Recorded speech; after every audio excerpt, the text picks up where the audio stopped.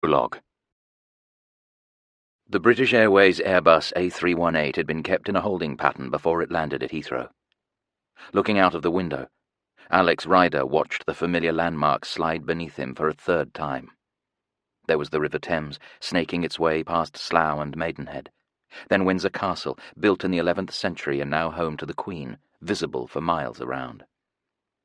In the distance, he could see the first high-rise apartments springing up around the edge of London. He glanced at Jack Starbright, who was dozing in the seat next to him. The two of them were on their way back from a long weekend in Amsterdam, a treat they had promised themselves ever since they had returned from Smoke City, the industrial compound in Wales, where Alex had come face to face with the Grimaldi brothers, the last two survivors of the criminal organisation known as Scorpia. The Grimaldis had been planning the kidnap of the century, codenamed Steel Claw, and would have succeeded if Alex hadn't stumbled across their path. But it had been a close thing. Alex still woke at night remembering the huge steam train that had come blasting through the night, chasing him as he made for the single tunnel that provided the only means of escape. So much had happened in the past few weeks. He had thought Jack was dead, but discovered she was still alive. That in itself had changed everything for him, lifting a huge weight off his shoulders and giving him a fresh start. She had once been his housekeeper, but she had become his closest friend, and he had been unable to manage without her. At the same time, he had left America, picking up the pieces of his old life in London, his home, his friends. Jack had gone back to her studies. She hoped to become a lawyer, while Alex had gone back to school. As an added bonus, the two of them had suddenly found themselves with more money than they had ever known. They would be secure for life. They had earned a weekend away together. It had been an opportunity to walk along the canals, to visit art galleries and coffee shops, to do some shopping, to relax and enjoy life. Above all, they had spent time together, laughing off everything that had happened. Even Mrs. Jones, the head of MI6 Special Operations, had urged him to leave his adventures behind him and settle down to a more ordinary life. Alex was convinced that his time as a spy was all behind him now. He was wrong. The aircraft had just passed over Cookham, an attractive village on the banks of the River Thames, and if Alex had been able to see 20,000 feet below, he would have watched for himself as a murder, which had been planned to the last detail several weeks before, was finally put into action. The security officer sitting outside Clifford Hall on the edge of Cookham had noticed the plane circling and knew at once that it was flight BA423 from Amsterdam. But then he knew the flight path of every plane that took off from or landed at Heathrow, just as he knew the names of everyone who lived in the village.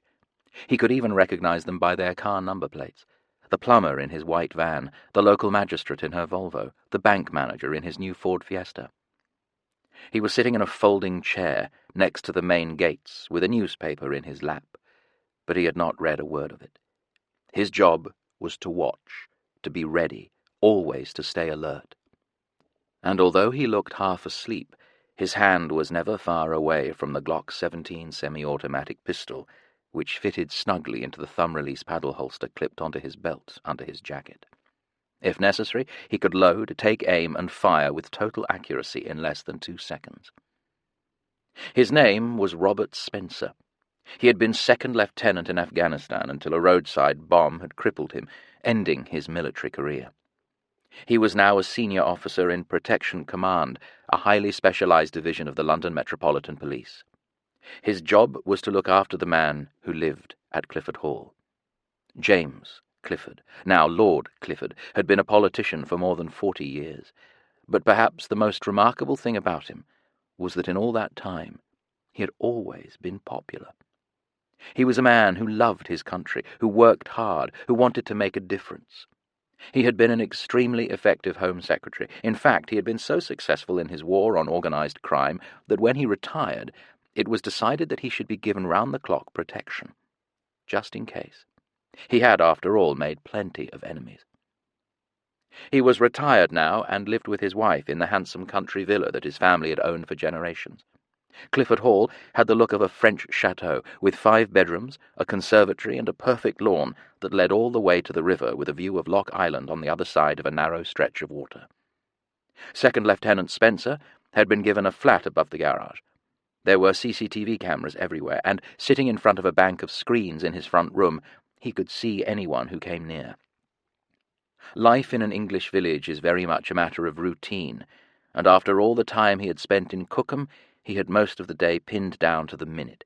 8:10 a.m., the newspapers delivered. 8:25 a.m., the mail. 9 a.m., Mrs. Winters, the cleaning lady, arrives. 10:15 a.m., Lady Clifford walks the dogs, and so on.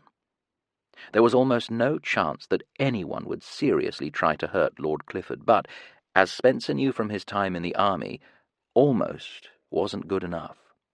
He took his job seriously, and he liked Lord Clifford. He wanted to keep the old man safe. As the British Airways flight curved out of sight, he became aware of two figures approaching the gate and the short drive that led to the front door. His hand slid a few centimeters towards his gun, then stopped as he saw that the visitors were young girls, no more than 12 years old, dressed in the blue and red polo shirts that identified them as Girl Guides. One of them was carrying a wooden tray with a pile of chocolate muffins. They stopped in front of him. "How can I help you, girls?" Spencer asked. "Hello, my name is Amy, and we're raising money for our local activity centre," the first of them replied. She had fair hair framing a pretty face, with a scattering of freckles over her cheeks. "We made them ourselves," the other said. She was a year or two younger, a black girl with glasses and hair tied back in pigtails. "I'm Jasmine," she added. "They're 50 pence each. Or you can buy 3 for £1. Spencer smiled. "That's very kind of you, but I'm afraid I'm not into cakes." He patted his stomach. "I have to watch me weight." "Would the people in the house like to buy some?" Jasmine, the girl with the pigtails, asked. "I don't think so." Spencer shook his head. The truth was that he wouldn't allow anyone to pass through the gates unless they were expected, not even someone as innocent as a Girl Guide. But then a voice called out behind him. "I'd love a chocolate muffin. I'll have it with my afternoon cup of tea." Spencer turned round. The front door was open. As luck would have it, Lord Clifford had chosen that moment to come into the garden for a little fresh air. Spencer stood up as the man he was paid to protect arrived at the front gate. He was wearing a blue blazer and a straw hat to protect himself from the hot sun, and he was supporting himself on a walking stick. He had suffered a heart attack earlier that summer, and he still hadn't fully recovered his health. But he showed no sign of that as he stopped at the gate and smiled at the two new arrivals. "Do you live in Cookham?" he asked. "No, sir, we live in Taplow." Taplow was another village further down the river. "And you made these yourselves?" "Yes, sir." "I can bring a couple of muffins up for you, sir," Spencer said. No, that's all right, Robert." The old man fumbled in his pocket for loose change. "What did you two young ladies say you were collecting for?" "It's for our activity centre," Amy repeated. "We need to repaint our hut," Jasmine explained. "And we're buying new equipment for the kitchen." "Well, that's a very good cause." Lord Clifford drew out a shiny pound coin. "I only want one of your cakes, but you can keep the change." "Thank you," both the girls chorused. One of them held up the tray. "You can help yourself to whichever one you want." Lord Clifford licked his lips, then reached out and took the biggest muffin from the top of the pile. "It smells delicious," he exclaimed. He took a bite. 15 minutes later, the plane touched down and taxied towards Terminal 5 before coming to a halt. Alex and Jack unbuckled their seat belts and reached up for their luggage, which included the great ball of Dutch cheese that Jack had insisted on buying in an Amsterdam market. Alex stuffed his exercise books into his backpack. He had school the next day and had been doing his homework during the flight. At that same moment, Lord Clifford suffered the first seizure that would lead to a major heart attack, followed by death. Nobody guessed that he had been murdered, and that the muffin he had eaten had been made with flour, eggs, milk, butter, chocolate, and sodium cyanide, a lethal poison that had begun to attack his heart and lungs the moment he had taken the first bite. 24 hours later, the two girl guides had left the country. Protection Command made no further inquiries, and so they did not realize that there was no activity center in Taplow, no hut to repaint, no kitchen needing equipment. The organization known as Nightshade had killed Lord Clifford for one simple reason. His death would give them the opportunity to launch a major terrorist attack on the city that was Alex's home. The attack would take place in exactly 3 weeks' time. Part 1. Genesis. The end of Alex. The steel-grey Jaguar XJ Sentinel swept round Trafalgar Square and continued through Whitehall. It was sleek and expensive, with tinted windows that turned the single passenger sitting in the back into nothing more than a vague shadow. Had anyone checked the number plate, they would have discovered that it belonged to the chairman of a private bank in Liverpool Street. The car had cost almost £400,000 to manufacture, and it was unique. It was kitted out with the very latest communications equipment. The windows were made of armoured glass, the interior was lined with titanium, and there was a 15mm steel plate underneath the floor. In the event of a chemical or biological attack, the car had its own oxygen system.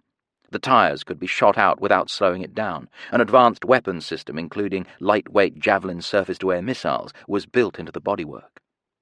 The passenger, sitting with her legs crossed, did not work in a bank, although with her rather severe haircut, her midnight blue suit, and her gleaming black leather shoes, she certainly looked like a business person. Her name was Mrs. Jones, and she was the chief executive of MI6 Special Operations, a division so secret that only half a dozen people in the country knew it existed. Today, she was on her way to see one of those people, and she had an uneasy feeling in her stomach. There was no actual reason for it. The summons, which had arrived by email, had been short and to the point. 11 o'clock, Tuesday morning. But Mrs. Jones had been a spy all her working life. Starting as a junior intelligence officer, she had risen up the ranks, finally replacing her boss, Alan Blunt, as department head. She had learned to trust her instincts, and the moment she had received the message, she had known she was in trouble. What she didn't know was why. She glanced out of the window and saw the Houses of Parliament and Big Ben ahead of her. The time was 7 minutes to 11. The car turned left and passed underneath a stone archway, stopping outside a massive 19th-century building with row after row of arched windows and miniature balconies, columns and black wrought-iron railings. Everything, from the steps leading up to the main entrance to the statue of Queen Victoria on the roof, seemed to whisper how important the place was. Arriving here, you could not fail to be awed. The building was the headquarters of the Foreign and Commonwealth Office, known as the FCO for short. This is the government department responsible for protecting British interests around the world.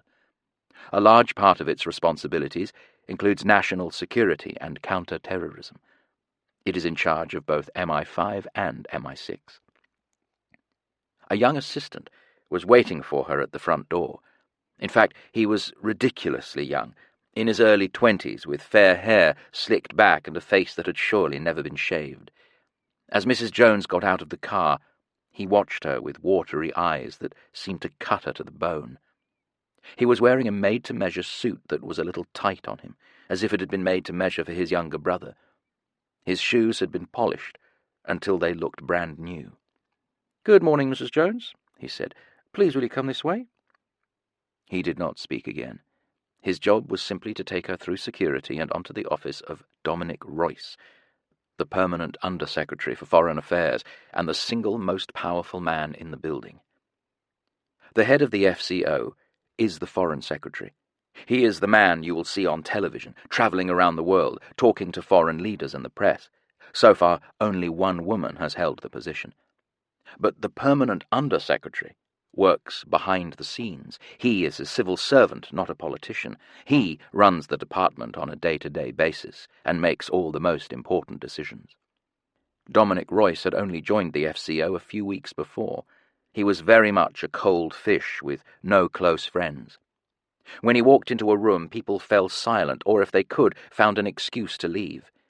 It was said that the Foreign Secretary was terrified of him, and that when he went to Downing Street, even the Prime Minister pretended to be out.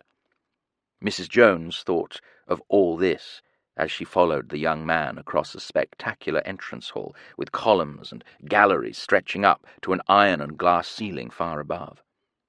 They came to a grand staircase, and suddenly their footsteps fell silent as they moved from bright-coloured mosaic to soft carpet. They climbed 2 floors, then continued along a corridor to a double-height door at the end. They had passed a few people as they made their way, but nobody had looked at them. In this building, everyone minded their own business. They went in without knocking. A woman sat in an outer office with a desk, 3 telephones, and a computer.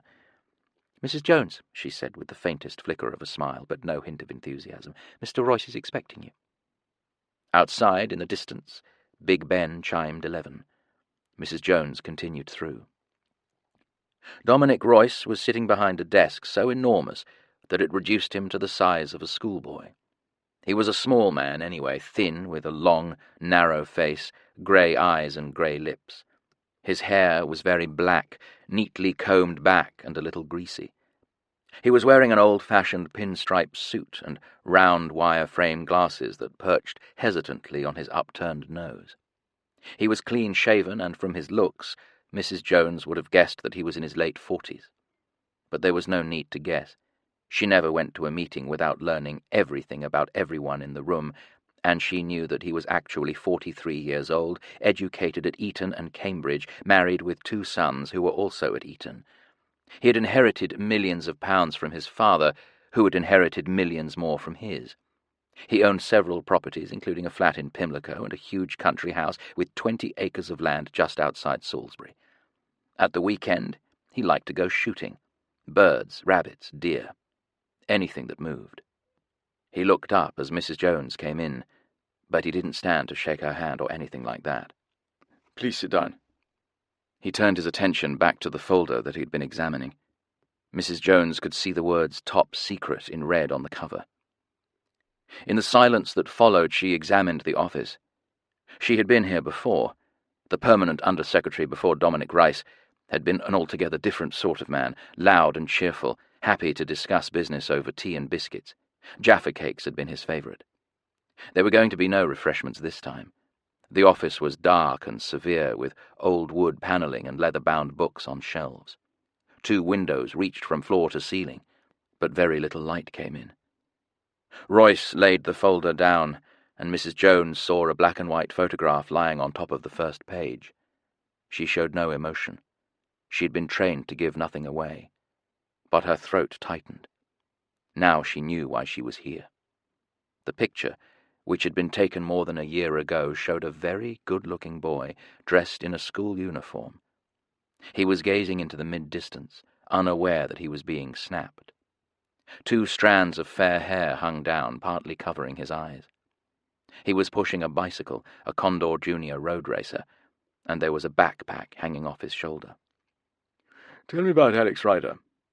The permanent Under-Secretary looked up from the file and challenged her with cold, unfriendly eyes. "What is it you want to know?" Mrs. Jones replied. Royce blinked heavily, then looked at her as if she had deliberately insulted him. "Well, let's start with a simple question. Is it true that this boy works for you?" "He used to work for the department, yes, sir." Mrs. Jones chose her words carefully. In fact, several months had passed since Special Operations had last recruited Alex, sending him out as an undercover agent to an international school in Cairo. That had brought him up against the criminal organization known as Scorpia and a secret hideout in the Western Desert. Not for the first time, it had almost got him killed. A schoolboy? He was 14 years old. That was what made him so effective. It's all there in the file. Because he was so young, nobody suspected him. He was the perfect secret weapon. She paused. The man sitting opposite her said nothing, so she went on. His uncle was an agent who also worked for our department. Ian Ryder was unfortunately killed investigating that Stormbreaker business, but it turned out that he had trained Alex. Yes, I have read all this, every last word of it. The permanent undersecretary's voice was thin and whiny, and didn't change no matter how angry he became. He was angry now. "You had him train with the SAS in the Brecon Beacons." Alex passed with flying colours. "I find that extremely hard to believe, but whether he was ready or not, you then sent him all over the world." He spread the file in front of him. All of Alex's missions were described in detail.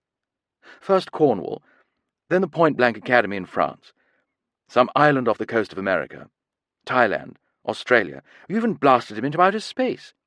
He slammed the file shut. "Are you seriously telling me that the British government, quite cheerfully, went ahead and employed a child who wasn't even old enough to vote, that you took him out of school and endangered his life? How many times?" He batted the answer away with his hand and continued without drawing a breath. "Do you have any idea how much embarrassment it would have caused if the wretched boy had managed to get himself killed? What do you think would have happened if anyone had found out?" "We were very careful," Mrs. Jones said, "and Alex was exceptionally gifted. Thanks to him—" "I'm not interested," Royce cut in.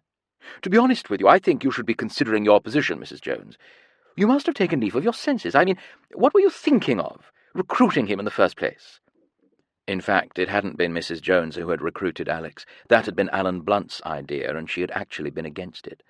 But she wasn't going to tell Dominic Royce that. Whatever her differences with the man whose job she now occupied, she would never have taken sides against him. And there was something about Royce, his coldness and his arrogance, that disgusted her. She wasn't going to waste her time trying to make excuses. She waited for him to continue. "How many people know about Alex Ryder and his involvement with MI6? Royce asked. "Very few," Mrs. Jones considered. It was certainly the case that a great many people who had come up against Alex were now dead. Herod Sale, Dr. Grief, Colonel Saroff. "Where is he now?" The question broke her train of thought. "He's back at school." "I want to get one thing absolutely straight, Mrs. Jones. When I was shown the contents of this file, I find it almost impossible to believe. I've never heard of anything quite so ridiculous and downright dangerous." He lifted a finger. "Dangerous for us, I mean. Can we trust the boy not to talk? What happens if he tells his friends?" "Alex is very discreet." "Well, let me make it absolutely clear that you're to have nothing more to do with him. I never want to hear his name again. Do you understand me?" "Yes." "I presume he signed the Official Secrets Act. If he says one word to anyone about this, we will make life very difficult for him and for everyone he knows. I want you to frighten the life out of him." "Actually, Alex isn't very easily frightened." "Just do it, Mrs. Jones. This business with Alex Ryder was a huge error of judgment on your behalf. You are not to have any further communication with him under any circumstances. Good morning." The last two words were a dismissal. Mrs. Jones got to her feet. Immediately the door opened, and the young man who had brought her to the office appeared. Presumably the permanent undersecretary had summoned him with a button concealed under his desk. Once again he said nothing, but stood there, pale and silent like a ghost. As Mrs. Jones walked back out of the Foreign and Commonwealth office, he followed close behind, a half-smile on his face, as if he had heard everything that had just been said. She ignored him, thinking about the conversation she'd just had. As much as she disliked Dominic Royce, she had to admit that he had a point. It had been wrong to use Alex Ryder, even if he had been a quite extraordinary success. He was a schoolboy, not a spy, but that hadn't stopped MI6 tearing him away from his home and his friends, putting him in danger over and over again. How many times had he almost died? He'd actually taken a bullet in the chest right outside the office in Liverpool Street. Ever since Alan Blunt had first recruited Alex, Mrs. Jones had seen just how much damage they had done to him. Although she had tried to persuade herself otherwise, she knew that Alex had no place in her world. The Jaguar was waiting for Mrs. Jones outside the Foreign Office with the engine already running. She got in and closed the door. She didn't need to tell the driver where to go. The car pulled away, heading back the way it had come. So it was finally over. Dominic Royce was her boss, and she couldn't argue with him. She could never use Alex Ryder again. Unless, of course, she went behind his back. Flamengo Park.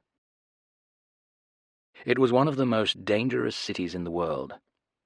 Rio de Janeiro may be famous for its fabulous beaches, its carnival, the huge statue of Christ the Redeemer standing on the summit of the Corcovado mountain, but it is also home to violence and murder. Pickpocketing, kidnapping, bag-snatching, carjacking, all of these are daily events, and it's not uncommon to see dead bodies lying in the gutter. It's hardly surprising. There are over 1,000 slums or favelas in the city. Overcrowded, polluted, and full of disease, they are a breeding ground for organized crime.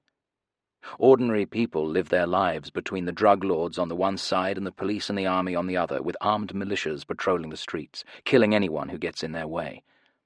In Rio de Janeiro, it's possible to download an app that will tell you where the nearest shootout has occurred. It's at least one way to stay safe. John Crawley was thinking about this as he left the British consulate in the Praia do Flamengo, in the fashionable area of Rio close to Guanabara Bay. It was still early in the morning. Brazil is 4 hours behind the UK, but the sun was already shining, and in the distance he could see the dark blue water of the Atlantic Ocean. The consulate itself was a smart building on a corner, 7 stories high, with a roof garden and a Union Jack fluttering over the main entrance. It would have been easy to mistake it for an expensive hotel, and he had indeed just spent the night there. But as he crossed the 4 lanes of traffic and headed into the park opposite, all his senses were alert. He was not carrying a gun. He wondered if that was wise. It was unusual for Crawley to find himself so far away from Liverpool Street and the offices of MI6, where he was both a deputy to Mrs. Jones and one of her closest colleagues. To look at, he was one of the last people you would expect to be a spy. Although he was only in his 30s, he had the thinning hair and the blotchy skin of a much older man. He was dressed like a tourist with a striped jacket, sunglasses and a straw hat, and looked as if he had just come off a cruise ship. In fact, Crawley cultivated his appearance quite deliberately. He wanted the enemy to think that he was nothing more than an office manager, responsible for paperwork. They would be completely surprised when he killed them. He was here to meet one of his agents, a man called Pablo. That wasn't his real name, of course. He was Mario in Italy, Jean-Paul in France, and Samir in Beirut. He had a different passport for every country he visited, and no 2 passport photographs were quite the same. His hair could be dark or fair. He could be thin or fat, old or young. He was a deep-cover field operative who took extreme care to stay invisible. That was what had kept him alive. But now he was in danger. Shortly after he had arrived in Rio, his cover had been blown, and there had been 2 attempts to kill him. He had spent the last week in hiding, but had managed to send an emergency signal to MI6, requesting immediate assistance. Pablo had vital information, but he needed protection. There was nobody in Rio de Janeiro he could trust. He wanted someone he knew to meet him and to bring him in from the cold. Crawley had recruited him. It was Crawley who had sent him on his current mission. Pablo knew him and would recognize him. The 2 men had agreed a meeting place, 8 a.m. in Flamengo Park. That was where Crawley was heading now. Halfway across the road, Crawley glanced to the right and saw the Sugarloaf Mountain, another Rio landmark rising up in the distance. There was still very little traffic. At the weekends, the road could be jammed with drivers making their way to the beach. The perfect lawns and many palm trees of Flamengo Park were in front of him, and he quickened his pace, already looking around him for any unexpected movement, anything that might suggest a trap. Apart from Mrs. Jones, nobody knew that Crawley was in Rio. He was travelling with a fake passport. He was certain that he hadn't been followed from the consulate, but he was still being careful. Pablo was one of his best agents, and yet he was scared. That made him scared too. He stepped off the concrete and felt the grass under his feet. He had left the city behind him and was quickly being swallowed up by the park. There was nobody around him, but that was hardly a surprise at this early hour. A single jogger ran past and clambered up the slope of a hill, disappearing into a cluster of palm trees at the top. Crawley followed him more slowly. He reached the trees and saw the sea straight ahead of him, with about a dozen sailing boats moored next to each other on either side of a wooden jetty. This was the Marina da Gloria. Crawley had only visited Rio once, and that had been a while ago, but he had spent several hours on Google Earth taking a virtual tour of the city. He knew that there was a modern art museum close by, and that if he continued along the coast he would come to a small domestic airport. He knew the name of every street for a mile around. He quickly found what he was searching for.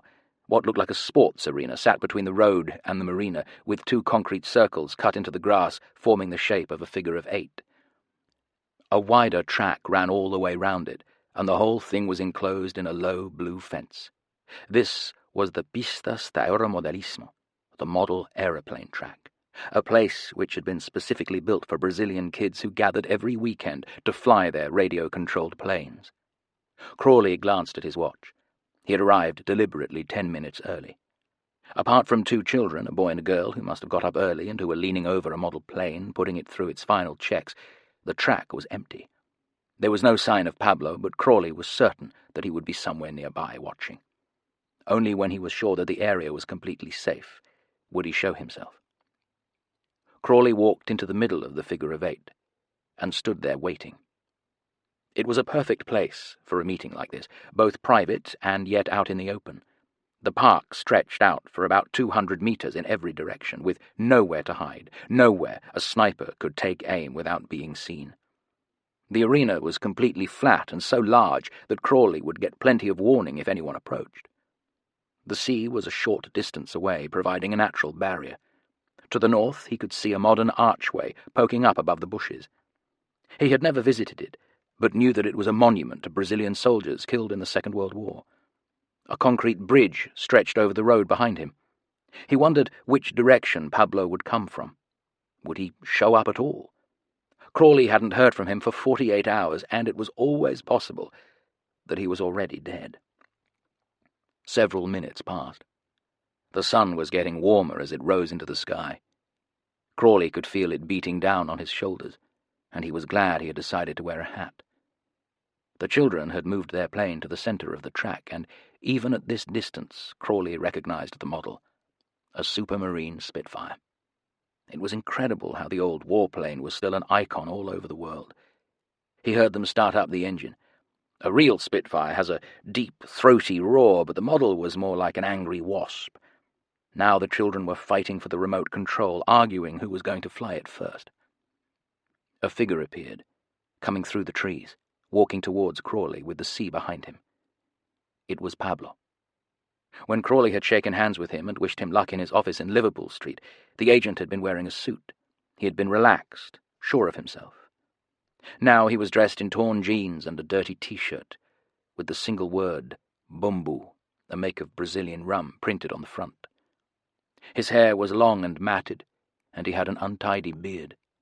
His skin had been burned dark brown by the Brazilian sun. If Crawley had not been expecting him, he might not have known who it was. It took Pablo a long time to cross the arena. His entire body language was defensive, his shoulders hunched and his head twisting from side to side, as if he expected to be attacked at any time. He glanced at the 2 children and hesitated, as if even they might be a threat. But they were ignoring him, still fighting for control of the plane. Carefully he checked there was no one else around. Then he continued forward. As he drew closer, Crawley saw that he had been wounded. There was a bandage tightly wrapped around his left arm. Blood had seeped through, drying and turning brown. He looked as if he hadn't eaten for days. Finally, he reached the center of the track and stood opposite Crawley. Behind them, the boy and the girl had come to an agreement. The girl stood back while the boy pushed a miniature joystick on his remote control. The buzzing of the engine became louder and more insistent as the Spitfire raced down the track and, with a brief wobble, launched itself into the air. "How are you, Pablo?" Crawley asked. "I'm glad to see you." If anyone had been close by, they would have been surprised to hear the words spoken in an upper-class English accent. Pablo was 27 years old. It hadn't been that long since he had been studying politics and economics at Oxford University. "We got your message. It's unlike you to sound so nervous." Pablo tried to smile, but he was obviously in pain. More than that, he was afraid, and he couldn't completely hide it. "You have no idea," he muttered. "These people, I've never come across anyone like them. You want the truth? They make Scorpio look like a vicar's tea party." He shook his head. You were right to send me here, Mr. Crawley. What they're planning. It's going to happen in London, and it's going to be soon. That's why I had to see you. To warn you. He was about to go on, but just then the model Spitfire crossed the sun, casting a shadow over the two men. They were both trained to react to the slightest movement. Crawley saw Pablo reach behind him and guessed that he had a gun tucked into the waistband of his trousers. He himself lifted a hand, shielding his eyes from the glare. He watched the Spitfire tear past. That was the sound it was making now. It seemed to be ripping the sky in half. "What happened to your arm?" Crawley asked. Pablo touched the bandage as if he had forgotten it was there. He winced. "There were 3 of them, waiting for me outside a bar in Sao Paulo." Suddenly he was angry. "There's been a leak, Mr. Crawley. They knew who I was. They knew I was there." "That's impossible." Crawley was aware of the seconds ticking away. The longer they were out in the open, the more dangerous it was. He wanted to find out what Pablo knew and to arrange his safe passage out of Brazil. "I sent you here and I report directly to Mrs. Jones. Your mission was code red. Do you really think either of us talked to anyone else?" "I'm telling you. They were waiting for me," Pablo insisted. "Who were they?" "Local gangsters. Hired hands." Pablo shrugged. "You don't need to worry about them.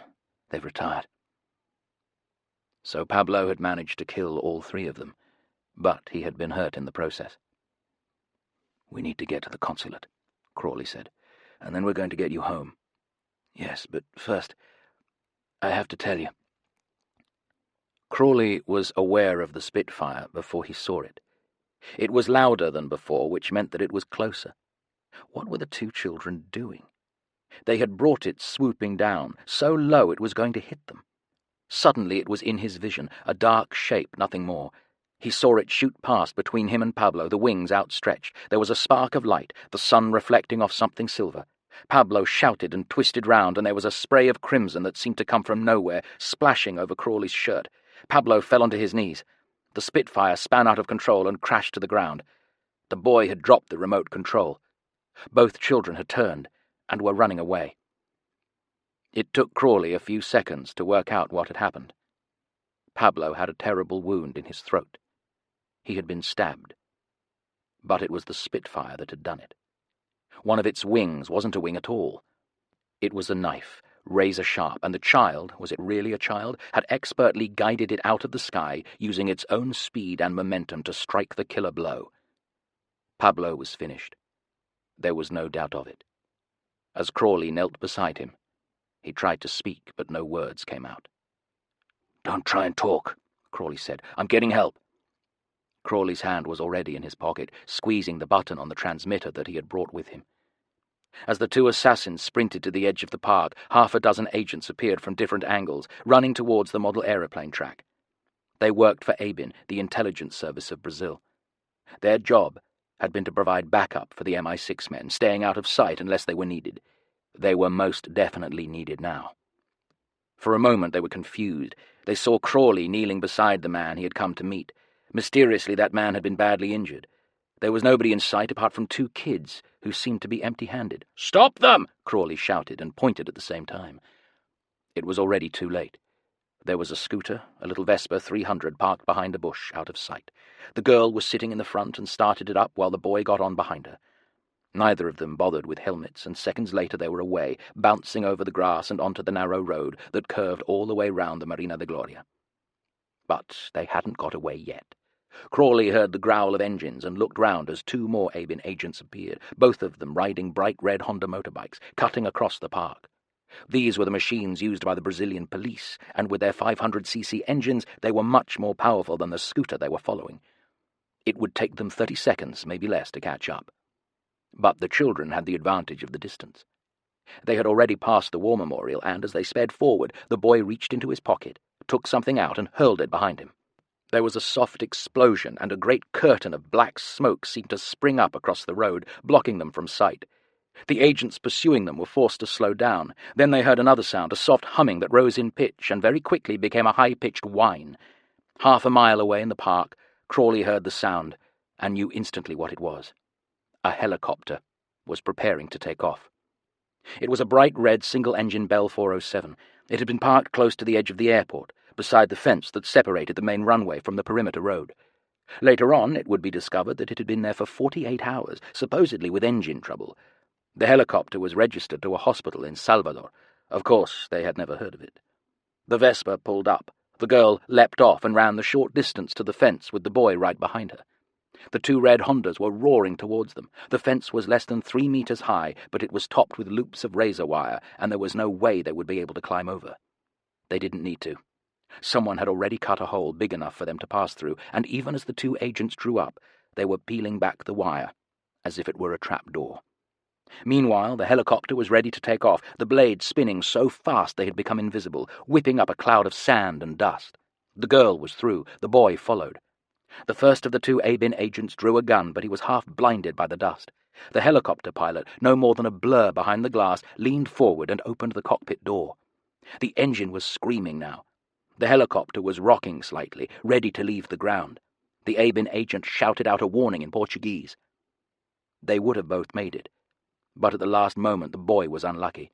The back of his T-shirt got snagged on the fence where the wire had been cut, and suddenly he was like a fish squirming on a hook. The girl hesitated. The agent saw that he had an opportunity and leapt forward, covering the ground between the edge of the road and the fence, throwing himself onto the boy. The pilot shouted something and the girl turned and ran. She lunged into the cockpit, and instantly, with the door still open, the Bell 407 twisted into the air and then soared away over the sea.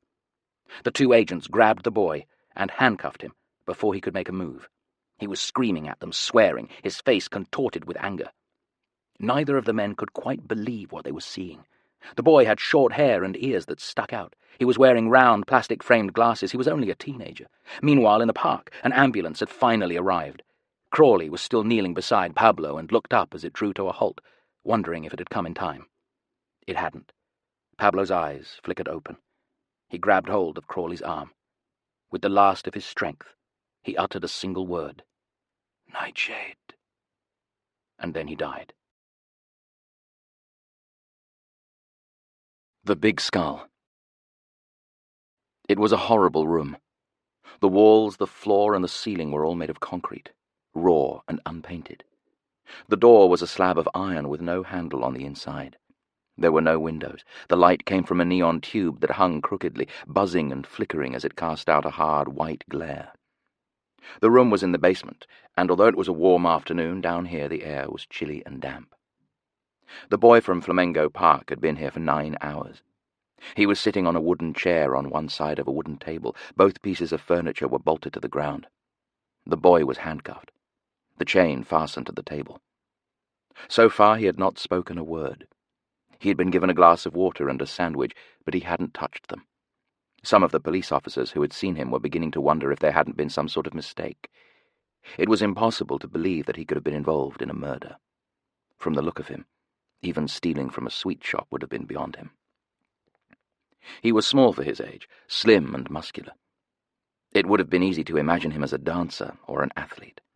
He had dark hair, cut very neatly in a style that was almost military, as if he was about to go back to school. He was now dressed in a pale grey tracksuit that had been provided for him. He had been allowed to keep his glasses, but everything else had been taken away for analysis. He had been wearing short trousers and a polo shirt, the sort of clothes that might have been chosen for him by a mother or father wanting him to look smart. His trainers were expensive, made by Adidas and not available in Brazil. In fact, the police had decided that the boy was almost certainly European. Although he had evidently been out in the sun, he was still too pale to be Brazilian. He had been given a complete physical examination, and the police doctor had noted that he was in perfect physical shape, apart from a curving scar underneath his right ear, which had long since healed.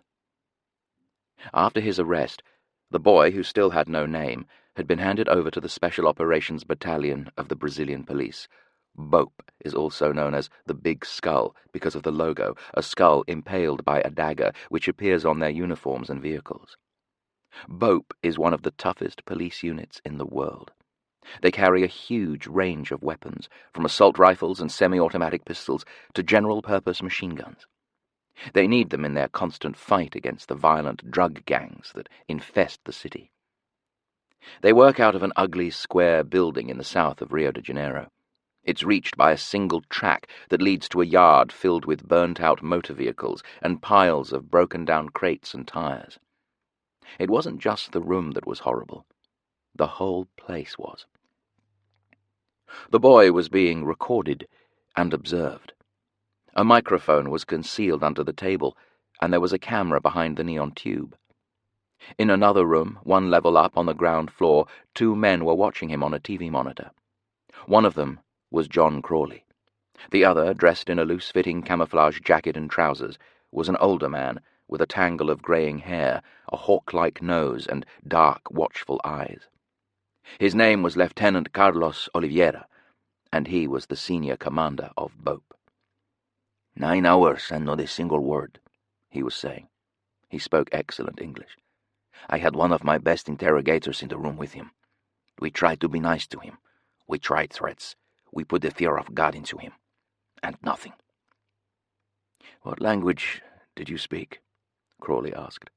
English, French, and Portuguese, but there's not a flicker of interest.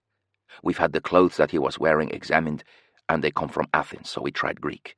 That didn't work either. So you don't know who he is or where he came from? We've taken fingerprints and DNA samples. They've gone to every police force on the planet. But you know how it is, my friend. It's going to take time to get a result, even if he does turn up on somebody's database. We may not have time. Crawley was thinking of the last words spoken by Pablo before he died. An organization called Nightshade. They were planning something hideous in London. It was clearly going to happen soon. That was why it had been so important for them to kill Pablo before he could speak. What else can we do? Lieutenant Oliveira asked. I want to take him back to London. Are you serious? Pablo was my agent. I recruited him. He worked for MI6, and it looks like the UK is under threat. Lieutenant Oliveira liked Crawley, and he had also met Crawley's boss when he was in London, Mrs. Jones, a tough, intelligent woman. He wanted to help them, but he had his orders. This is all true, he said. But I'm sorry. What you ask is out of the question. The crime was committed on Brazilian soil, and therefore it is a matter for the Brazilian authorities. BOPE will handle this. He shrugged. We're much more likely to get results. We're used to having kids in our cells. The filthy gangs use children to carry money and drugs. They call them aviões, little aeroplanes. If this boy refuses to talk, we'll rough him up a little and see where that gets us. You gringos are too soft-hearted. You wouldn't know where to begin. And then the boy spoke. I want to go to the toilet. They heard him on the television screen and turned to watch. He had spoken in English. He sounded on the edge of tears. Oliveira thought for a moment, then picked up a radio transmitter and flicked it on. Take him to the toilet, he ordered.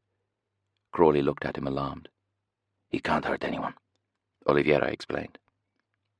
He's just cut a man's throat with a radio-controlled plane, Crawley reminded him, adding, I thought you said we were the ones who were too soft-hearted. It was too late. Oliveira's command had been relayed to a guard outside the room. Watching the monitor, they saw the door open, and the man dressed in the black BOPE uniform walk in. The guard's name was Fabian, and he had only been with BOPE for a few months. Although he was not married himself, he had several nieces and nephews. Perhaps that was why he felt sorry for the gringo boy who had been brought in. He looked so young and innocent. As Fabian approached the table, he saw that the boy had been crying. Both sides of his face were streaked with tears. Don't worry, he said in heavily accented English. I am here to take you to the toilet. He leaned down to unlock the handcuffs. Thank you, the boy whispered. The moment his hands were released, he brought them up to the side of his head, as if he were in pain. What is it? Fabian asked. He never found out. When the boy had been arrested, his clothes had been taken and he had been made to shower, but nobody had noticed the flesh-coloured stud that he wore in his left ear, a tiny plastic ball on top of a metal pin. The moment he was free, the boy had pulled it out, and even as Fabian leaned over him, he had plunged it into the man's neck. The pin was actually a syringe. Squeezing the ball had released the contents, which would later be identified as carfentanil, one of the most dangerous drugs in the world. Carfentanil is used to tranquilize large animals, and it is 10,000 times stronger than morphine. Just 1 milligram will knock out a 5,000-kilogram elephant. Fabian was dead before he could realize that he had made 2 mistakes. He had come in on his own, and he hadn't locked the door. The boy covered the distance to the door with astonishing speed. He knew that he was being watched and that the alarm would be raised in the next few seconds. He had also seen that the guard he had just killed hadn't been carrying a gun. That was unlucky, but he didn't let it bother him. There were plenty of guns in the building. He would get one soon enough. He opened the door, and at the same moment sirens went off throughout the compound, a high-pitched scream that was so loud it was deafening. The alarm actually helped the boy. There were 2 more guards standing outside the room. They were waiting to escort him to the toilet, but now they froze, thrown off balance by the sudden explosion of sound, unsure what it meant. They saw the door swing open, and a figure in a grey tracksuit emerge like some small demon out of a bad dream. Before they could even begin to take defensive action, he was onto them. The boy was small, but he was incredibly strong. His first strike, a spinning back punch, put all his body weight behind his fist, smashing into the first guard's face, lifting him clean off the floor and slamming him into the opposite wall. The second guard was armed. He had a Taurus PT-92 semi-automatic pistol in a holster tucked into his waistband, and he was already scrambling for it as his colleague crumpled to the ground. The boy seemed to be in no hurry to attack him. The gun came free, but that was what he'd been waiting for. He swung round a second time, the flat of his foot shooting up diagonally in an axe kick straight into the guard's shoulder, causing him to cry out and drop the gun. For a moment the 2 of them gazed at each other. Then, even though his whole arm was tingling and he was barely able to move his hand, the guard threw himself onto the boy, pinning him to the ground. The ear stud hadn't been the boy's only concealed weapon. As the guard launched his attack, he had whipped off his spectacles as if to see more clearly, and now he was clenching them in his fist. The 2 plastic arms of his glasses, the parts that hooped behind the ears, contained very slender blades made from surgical steel, sharpened to a vicious point. And when the boy stabbed forward, the point of the weapon easily broke through the thin plastic casing and plunged into the side of the guard's neck. The guard felt no pain. There was a brief flash of brilliant white light, the final punctuation mark in his life. 3 more men came pounding round the corner, and this time there was going to be no element of surprise. The scene told its own story. Somehow the boy had got out of his cell. Fabian was dead. 2 more men were down, one of them with a pool of blood still spreading around his head. The boy was there in front of them. He had to be taken out immediately. All 3 of them had pistols. They took aim. "Fique onde está!" one of them shouted, a warning. "Stay where you are!" It was another mistake. The BOPE officers were used to dealing with drug dealers and gang members who were violent and often psychotic.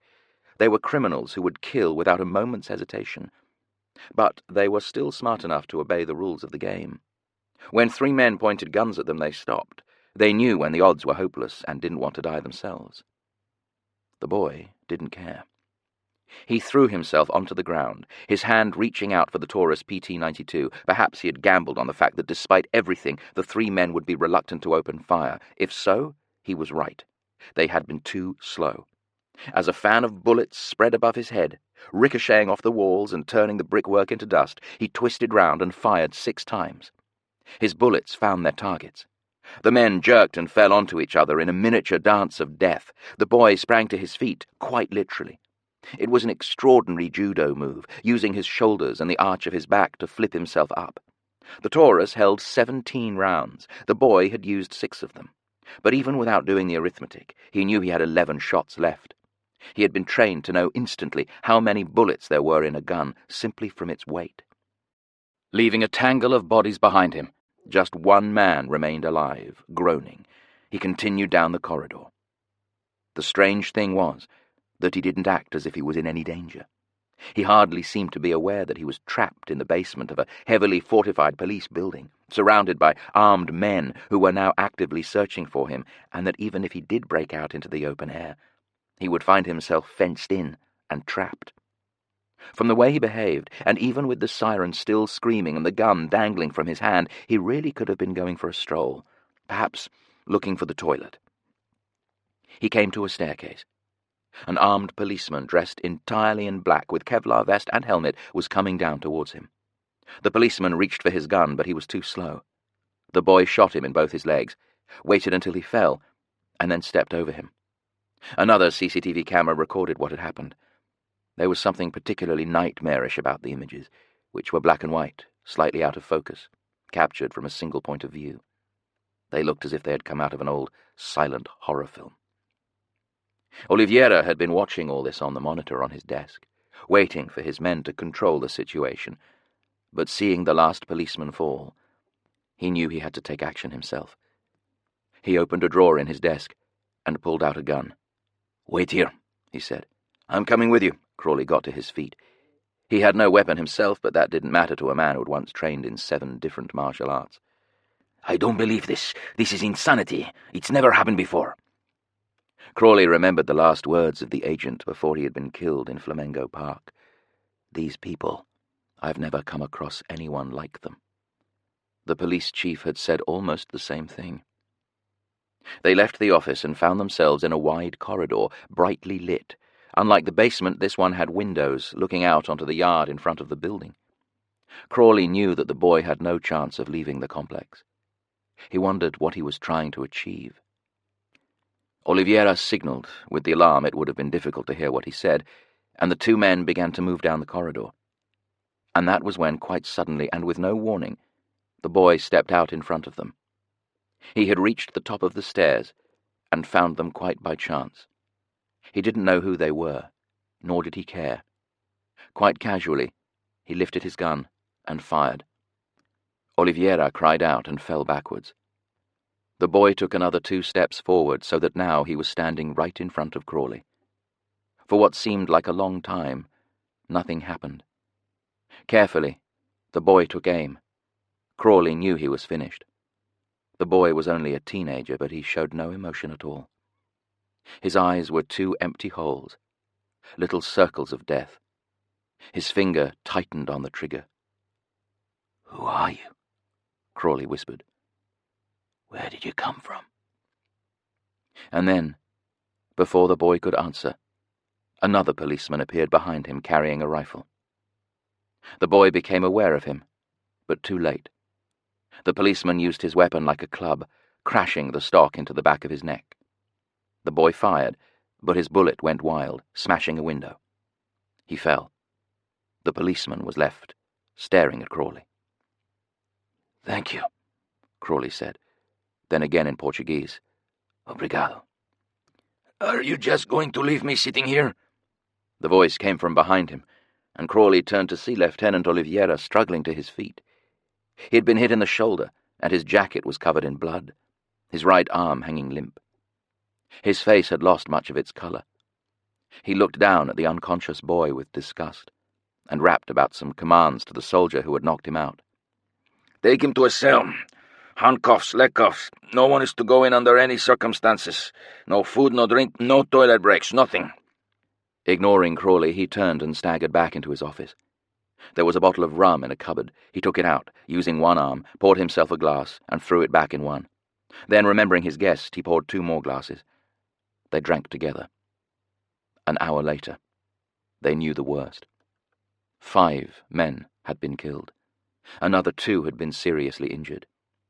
Oliveira himself had been lucky. The bullet in his shoulder had missed the artery, but it had done severe damage to the nerve bundle that controlled all the movement in his arm, and it would be weeks before he was able to return to work. Worse than that, though, his pride had taken a direct hit. He had been attacked in his own headquarters. He had lost 5 good men, and the enemy had been a boy in short trousers. Perhaps that was why he made the decision. "You can take him," he told Crawley as the paramedics arrived to lead him out to the ambulance. "He's not a child. He's a devil. Take him back to London. I never want to see the little swine again. The Boy from Brazil. The Great Western train from Exeter to London had arrived 20 minutes late, its wheels grinding and its carriages giving one last shudder as if it was glad that the ordeal of the journey was finally over. That was certainly true of the passengers. As soon as the doors opened, they came pouring out, quickly spreading over the platform and disappearing with their brightly coloured backpacks, prams, and wheeled suitcases towards the barriers. The last two people to leave the train were different. They walked slowly and seemed unsure of themselves. They were a husband and wife. Although they were both in their early 50s, they looked older, with grey hair and slightly stooped shoulders. They were wealthy. That much was obvious from their clothes, their expensive suitcase, and the fact that they had travelled first class.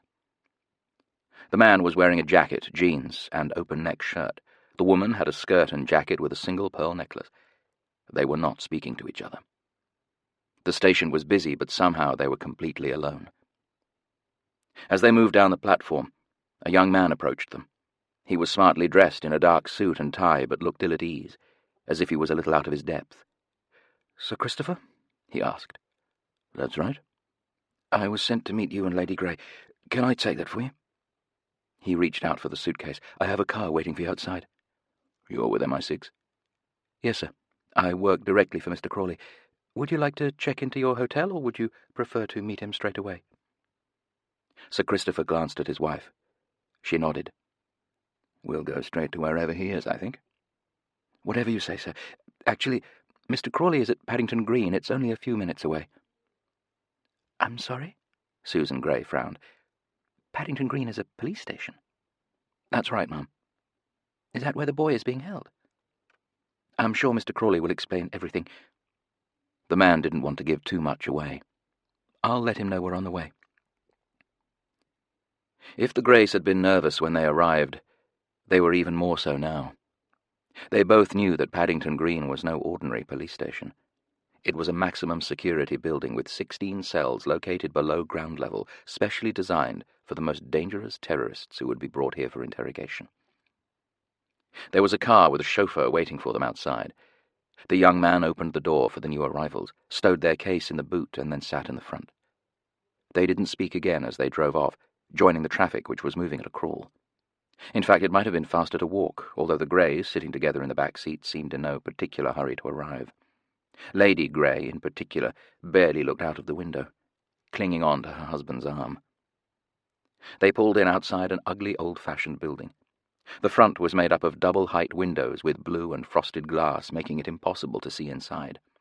It was surrounded by a wide concrete pavement with a couple of trees that looked lonely and out of place. A 4-lane flyover rose up opposite, carrying a constant stream of traffic in and out of London. The entire area was contaminated by dust and noise and the smell of petrol. The MI6 man jumped out to escort the Greys, leaving their suitcase behind. As he led them to the front door, they were watched by one of the many security cameras around the building, and the door was buzzed open the moment they approached. John Crawley was waiting for them on the other side, sitting on a metal chair that seemed to have been deliberately designed to offer no comfort at all. He had left the tourist clothes he had worn in Rio. Now he was dressed in an old-fashioned suit with a striped tie that might belong to a club. The reception area was plain and empty. A few officers in the uniforms of the Metropolitan Police walked past. "Sir Christopher, Lady Grey, I'm John Crawley. Welcome to London. Did you have a pleasant journey?" "Not really." Sir Christopher was a military man. He had been commissioned into the Royal Engineers and had risen to become Lieutenant General, working with the multinational force in Iraq. He had been given a DSO, a Distinguished Service Order, and a gold bar for gallantry. And when he had retired from the army, he had been knighted. He was a man with a short temper. He wouldn't hesitate to speak his mind. "To be honest with you, I'd quite like to know what's going on. You told me you had news about Freddie. What exactly do you mean, and why have you brought us here?" "Shall we talk inside?" Crawley was unfazed.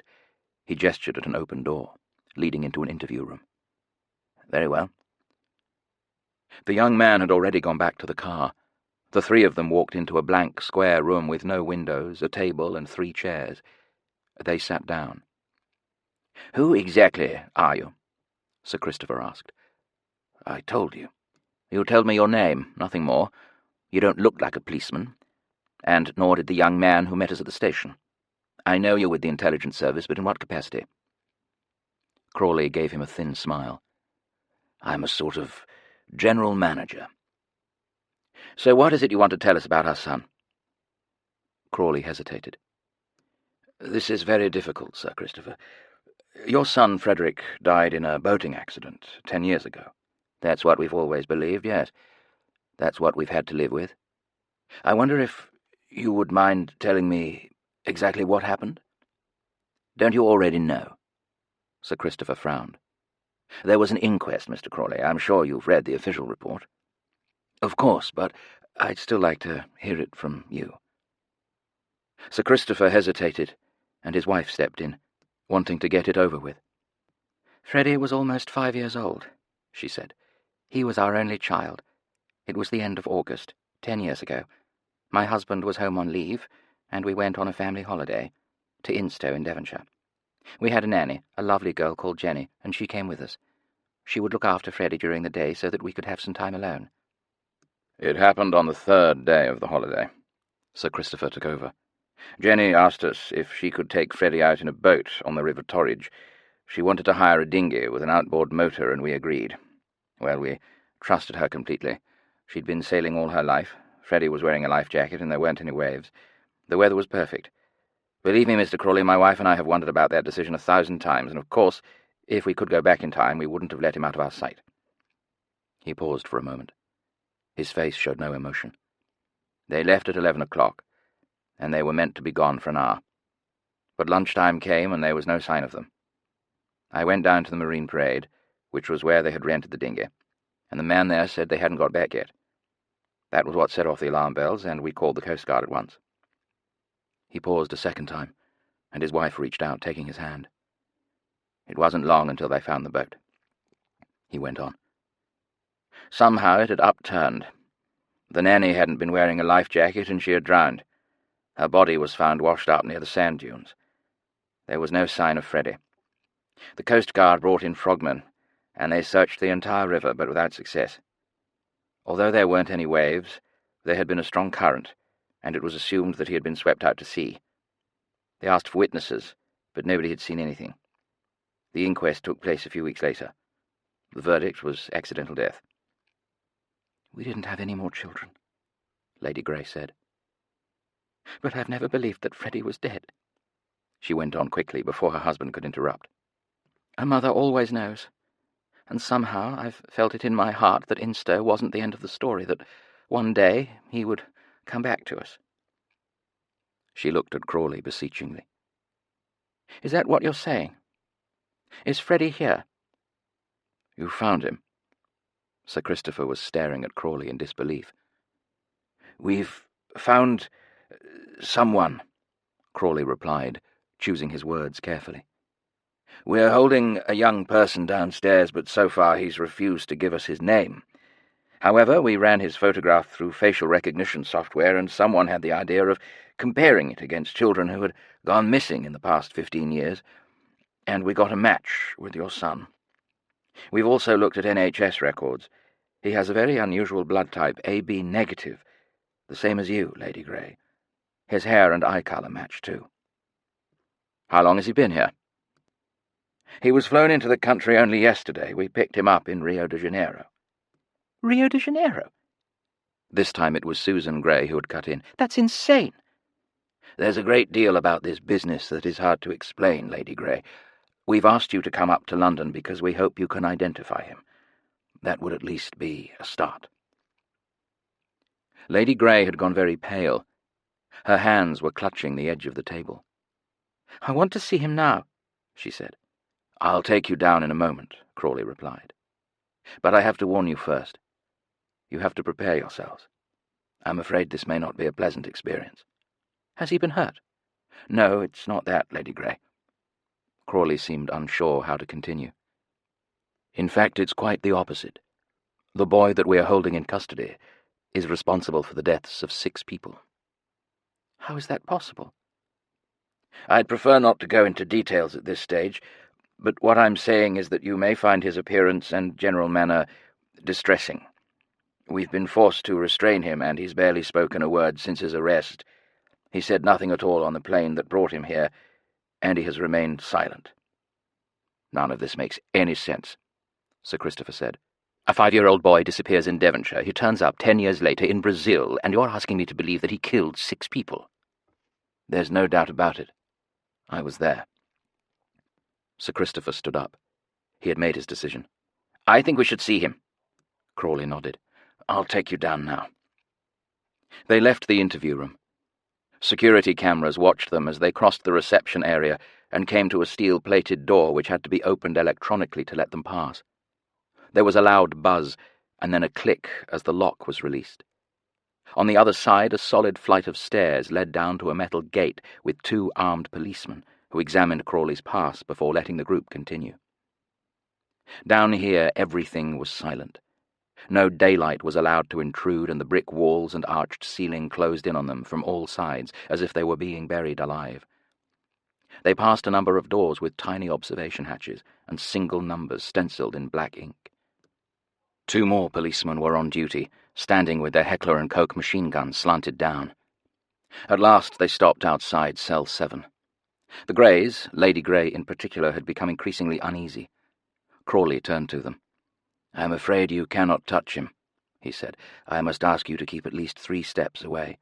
If you do believe him to be your son, you'll want to embrace him or hold on to him, but under no circumstances can you do that." He nodded at the nearest policeman, who unlocked the door using a magnetic swipe key. "I should also warn you that he may not recognize you," Crawley added. It was a last thought. "You need to be prepared for that, too." They went in. The cell was very similar to the interrogation room in Rio. Once again the boy was sitting at a table wearing a tracksuit, this one dark blue.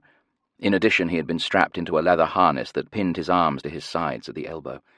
His feet were chained to the floor. There was a tray of food in front of him with a plastic knife and fork. So far, he had eaten none of it. The boy looked up. There was perhaps a flicker of recognition as he noticed Crawley, but he didn't even seem to register the other 2 visitors. Sir Christopher and his wife hovered by the door, neither of them speaking. It was Crawley who broke the silence. "I've brought 2 people to see you," he said to the boy. "Do you know who they are?" Nothing from the boy. "They've come all the way from Exeter to be with you today," Crawley went on. "That's where you used to live. Aren't you going to say hello?" "Freddie?" Lady Grey had uttered the single word. She sounded shocked, puzzled, sad. It was impossible to tell what she was thinking. Very slowly the boy turned to examine her. At that moment Crawley was sure he had made a mistake. If this was Freddie Grey, he certainly didn't look anything like his parents. He might have the same colour eyes as Lady Grey, the same shaped face as Sir Christopher, but he was a world apart from either of them. The truth was, he didn't really look human at all. "I don't know who you are. Leave me alone." "I want to talk to you." "I don't want to talk to you. Go away." Lady Grey let out a muffled sound that might have been a sob. Her husband took hold of her. Crawley saw there was nothing more to add, and led them back out into the corridor. "I'm sorry," he began once they were outside. To his astonishment, Lady Grey was smiling. Her entire face had come alive, and she seemed 10 years younger than the woman who had got off the train. She glanced at her husband, who nodded, agreeing with what she was going to say. "It's a miracle," she exclaimed. "I don't know what's happened to him, but it's Freddie. I'm absolutely certain of it. Instow was a lie. He didn't die there. You found our son, Mr. Crawley. He's alive." V for Venomous. The meeting took place on the 12th floor of the building in Liverpool Street. There were 6 people sitting in the black leather chairs around a conference table that stretched almost from wall to wall, with another dozen chairs empty. Mrs. Jones was at the centre, with Crawley next to her. On his other side, a fair-haired woman sat, listening intently to every word that was spoken. This was Samantha Redwing, the chief science officer at MI6. She would normally be there to deal with issues that demanded technical knowledge, cyber-terrorism, weapons development, national defence. It was said that Samantha had more brain power than an advanced search engine, and from the moment Mrs. Jones had taken over as head of special operations, she had come increasingly to rely on her. The 3 agents were sitting opposite 2 men from the Foreign Office, One was Dominic Royce, the permanent Under-Secretary for Foreign Affairs. The other was the young assistant who had greeted Mrs. Jones when she had last been summoned to a meeting. He was sitting next to his master and hadn't yet spoken. In fact, he had barely moved. With his pale skin, fair hair, and almost colourless eyes, he had all the presence of a hologram, and Mrs. Jones wondered why he was even there. The sixth person in the room was a smartly dressed, serious-looking woman with a laptop open in front of her. She was Mrs. Jones's secretary, Mary Makepeace, and as the others spoke, her fingers tapped quietly at the keys, never missing a word. Right now, Crawley was talking. "His parents confirmed that the boy was their son, Frederick Gray," he was saying. "The DNA samples we took proved 100% that they were right. They are, of course, extremely bewildered and upset. It now seems that the boy was deliberately kidnapped in Instow and that his nanny was murdered." "So where has he been for the last 10 years? Dominic Royce demanded. "We have no idea. Frederick has been trained to withstand all interrogation techniques. We've threatened him and we've offered to help him. We've tried sleep deprivation and white noise. We gave him a chocolate milkshake laced with the truth drug, sodium pentothal, but it had absolutely no effect. The Brazilians wanted to try more painful methods, but I doubt that they would have worked either." "Have his parents spoken to him again?" "He doesn't recognize them. He refuses to acknowledge that they are his parents." Crawley shook his head. "Frederick Gray has been turned into a killing machine, nothing more nor less. In Rio de Janeiro he assassinated one of my best agents and then went on to take out another 7 men at BOPE headquarters. Let's not forget we're talking about some of the toughest and most highly trained police officers in the world. 5 dead and 2 badly injured. He would have killed me too if he hadn't been knocked out at the last minute, and looking into his eyes I can tell you, I've seen friendlier sharks." "What was your man doing in Rio in the first place?" the permanent Under-Secretary asked. "It was in the report I sent you," Mrs. Jones replied. "He was following a lead we'd received concerning an organization that has recently become active all over the world and which we believe to be a danger to the United Kingdom. They call themselves Nightshade." "And what exactly have Nightshade been up to?" "It's hard to be sure, but we think they were behind the bombing last year in Istanbul. They've been involved in assassinations in Moscow, Riyadh, and Beijing. They were also behind the kidnapping of Paul Saba, the Vatican banker in Rome. A ransom of €2 million was delivered, but they killed him anyway. They're efficient, they're ruthless, and they don't obey any rules." Royce sniffed, his nostrils briefly widening like 2 dark tunnels. "So there's another terrorist group at large," he said. "But if they're not actually threatening us, why should it be any concern of ours?" "Actually, they're not terrorists." It was Samantha Redwing who had interrupted. "Nightshade have no beliefs, nothing they wish to achieve. They are, if you like, subcontractors. They work for different terrorist groups. They will kill anyone and destroy anything, and all they want in return is a great deal of money. I would say this makes them even more dangerous than the people who employ them. They're making a living out of death." "They also work for criminals," Mrs. Jones continued. "They were in Rio de Janeiro because they had been hired by one of the biggest drug gangs in Brazil, the Third Command, or Terceiro Comando in Portuguese. Third Command had decided to get rid of their main rivals, and so they called in Nightshade to do their work for them. You may have seen the newspapers. 37 deaths in the past 2 weeks. Whole families massacred. As a result, Third Command have now control of 90% of the cocaine being smuggled out of Brazil. It's a worldwide market worth billions of pounds, so that's not a bad result."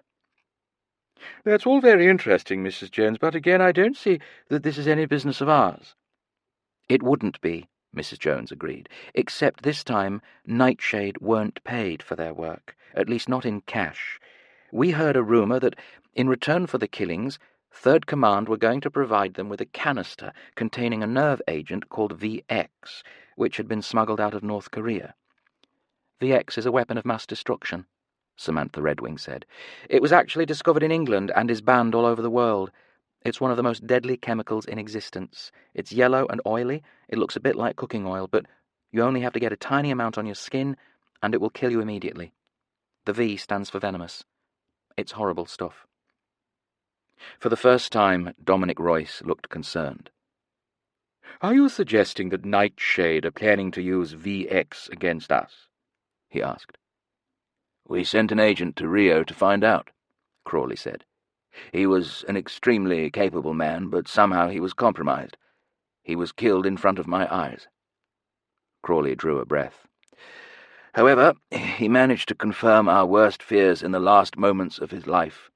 He told me quite clearly that the target was London."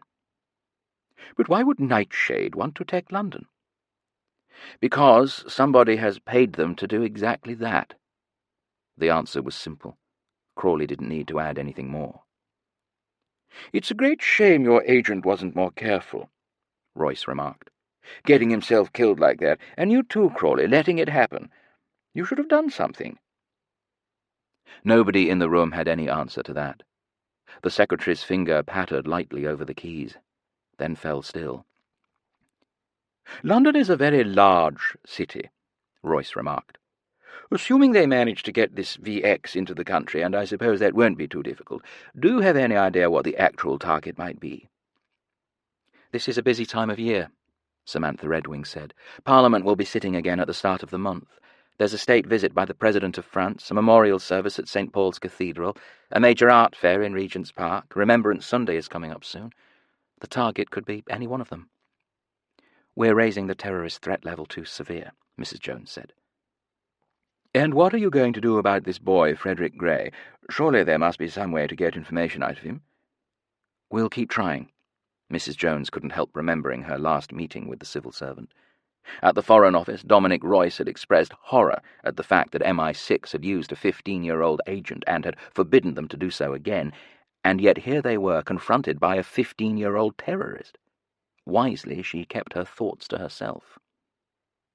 "Well, I want to be kept informed of all developments, and to that end I'm going to ask my personal assistant to stay here and work out of your office." Royce gestured at the young man who had come with him and who was still sitting with his lips tightly sealed. "His name is Owen Andrews, and he will liaise between Special Operations and the Foreign Office. What you know, I want to know. Do you have any problem with that?" "None at all." Mrs. Jones opened a small plastic box of peppermints and slid one into her mouth. At the laptop, Mary Makepeace could see how angry she was. MI6 Special Operations was, as its name made clear, special. It was a secret and very close organization. It did not welcome outsiders. "Good." The permanent undersecretary got to his feet, but before he left he had a final thought. "What happened to the other child at the park?" he asked. "There was a boy and a girl, but she got away." "She was taken out by helicopter," Crawley said. "Did you trace the helicopter?" "We tried, of course, but it had a false registration. It landed at the airport at Curitiba, and half an hour later it exploded in flames. They must have left some sort of device in it to get rid of any evidence."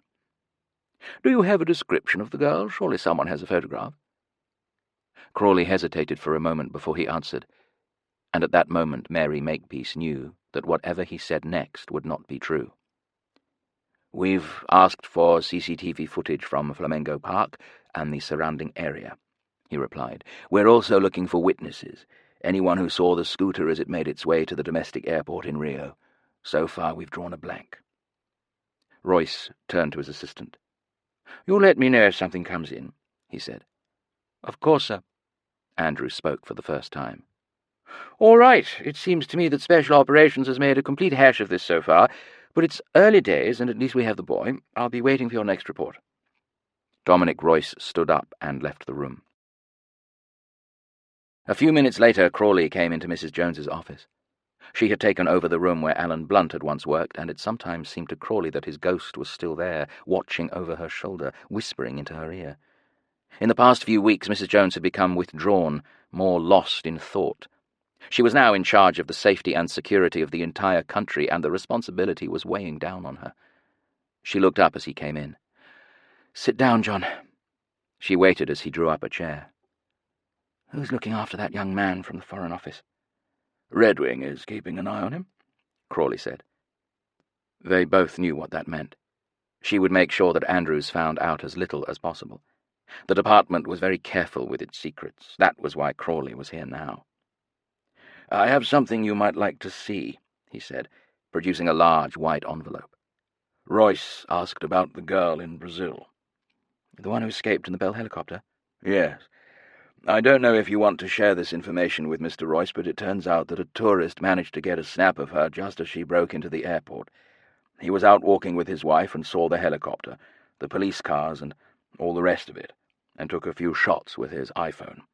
There's only one good one, and I've had it blown up and digitally enhanced. Can we get an ID? We're already onto it. Crawley passed the envelope across.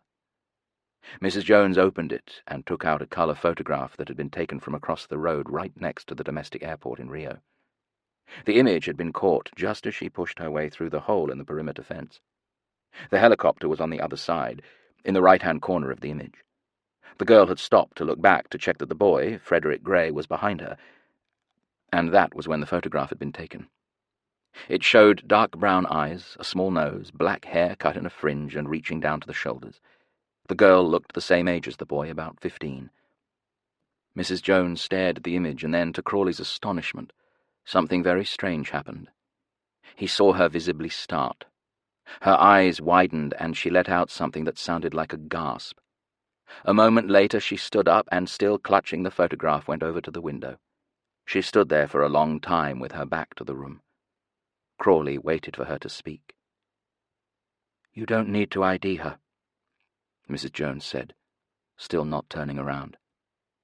"I know who she is." Crawley stayed silent, waiting. At last Mrs. Jones went back to her desk, and Crawley knew that something in the room had changed, that it would never be the same again. When she next spoke, her voice was low, determined. This was her skill. In just a few moments she had assessed the information, made her calculations, and knew what she was going to do. "We can't keep Frederick Gray at Paddington Green," she said. "It's too dangerous, and it's not in our control. I want him sent to our facility in Gibraltar." "All right, I'll see to it." "There's something else." She raised a hand before Crawley could move. "This is to go no further, John. Nobody else is to know, and there'll be all hell to pay if anyone finds out. But we need Alex Ryder. No one else can do this. We need him like we've never needed him before." "All right," Crawley said. "Let's get him." Engine trouble. Alex Ryder had settled back into school. The best thing about Brookland was that nobody was trying to kill him. Mr. Donovan, who taught maths, might take a stab at him with a linear equation, or Mr. Nash might bore him to death, droning on about the origins of the Korean War with his flat, slow-paced delivery. But none of the teachers wanted to take over the world. None of them had attempted to assassinate the Prime Minister, or create a famine in Africa, or drop a space station on the Pentagon. It made a difference from some of the people Alex had met in his time with MI6. It often occurred to him that nobody would believe a word he said if he did tell them where he had been over the past months, the long line of near-death missions that had more or less been forced on him by MI6. He was just glad it was over. He had never asked to be a spy. He just wanted to catch up with his work, pass his GCSEs, and get on with his life. He had said as much to Tom Harris, his best friend at Brookland and the only person in the school who knew the truth about him. Tom had been with Alex in Venice when he had infiltrated the criminal organization known as Scorpia. In fact, he couldn't have done it without Tom's help. The shared secret had brought them closer together, and Alex knew a lot about Tom's private life too. The fact that his parents had recently split up and that life at home was difficult, to say the least. Tom had sworn that as soon as he was 16, he was going to leave home and live in Italy with his brother, Jerry, who worked there. He had even started learning Italian, listening through earphones to dialogue which he had downloaded on his mobile. The two boys were walking together to art class, the last lesson of the day. This was a Thursday, 4 days since Alex had got back. "What are you doing this weekend?" Tom asked. "I've got to work," Alex grimaced. The moment he had got back to Brookland, he had been told he would be getting double homework for the rest of the term. "There's a party on Saturday night." "Whose party?" "Ed's." Ed was Edward Channon, a boy who had just arrived at the school from America. His parents had a large house in Chelsea, and they were going to be away for the weekend. "Forse possiamo incontrare ragazzi," Tom went on, speaking almost to himself. "What does that mean?" Alex asked. Tom blushed. "Nothing."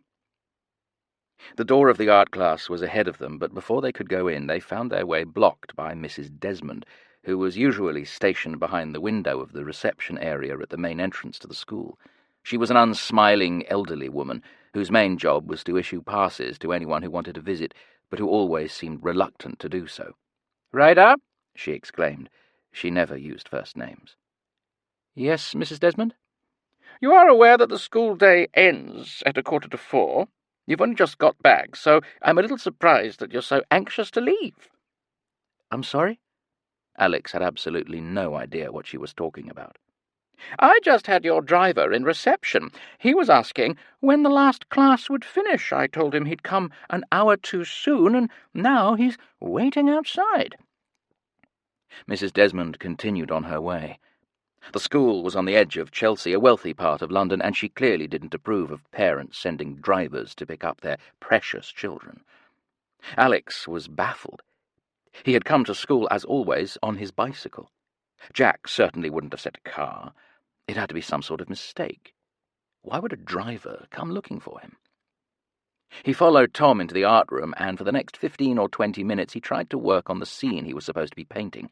They had been given the subject of home, which could mean the house where they lived, or the country they were born, or anything that the word suggested. Alex glanced at Tom's work, which was huge, painted on 6 sheets of paper. It showed a terraced house on fire, with blood coming out of the windows, an axe buried in a wall, and an atomic explosion happening in the back garden. There were times when Alex worried about his friend. Alex had started drawing a picture of the King's Road in Chelsea, but he couldn't concentrate on what he was doing. He kept on thinking about what Mrs. Desmond had just told him. A man had come into the school, a driver. He had asked for Alex. But who was he? All sorts of alarm bells were going off in Alex's mind. There had been 2 occasions when he had been attacked at Brookland. He had very nearly died on the roof of the science block while it burned down around him, and a sniper had taken a shot at him in the middle of a maths lesson. Could it be happening a 3rd time? Alex had only been back in England a few days, and he had really wanted to believe that his adventures were over. But he had been in danger so many times that he had developed a sense for it, and right now he couldn't shake off the feeling that something was wrong. Casually, he picked up his drawing pad and went over to the window as if he needed natural light to show him what he was doing. The art teacher was leaning over an easel, talking to one of the other students, and didn't see him. He looked outside. Yes, there it was. It had to be the one. A silver car, parked on the other side of the road, opposite the main gate, with 2 men sitting in the front seats, gazing silently out of the windscreen. With all the fuss about security, there was now only one entrance to Brookland, and so only one way out. The car was parked in exactly the right place so that it would be impossible for Alex to leave without being seen. Suddenly, Alex was angry. He didn't have any idea who the 2 men were, but one thing was certain. They didn't belong here. They were part of the life that Alex was determined to leave behind. What were they planning? To shoot him? To kidnap him? That had happened before, too. There were any number of people who could have sent them there. They might even work for Scorpia, or what was left of it. Well, Alex was fed up being mucked around. Whoever they were, he was going to teach them a lesson. But how? Alex thought for a moment. In a way, it was lucky that he was at school. He wasn't on his own, and he was surrounded by things that might be useful to him. There were chemicals in the science block, various pieces of equipment in the gym. Where were the javelins kept? No, that was too extreme. What else was there? Alex looked around him, past the pictures on the wall, the papier-mâché sculptures, the jars filled with brushes and pencils. His eyes fell on a row of plastic bags full of powder paint. An idea began to form. Was it possible? Yes, but he would need help. He went back to his table. Tom was opposite him, carefully adding a hanged man to the front porch of his house. "Reception area," Alex whispered. 2 minutes from now. Tom didn't show any surprise or puzzlement. He nodded quietly. First of all, Alex found a ball of string and cut off about 2 meters. Moving quickly, he took a sheet of paper and folded it in half, closing the edges and taping them shut so that it made a container. Making sure nobody was looking, he went over to the powder paints and, using the container as a scoop, filled it to the brim. For no particular reason, he had chosen the color black. At that moment, the art teacher looked up from the canvas, noticing him for the first time. Alex lowered his hand, concealing what he was holding. He smiled at her. "Excuse me, miss, I need the toilet." "That's all right, Alex, don't be long." Still keeping the powder hidden, Alex left the room and went back downstairs. It was strange padding through the silent school with everyone tucked away in their classrooms for the last lesson, and he hoped he wouldn't bump into any stray members of the staff. He passed the school kitchen and glanced through the porthole window set in the 2 swing doors. There was nobody there. Alex thought of the 2 men waiting for him in the car outside. The anger inside him stirred a second time. Quickly he pushed open the kitchen door and went in. A few minutes later, Tom joined him on the edge of the reception area. Alex didn't ask what excuse he'd given to leave the art class, but knowing Tom, he might simply have tiptoed out. The 2 of them crept forward, being careful to keep out of sight of the office window where Mrs. Desmond would have once again taken her place. Fortunately, this was the end of the day. There were no visitors coming into the school. She was at the back of the office, talking on the phone. They reached the main door. Quickly, Alex described the men in the silver car and explained what he wanted Tom to do. Tom's eyes widened. "Are they dangerous?" he asked. "I don't know," Alex said, "but for some reason they're waiting for me and I want to get rid of them." "Are you going to kill them?" "No." Alex was shocked. "I don't mind, but my mum probably wouldn't like it if I got arrested as an accessory to murder, and she's mad enough at the moment anyway." Tom pressed the release button on the front door and slipped outside. Nobody saw him as he crossed the yard and went out through the main gate, wedging a ball of paper into the lock to prevent it from closing properly. A few cars were drawing up, parents arriving early to pick up their kids, but most of the children who went to Brookland walked, cycled, or took the bus. Tom crossed the road and went straight up to the car, a Volkswagen Passat Estate. He knocked on the window. The man in the passenger seat rolled it down. The other man looked towards him. "Yes?" Both men were in their 30s, blank-faced, dressed in cheap suits with white shirts and knitted ties. "Are you looking for Alex Ryder?" "Who are you?"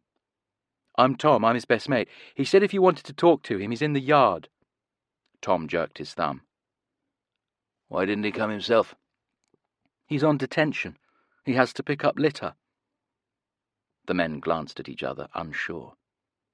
It seemed odd that anyone should have detention duties during class, but at the same time, the skinny boy with bright blue eyes who had approached them seemed completely innocent. "I'll take you over to him if you like," Tom said. "Fine, all right." The men got out and followed the boy through the main gate. They would only be gone for a minute or 2, but they still made sure to lock the car door. From behind the front doors, Alex watched Tom and the men disappear round the side of the school. He waited until they were out of sight, then hurried out. He kept low, more afraid that he would be spotted by a teacher looking out of one of the classroom windows than by any of the parents arriving at the school, and he was relieved when he skidded to a halt next to the Volkswagen without being noticed. He reached up and tried to open the passenger door. He wasn't surprised to find it had been locked. But that was no problem. It was something that Ian Ryder had shown him when he was about 11 years old. To the young Alex, it had been nothing more than a game. He could not have imagined that he was being trained for a future he would never have chosen for himself. Taking the string, he tied a reef knot in the middle. This was like a miniature hangman's noose, and would tighten when he pulled the ends. Then he slipped the string over the corner of the car door and eased it through the narrow gap between the door and the frame. Now the noose was inside the car, on the other side of the glass, and by manipulating both ends, Alex was able to lower it so that it travelled down towards the little stub that locked and unlocked the door. It took him longer than he had thought it would. The first time he tried, the noose missed, and he was beginning to sweat. Tom wouldn't be able to distract the 2 men forever. The moment they realized they had been tricked, they would return to the car. The art teacher would be wondering where he was, and it couldn't be too long before lessons finished for the day. Forcing himself not to panic, he focused on the little loop of string on the other side of the window. There! On the second attempt, it slipped over the door lock. Alex pulled the two ends of the string, and the loop tightened around the plastic stub. Alex jerked upwards, and there was a click as the door unlocked. He glanced towards the corner where the two men had disappeared. There was still no sign of them. He opened the car door. He knew exactly what he was going to do. 30 minutes later, the bell went for the end of the final lesson, and almost at once the stillness in the building was shattered by the sounds of slamming desks and opening doors, footsteps on rubber flooring, and the babble of 900 voices. Boys and girls, all dressed in the same uniform, appeared from every direction. A flood of grey and blue that cascaded down the stairs surged through the corridors and rushed towards the main entrance. Alex Ryder was somewhere among them. The two men in the Volkswagen were sitting upright, gazing out of the window, waiting to catch sight of him. They knew what he looked like. They would spot him immediately, even in this sea of different faces. They were a little annoyed. Alex hadn't been in the schoolyard when they had gone round. The boy who had taken them there had been mystified. "I'm really sorry, he was here a minute ago." He had stayed with them as they tried to find him, but without success. Eventually, they had given up and gone back to the car. Right now, they were silent and tense, determined not to miss Alex for a second time. "That's him," the man in the passenger seat pointed. Alex had appeared all too suddenly, weaving through the gates on his Raleigh Pioneer 160 bicycle. He veered into the road, and for a moment he was right next to the car, almost as if he meant to crash into it. Then he was away, speeding down the road and disappearing into the distance. Despite everything, the two men had been taken by surprise. The driver snapped out a swear word, then leaned forward and turned on the engine. It was something he would regret. The Volkswagen Passat, like all modern cars, has a sophisticated climate control system that allows air, heated, chilled, or street temperature, to circulate inside the car. The air comes in through demister vents in front of the main window, as well as through a grille set in the bonnet. There's a filter behind the glove box, and this ensures that the airstream doesn't carry any dust, dirt, or pollen into the cabin.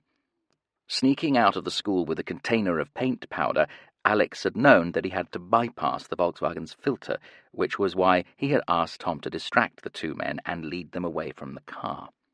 The moment they had gone, he had opened the door and set to work. Using a spoon from the kitchen and working as quickly as he could, he had tipped paint powder into the vents that ran along the dashboard on either side of the steering wheel. Now he realized why he had chosen the color black.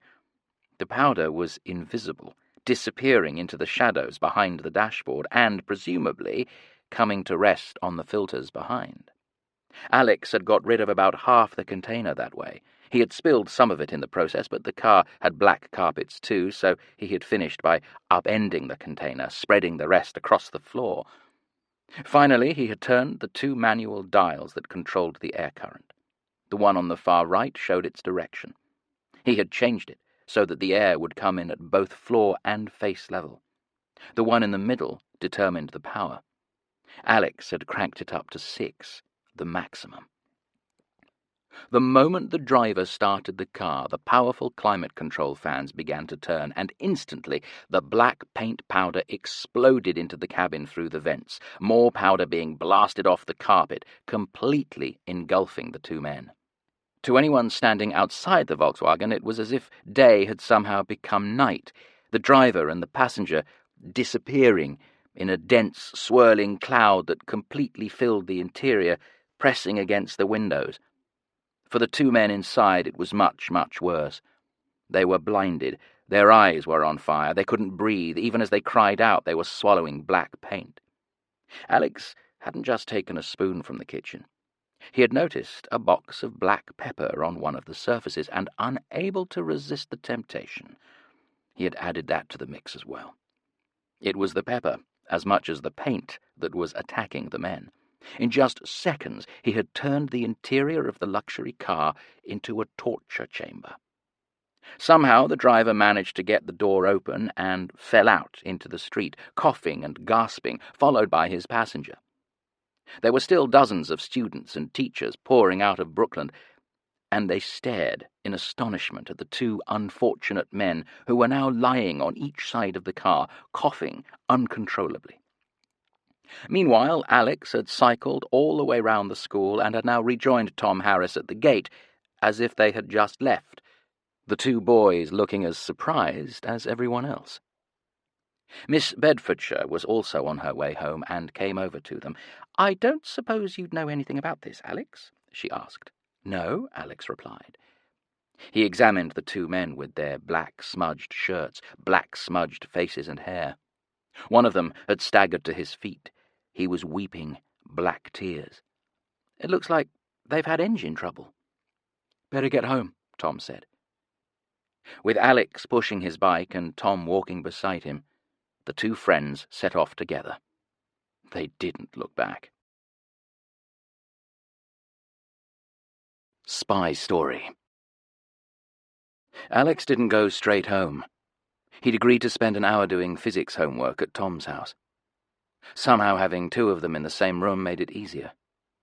But as the time approached 5 o'clock, Alex noticed his friend glancing more frequently at the clock and knew that it was time to go. Tom's mother was on her way back, and he didn't want Alex there when she arrived. Alex put the finishing touches to his velocity time graph, then folded his book away and left, cycling the 15-minute journey back to his own house in the quiet, tree-lined street between the King's Road and the river. It was just after 1:15, and the evening was beginning to draw in, when he finally pedalled down the road and pulled in outside his own house. There were no other cars in sight as he climbed off the bike. Certainly no silver Volkswagens. He wondered if he should tell Jack about what had happened at Brookland. Even as he walked up to the front door, he knew he had no choice. They had promised each other that there would never be any more secrets between them, and if someone was seriously looking for him, it was very likely they would soon turn up again. Alex took out his key, opened the front door, and went in. He had taken 2 steps into the hallway when someone stepped out in front of him. Alex recognized him instantly. His hands, his face, his clothes were all covered in patches of black paint. He had tried to wash the color out of his hair, but he had only partly succeeded. He was a mess. "I've been waiting for you," the man said. At that same moment, the second man loomed up behind him. He must have been hiding somewhere outside. Alex was sandwiched between them. He didn't dare turn round, but saw the first man give a nod, and heard the coffin lid sound as the front door of the house swung shut. 2 men. One in front of him, one behind, possibly armed. Alex was already measuring distances, examining his surroundings. A lamp with an electric flex, a vase of flowers, a bicycle pump on a table. Even the simplest household object could become a weapon if he knew how to use it. His mind was racing. The men had been waiting for him at school, and when that had failed, they had come here. But who were they, and what did they want? And where was Jack? That thought worried him more than anything.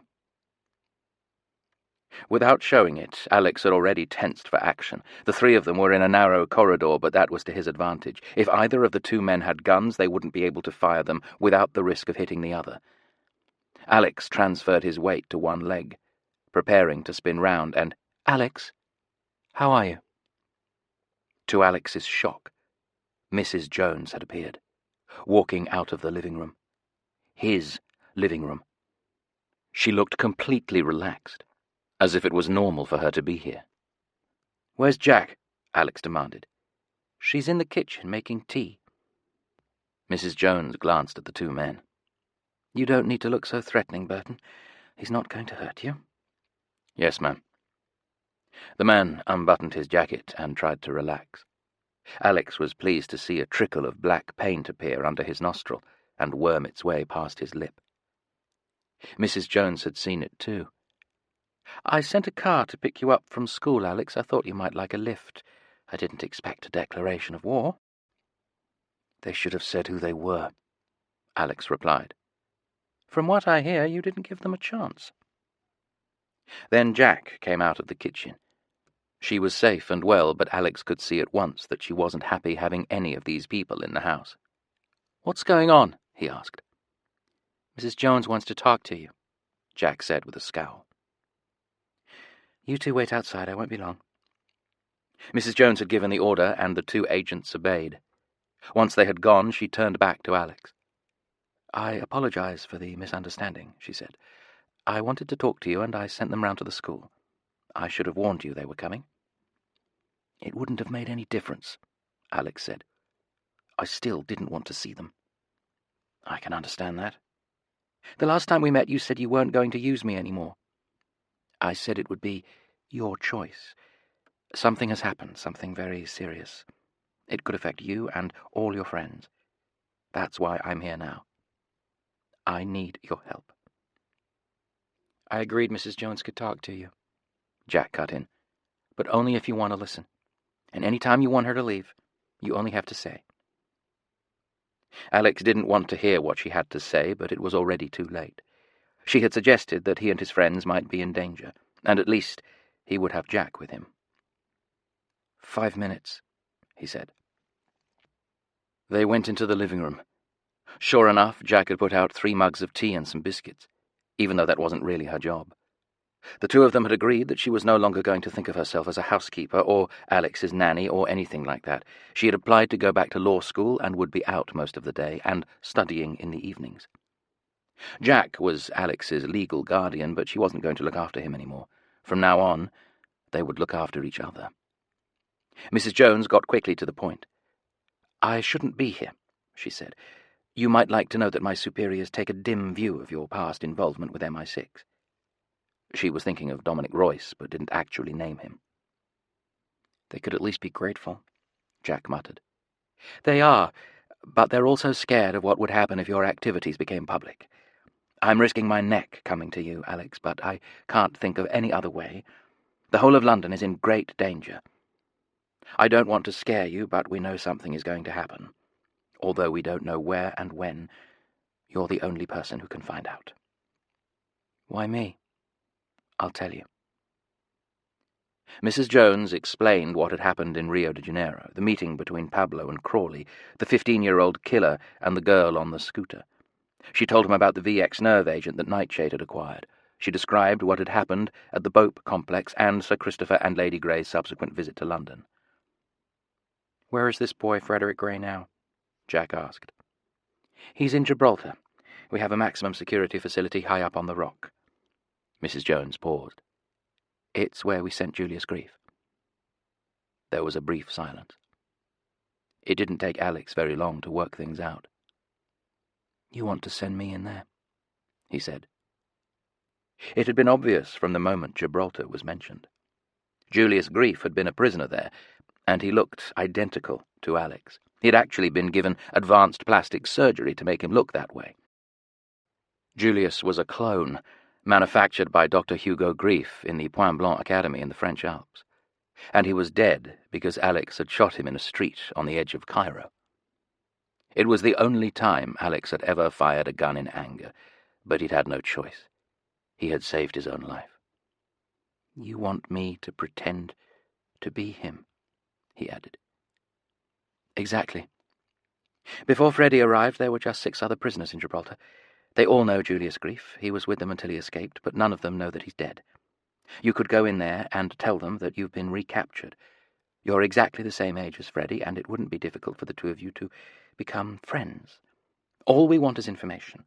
Where is Nightshade, and what are they planning to do with the VX? If you could persuade him to tell you that, you could be saving countless lives. Wait a minute, Jack cut in.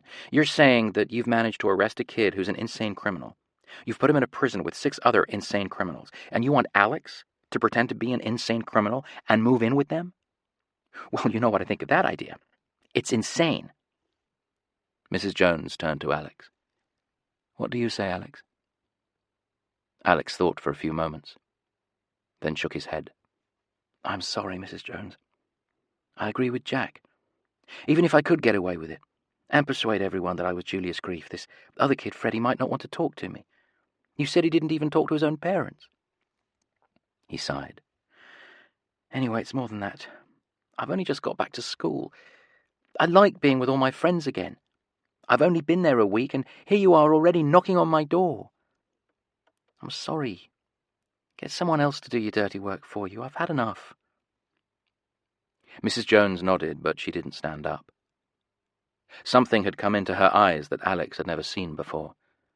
She was a powerful woman in charge of a major department of the Secret Service, but for the first time she looked almost afraid.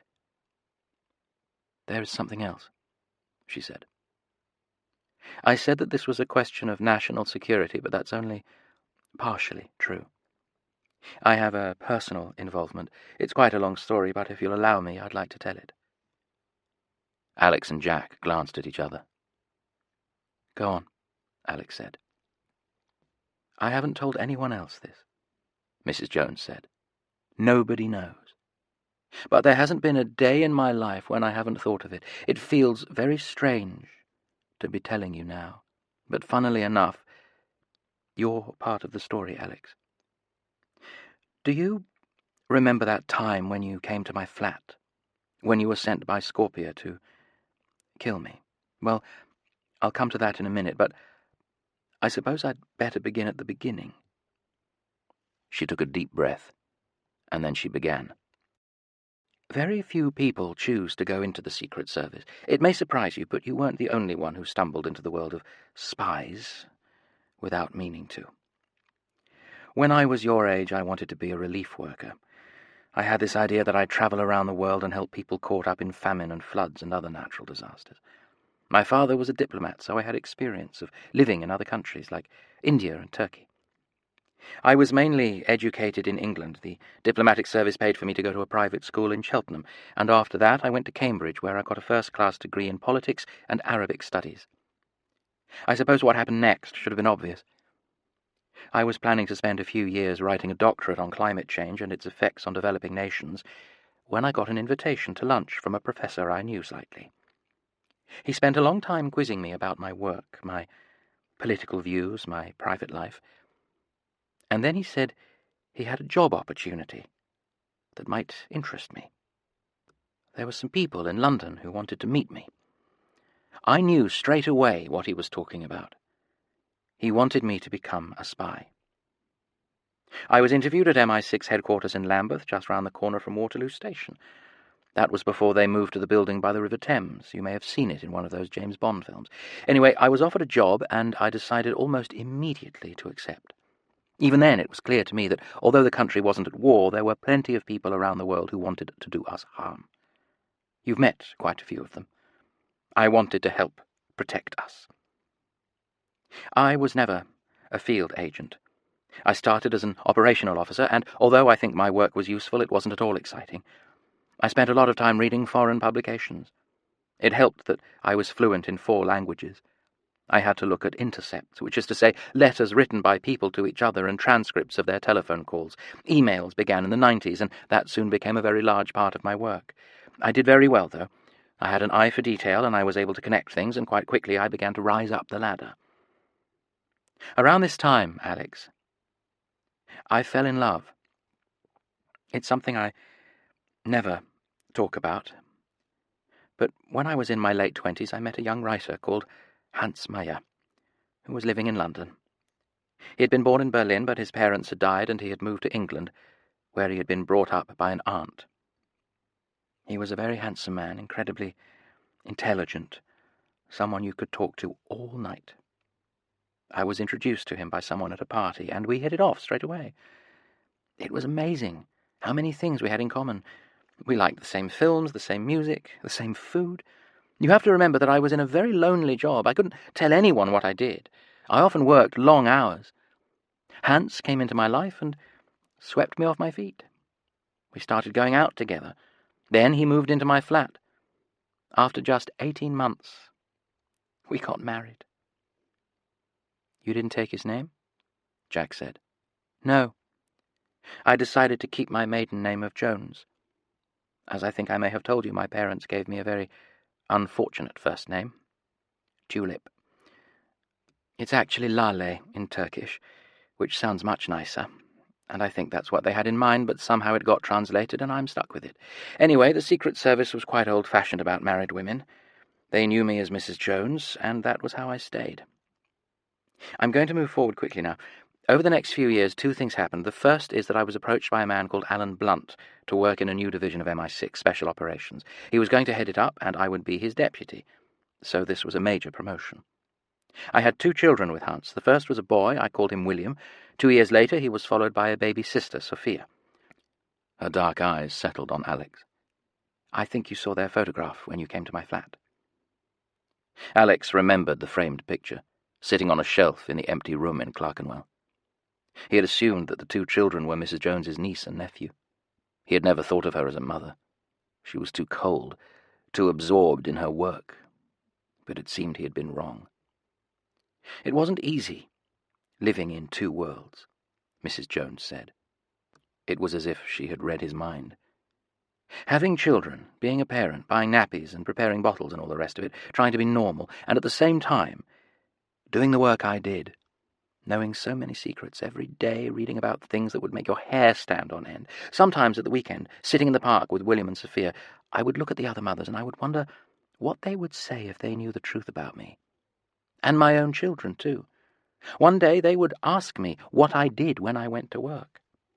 What would I tell them? Would I have to lie? Hans made everything possible for me. I've told you he was a writer. He wrote about politics and economics, books and newspaper articles. Most of the time, he worked from home, and although I was earning enough money to afford a nanny, he'd stand in for me when I was working late. He did most of the cooking. He was the one who read to the children at night. Nothing was too much trouble for him. And although, of course, he knew the truth about my job, he never asked me for any details. That was another reason why I loved him. I wasn't allowed to talk about my work, but he completely understood that. He never got angry or upset. He understood that there was a whole part of me that he could never come near. I can't tell you how happy we were together. We were soulmates. The children adored him. I simply couldn't believe how lucky I was to have found him. And then Alan Blunt told me the truth. I'll never forget the day he called me into his office, where he was waiting with 2 grim-faced men I'd never seen before. It was a Tuesday morning. It was raining. Alan was quite cold-blooded about it. He didn't waste any words, and he never showed me the slightest bit of sympathy. Hans Meyer was not a writer. He was not a journalist. His parents were still alive, and he didn't have an aunt. He wasn't even German. He was a Russian agent, what we call a deep cover spy. I'd only been a junior operative at the time, but someone in Russian intelligence had decided that one day I might be useful to them, and Hans had been deliberately introduced to me, to become my friend, to get to know me, to marry me. Does the idea shock you? Do you find it hard to believe that a man would deliberately introduce himself to a woman, live with her, and have children with her, simply to spy on her? Alex tried to think what it must have been like for her. His own family had lied to him, but this was in so many ways even worse. He shook his head. Well, that's the world I inhabit, Mrs. Jones went on. And it's not shocking at all. I knew things that Russian intelligence wanted to know, and as I became more senior, the more valuable I became. Who could be closer to me? Who could know me better than my husband, the father of my children? Alan Blunt told me that Special Operations had become aware of a security leak, that they knew that the Russians had been stealing secret information, but that it had taken them more than a year to find the source. I was the source. Even as he had been smiling at me, living with me, being close to me, Hans had been listening to my phone calls, accessing my computer, following me, filming me. Do you have any idea what I felt when Alan told me that? It was a hammer blow. I couldn't believe it. At least I couldn't believe all of it. Hans was a spy. He was an enemy of my country, but all the time we had spent together, all the things he had said, they couldn't all be a lie. I can see him even now as I tell you this. He was a perfect dad. I refused to accept that he hadn't loved me, that all of it, the entire marriage, had been pretense. I asked Alan Blunt what would happen next, and he told me, well, bluntly, I was not being held responsible. My career would not be damaged, but Hans would be arrested later that day. There would be no lawyers, no publicity. He would simply disappear. He might end up in our facility in Gibraltar, but there were plenty of other places where he could be questioned at length. MI6 wanted to know how much he had found out, who he worked for. It might be possible to turn him, which is to say, to make him work for us. I had no doubt that he would be treated very roughly. Alan Blunt assumed that I would be happy to know that he was going to suffer for what he had done. He was wrong. I'm still ashamed about what happened next, and as you'll hear, I was about to make the biggest mistake of my life. But despite everything, I still loved Hans. I remembered all the wonderful times we'd had together. He was the father of my children. I couldn't bear the thought of him being dragged off to jail, disappearing forever into the darkness. You have to remember, I was quite young. I wasn't as hard then as I am now. I've had to learn. Mrs. Jones stopped, and Alex realized she had reached the climax of her story. It was possible that she had never told anyone what she was about to tell them now. I did something stupid, she said. But I couldn't stop myself. I didn't want him to be hurt or punished or anything like that. What was the point? The damage had already been done. I just wanted him to leave. And so, after I left Alan's office, I made a telephone call. I used a phone that couldn't be traced to me, and I kept the message short. I just said that I knew the truth about him, and my bosses knew it too. I warned him that he was going to be arrested. Then I hung up. He hadn't argued or tried to pretend he was innocent. He hadn't apologized for deceiving me. He hadn't said anything. Those were the last words I spoke to him. After I rang off, I destroyed the phone. I knew that I had betrayed the service and that I would get into terrible trouble if anyone found out, but I didn't care. All that mattered to me was that he should get away. And did he? Jack asked. She had been completely absorbed by the story. Oh, yes. Mrs. Jones nodded. There was another long silence. Alan Blunt knew that Hans had been warned, but he never found out who made the call. Maybe he suspected me, I don't know. Anyway, Hans disappeared before anyone could reach him. A deep-cover agent like him would have been prepared for the worst. He would have had a false passport, a stash of money, a handler he could call in case of emergency. From the day he met me, he would have known of a secret route out of the country, a way to get himself quickly back to Russia, a private plane perhaps, or a boat waiting at the coast. He simply vanished into thin air. I knew I would never see him again. What worried me most, though, was what I was going to tell the children. How could I make them understand that the father they loved had abandoned them? I was feeling sick as I drove round to the school to pick them up that day. I didn't want to lie to them, but I knew there was no way I could tell them the truth. Mrs. Jones took out a small box of peppermints and slipped one into her mouth.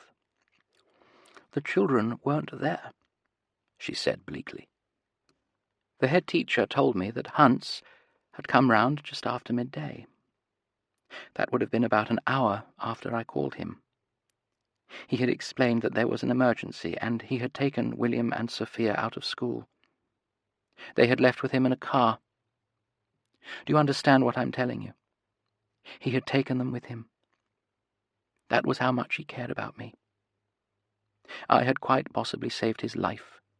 I had betrayed everything I believed in for him, and he had repaid me by stealing my children. Mrs. Jones was very calm. There was no emotion in her voice. Alex glanced at Jack and saw the horror in her eyes. We put out a general alert, Mrs. Jones went on. Every airport, every railway station, every port, every road. But of course it was much too late. By the time I left the school in shock, Hans was probably halfway to Russia, and William and Sophia were with him. Since then, not a day has gone by that I haven't searched for them. I am, of course, in a position of power. I have contacts all over the world, but it's as if all three of them never existed. I have nobody but myself to blame for what happened. But I've had to resign myself to the fact that I have lost my children and that I will never see them again. She fell silent. Jack was staring at her. Alex wasn't sure what to say. "Why have you told us all this?" he asked eventually. "It's the reason why I'm here," Mrs. Jones replied. "Of course, I'm concerned about any threat to London, and I'm desperately sorry that our agent was killed in Rio de Janeiro, but as I said at the start, this is also very personal for me, Alex. And it's why I've broken my own promise to myself and come here to ask you for help. I've always assumed that William and Sophia were somewhere in Russia and that Hans was bringing them up, presumably under another name. I tried to imagine them in their new life, and I've always hoped they were happy. William is 16 now. Sophia is 14. I often wonder if they ever think of me or even remember who I am. And of course, I've done everything I can to find them again. The strange thing is that the Russians have always denied that Hans ever left England. They've told me that he's dead.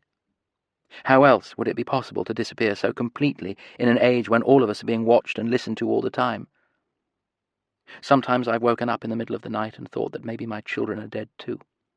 Perhaps the plane that was carrying them crashed, or maybe the Russians decided they had no use for them and killed them. That is what I have lived with for the last 10 years. I am the mother who lost her children and never saw them again. At least, that's what I thought, until the day before yesterday. Mrs. Jones took out a photograph and slid it onto the table in front of Jack and Alex. It was the picture that Crawley had shown her, taken outside the airport in Rio de Janeiro just after Pablo had been killed. It showed the girl who had driven the scooter, breaking through the fence. "This is my daughter," she said. "Just like Frederick Gray, who was missing, believed dead. She's turned up again. She was in Rio de Janeiro. For reasons that I can't begin to imagine, she helped Freddie murder our agent. She's working for Nightshade." Jack stared at the photograph. She could see the similarity. The girl in the picture looked like a younger version of the woman sitting opposite her. Even so, she had to ask, "Are you sure?" "I'm 100% certain." Mrs. Jones turned to Alex, and there was something in her face that he had never seen before. "Only you can help me," she said. "Only you can get close to Frederick Gray. And that's why I've come here. Help me find Nightshade. Help me stop whatever it is they're planning. But above all, help me find my children. They're alive. I'm sure of it. Nightshade has them. And only you can get them back." The House of Dolls. "Are you sure about this?" Jack asked. "No, not really." They had stopped at a red traffic light, and Alex looked out of the car window at the London streets moving slowly past. It was a bright, sunny day. He saw a woman pushing a pram, a black cab pulling in to pick up a young family, a man walking a dog. Everything looked normal. But how would it be after an attack by a deadly nerve agent? He couldn't bring himself to think about it. "There is no one else," he said at length. "I look like Julius Grief. I can go into the prison and get the information out of Freddie Gray. If I refuse and the attack happens, how will I ever live with myself?" Jack nodded.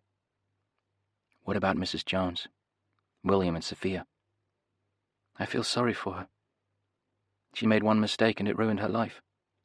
Maybe that's what made her so tough." Alex sighed. "If I find her children, maybe that will be the end of it. Maybe after that she'll leave me alone." The lights changed and they moved off again. They turned into a narrow street, and Alex noticed the great bulk of the British Museum on his left. He had been there a couple of times on school trips. He was puzzled. He had thought they were on their way to the MI6 offices in Liverpool Street. Jack had noticed the same thing. "Where are you taking us?" she demanded. The driver was a young man dressed casually in jeans and a sweatshirt. He didn't look round. "We're almost there," he said. "That's great, but where is there?" By way of an answer, The driver pulled in and parked in front of a small shop that could have come straight out of Charles Dickens, with iron railings and a single window bulging out of the front. An old teddy bear sat behind the glass, looking utterly miserable as it gazed at the modern world. 2 steps led up to a black door with a sign reading "The House of Dolls," and beneath it the single word, "Closed." As they got out of the car, Alex noticed an electronic keypad next to the door. It was slightly odd, out of place on such an old-fashioned building. He watched as the driver punched in a code, 753159. The 6 digits formed the shape of a letter X, and Alex wondered if they had been chosen on purpose to make them easier to remember. There was an electronic buzzing sound and the door opened. They went in and found themselves in a rectangular space surrounded by about 100 dolls, teddy bears, puppets, and stuffed animals, sitting on shelves or dangling on strings, staring at them with shiny glass eyes. A row of antique dolls' houses stretched along a raised counter, forming what was almost a street, with a miniature castle at one end, and at the other, an old train set, complete with a station platform and 2 steam locomotives frozen in time. The whole shop was dark and silent. There was something very creepy about the toys, and Alex realized that the children who had once played with them must have all died long ago. He was already wishing he hadn't come. Jack was evidently feeling the same. "Are you serious?" she muttered as the driver closed the door. "It is a bit creepy," the driver admitted, "but follow me." He went over to a shelf and reached out as if he had decided to take one of the dolls for himself. He had chosen a clown with orange hair and a painted face, sitting with its legs dangling over the edge. Carefully he turned the head to one side. Alex heard a click, and at once the entire section, complete with all the different toys, sank into the floor, revealing a passageway behind. "This way," he said. Alex and Jack followed him into a much more modern hallway, thickly carpeted with steel-grey walls and a CCTV blinking at them from above. There were no windows, but black glass panels stretched from floor to ceiling on either side, and Alex had no doubt they were being scanned for concealed weapons as they went. There was a door ahead of them. As they approached, it slid silently open to reveal John Crawley waiting for them, dressed in a suit and a striped tie. "Hello, Alex," he said. "I'm very pleased to see you again." "Hello, Mr. Crawley." "Where's Mrs. Jones?" Jack demanded. Crawley looked uncomfortable. "I'm afraid she's not here. Thank you, Miles. You can wait in the car." The driver turned round and went back the way he had come. "Shall we get started?" Crawley took them back through the doorway and into a long, narrow conference room, with a glass table, 8 chairs, and French windows looking out into a garden with rose bushes in full bloom, and a fountain sparkling in the sunlight. A coffee machine, drinks, and biscuits stood at one end of the table, but Alex was more interested in the metal box, about the size of a small book, that had been placed right in the middle. It had a tangle of wires, a series of what looked like miniature antennas, and a green light flashing behind a glass panel on the side. "What's that?" Alex asked. "It's a portable RF inhibitor," Crawley explained. "Battery-operated, so it's completely self-contained. It'll jam every radio frequency, any triangulation or surveillance system, Bluetooth, and any sort of trigger mechanism for a remote-controlled explosive device. It works in an area of up to 60 meters. Obviously it means you won't be able to make or receive any calls while you're here, but at least we can be sure that nobody is listening in, or trying to blow us up." "Why are you so worried?" Jack asked. "And what is this place, anyway?" "It's an MI6 safe house."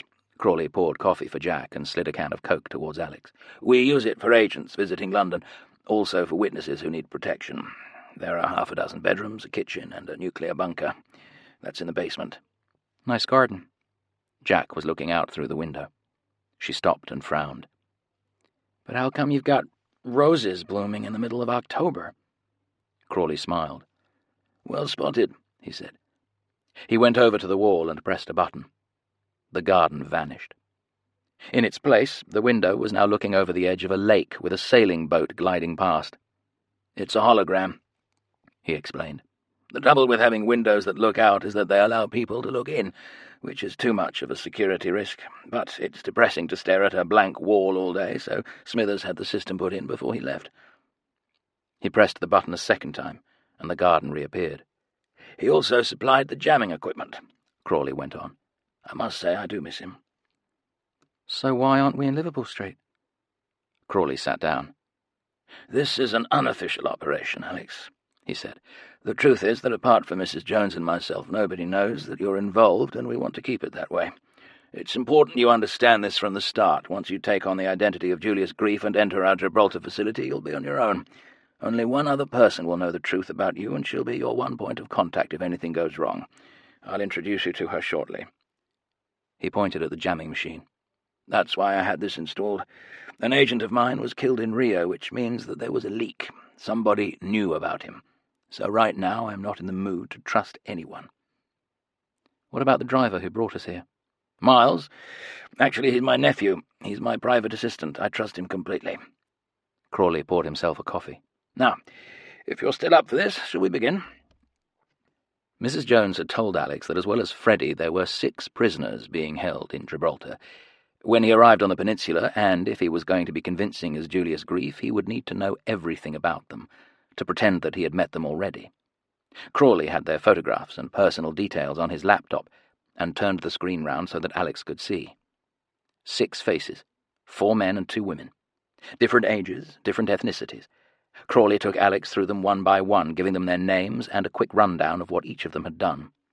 "Derek and Claire Miller, not husband and wife, brother and sister. They belonged to an extreme right-wing terrorist group, the Dark Angels. They came within minutes of exploding a nuclear device in Washington, D.C. Alex examined the image of a man and a woman in their 30s, both of them dressed in Nazi uniforms, holding hands. Tell me this was taken at a fancy dress party, he said. "No, they always dressed that way." Crawley moved on to another image. "This is Henry Mellish. He spied for the Russians. And Jane Chumley. She spied for anyone who would pay her. Both of them extremely dangerous, personally responsible for the deaths of at least 50 agents all over Europe. Ali Blassim, he's the oldest man in the Gibraltar compound, started life working in a torture chamber in Iraq. Later on he joined the weapons inspectors searching for nuclear missiles. The only trouble was, when he found them, he stole them and sold them to the highest bidders, including the Millers. Finally, Mr. Someone. We don't know his real name, so that's what we call him. He's a freelance assassin, one of the best in the business. He claims to have killed his parents when he was 12 years old. By the time he was 15, he had turned professional." Mr. Someone was a good-looking Caribbean man with grizzled hair and a thin moustache. His eyes, staring out of the photograph, managed to be intelligent, good-humoured, and very dangerous. "I have 10 pages on each one of them, Alex, and you're not leaving here until you've learned them off by heart. You've got to know everything about these people. What they did and what they think about it, what they eat, where they come from, their nicknames, what annoys them and what makes them laugh. Julius Grief spent months with them and got to know them inside out. You have to remember that they're being kept in Gibraltar because they're too dangerous to go anywhere else.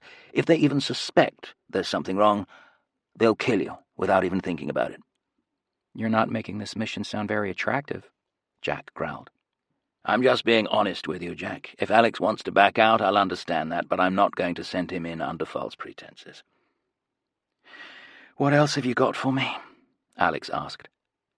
Crawley tapped a button, and a diagram appeared on the screen, a compound consisting of 6 buildings with pathways and gardens, surrounded by a wall. "I'm going to take you on a virtual tour of the Gibraltar facility," he went on. "When you arrive, you're going to have to find your way to the library, the dining room, the cells, the governor's villa, with no hesitation. You're meant to have lived there, so you're going to need to know every minute of the day's routine, what time you eat lunch, where you pick up your knife and fork, plastic, of course, when you're allowed to talk, how you address the guards. I'm not saying you can't misbehave. On the contrary, they'll expect that, but you have to understand all the rules before you can break them. And there's another thing. You won't like this, Alex, but you're going to have to get inside Julius Grief's head. It's not enough that you look like him. You have to talk like him, think like him, and behave like him, too. We'll give you a complete rundown of his time in custody. There are things you need to know, like when he got into a fight with Henry Mellish, for example. Mellish won't have forgotten that, and he may challenge you." "How long do I have once I get there?" Alex asked. "You're going to have to move fast. We have to assume that Nightshade has taken possession of the VX nerve agent supplied to them in Rio. We don't know when they're going to strike, but it's going to be soon. Pablo told me that before he was killed." "Didn't he manage to tell you anything else?" Jack asked. "I mean, do you really have no idea what Nightshade have in mind?" "No, it all happened too quickly." Crawley shook his head. He turned to Alex. "You have to get close to this other boy, Frederick Gray. Somehow you have to get the information out of him. Who are Nightshade? Where are they based? What are they planning? As soon as you found that out, you tell us, and we get you out of there." "How will Alex communicate with you?" As Jack spoke, she couldn't keep the worry out of her voice. "Do I get gadgets?" Alex asked. He was already imagining a hidden transmitter. "I'm afraid not. When you enter the compound, everything you own will be taken from you and thoroughly examined. You'll be strip-searched. It won't be very pleasant. Anything that we gave you would be found. But you will, as I said, have a contact, and you can reach us through her." He paused. "Her name is Dr. Rosemary Flint. She's a psychiatrist who was working at Gibraltar while Julius was there. How would you feel about meeting her now? I thought you might like the opportunity to play at being Julius." "How about some time to prepare?" Alex countered. "Relax, Alex.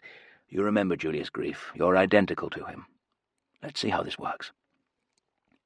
There was a telephone on the table, with a wire trailing to the floor. With the jammer still turned on, a mobile phone wouldn't have worked. Crawley dialed a number and spoke briefly. "Could you ask her to come in?" He put the phone down. "Dr. Flint will be able to help you," he went on. "She spent weeks talking to Julius, and she knows more about the workings of his mind than anyone." "And you've told her about your crazy scheme?" Jack asked. Crawley shook his head. "As a matter of fact, I haven't. She's agreed to help Special Operations, but we haven't yet told her what we're doing. She only arrived in London this morning, and she was brought straight here." He turned to Alex. "If you can fool Dr. Flint, you can probably fool anyone." Alex had already been trying to put himself into Julius Grief's head, to change his personality to suit the other boy. He nodded his head. "All right," he said. A minute later, the door opened and a smartly dressed woman walked purposefully into the room. With her brown hair cut in a straight line across her forehead and glasses that were a little too large for her face, she was clearly someone who treated life seriously. She wasn't smiling. She was wearing a blue and grey suit and carrying a leather briefcase. Clearly, she also took her career seriously. "Good morning," she said, addressing Crawley. She glanced at Jack, then noticed Alex sitting at the table. At once she changed. Alex saw her falter and step back. Her lip trembled.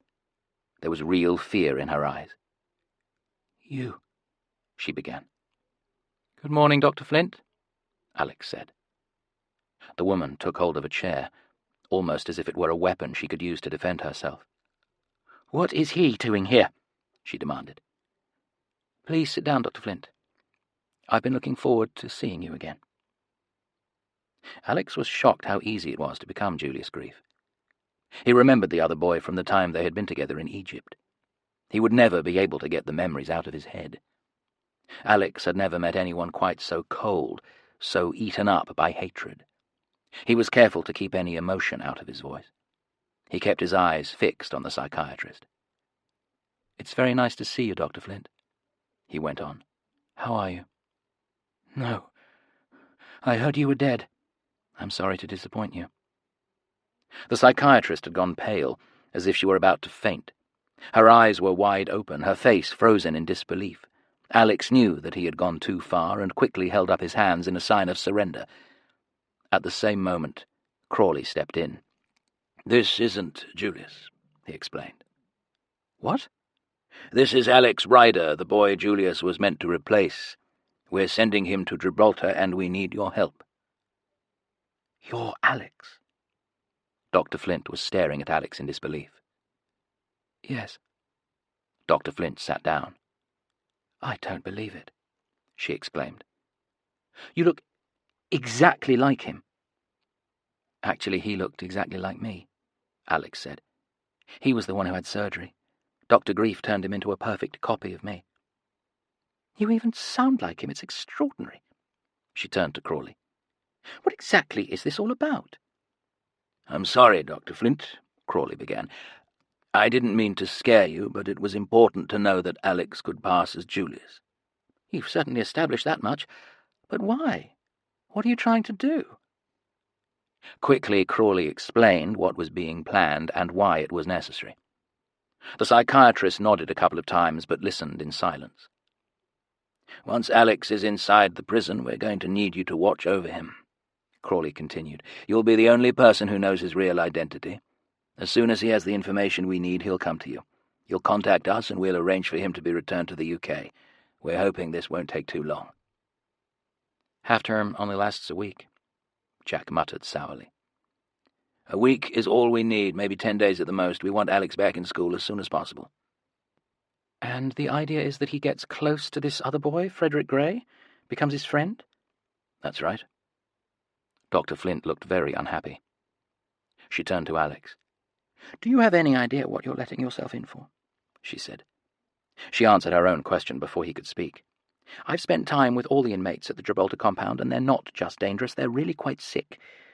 As for the new prisoner, Frederick Gray, I've been introduced to him, and I've read the psychiatric reports. He's barely spoken a word since he was arrested. Clearly something has happened to him while he's been with Nightshade. What makes you think you can get him to talk to you?" Alex shrugged. "I don't know. This wasn't my idea." "They'll be sharing a cell," Crawley said. "They're more or less exactly the same age. If Frederick is going to talk to anyone, he'll talk to Alex, and we can arrange things so that they become friends." There was a long silence. Alex wondered if the psychiatrist was going to walk out of the room, refusing to take part in what was suggested. He wouldn't have blamed her. He was tempted to do the same himself. But finally she nodded.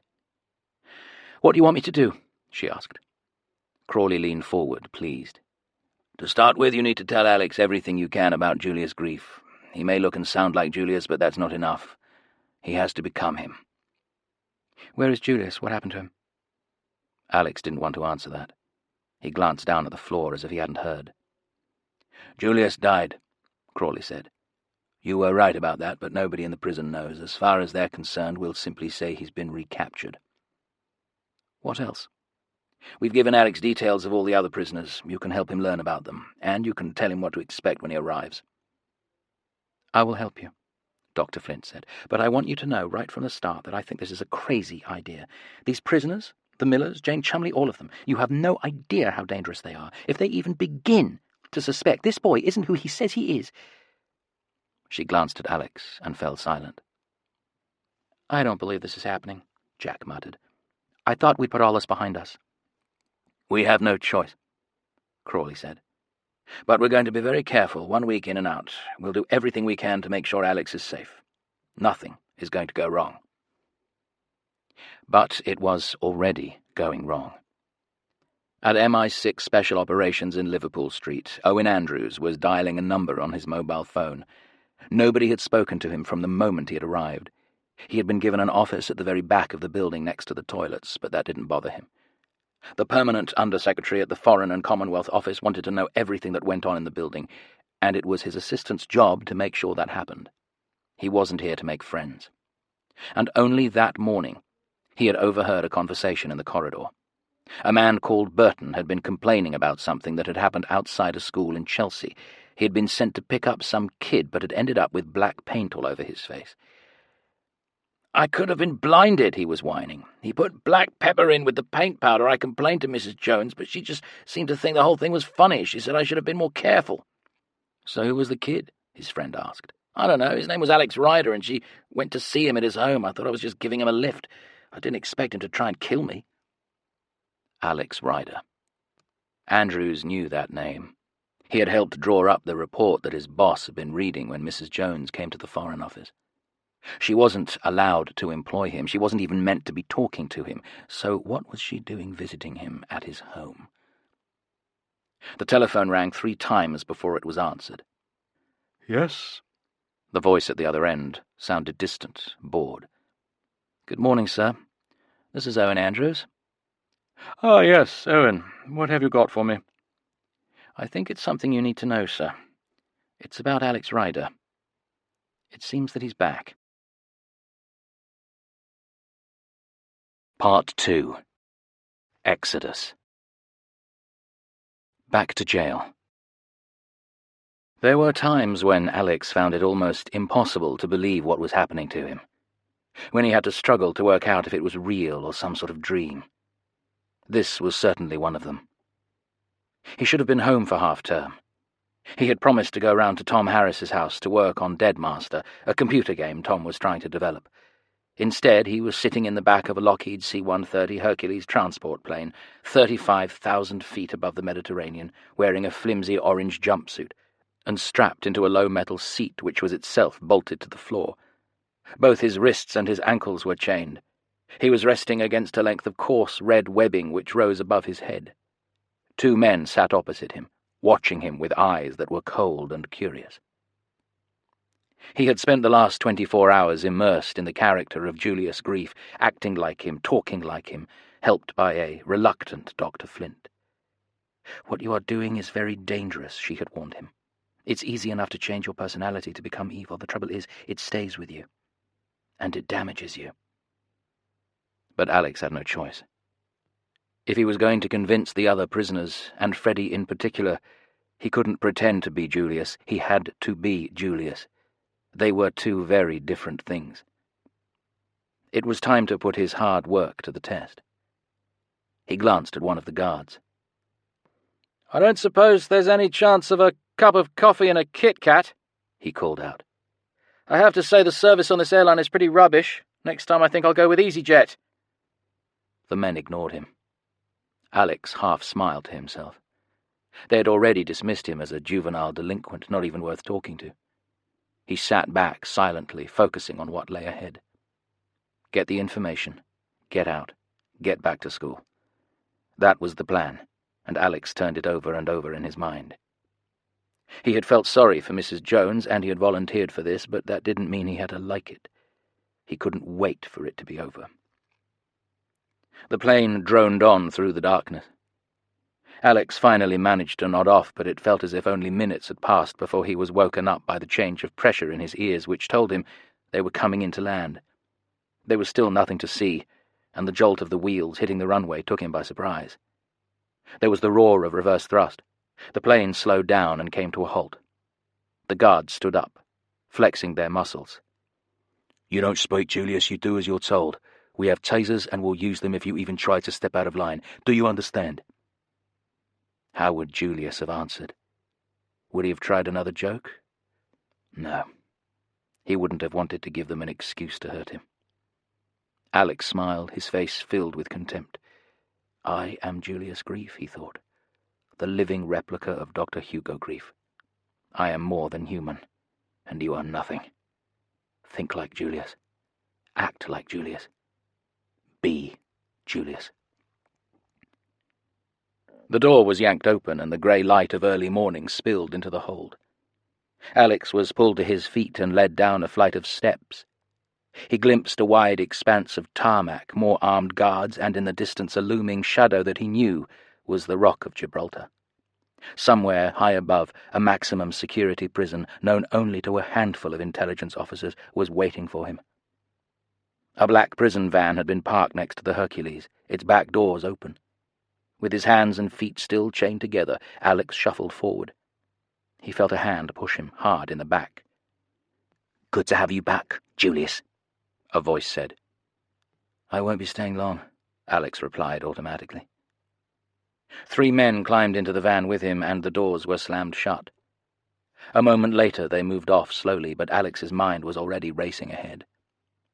It suddenly occurred to him that Crawley had made a serious mistake. Alex had been briefed on the other prisoners in the Gibraltar facility.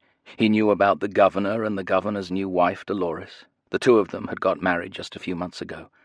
He had met the psychiatrist, Dr. Flint. But Crawley had forgotten that there were still a few guards at the prison who had been close to Julius Grief too. One of them had just addressed him, but Alex had no idea which one it was.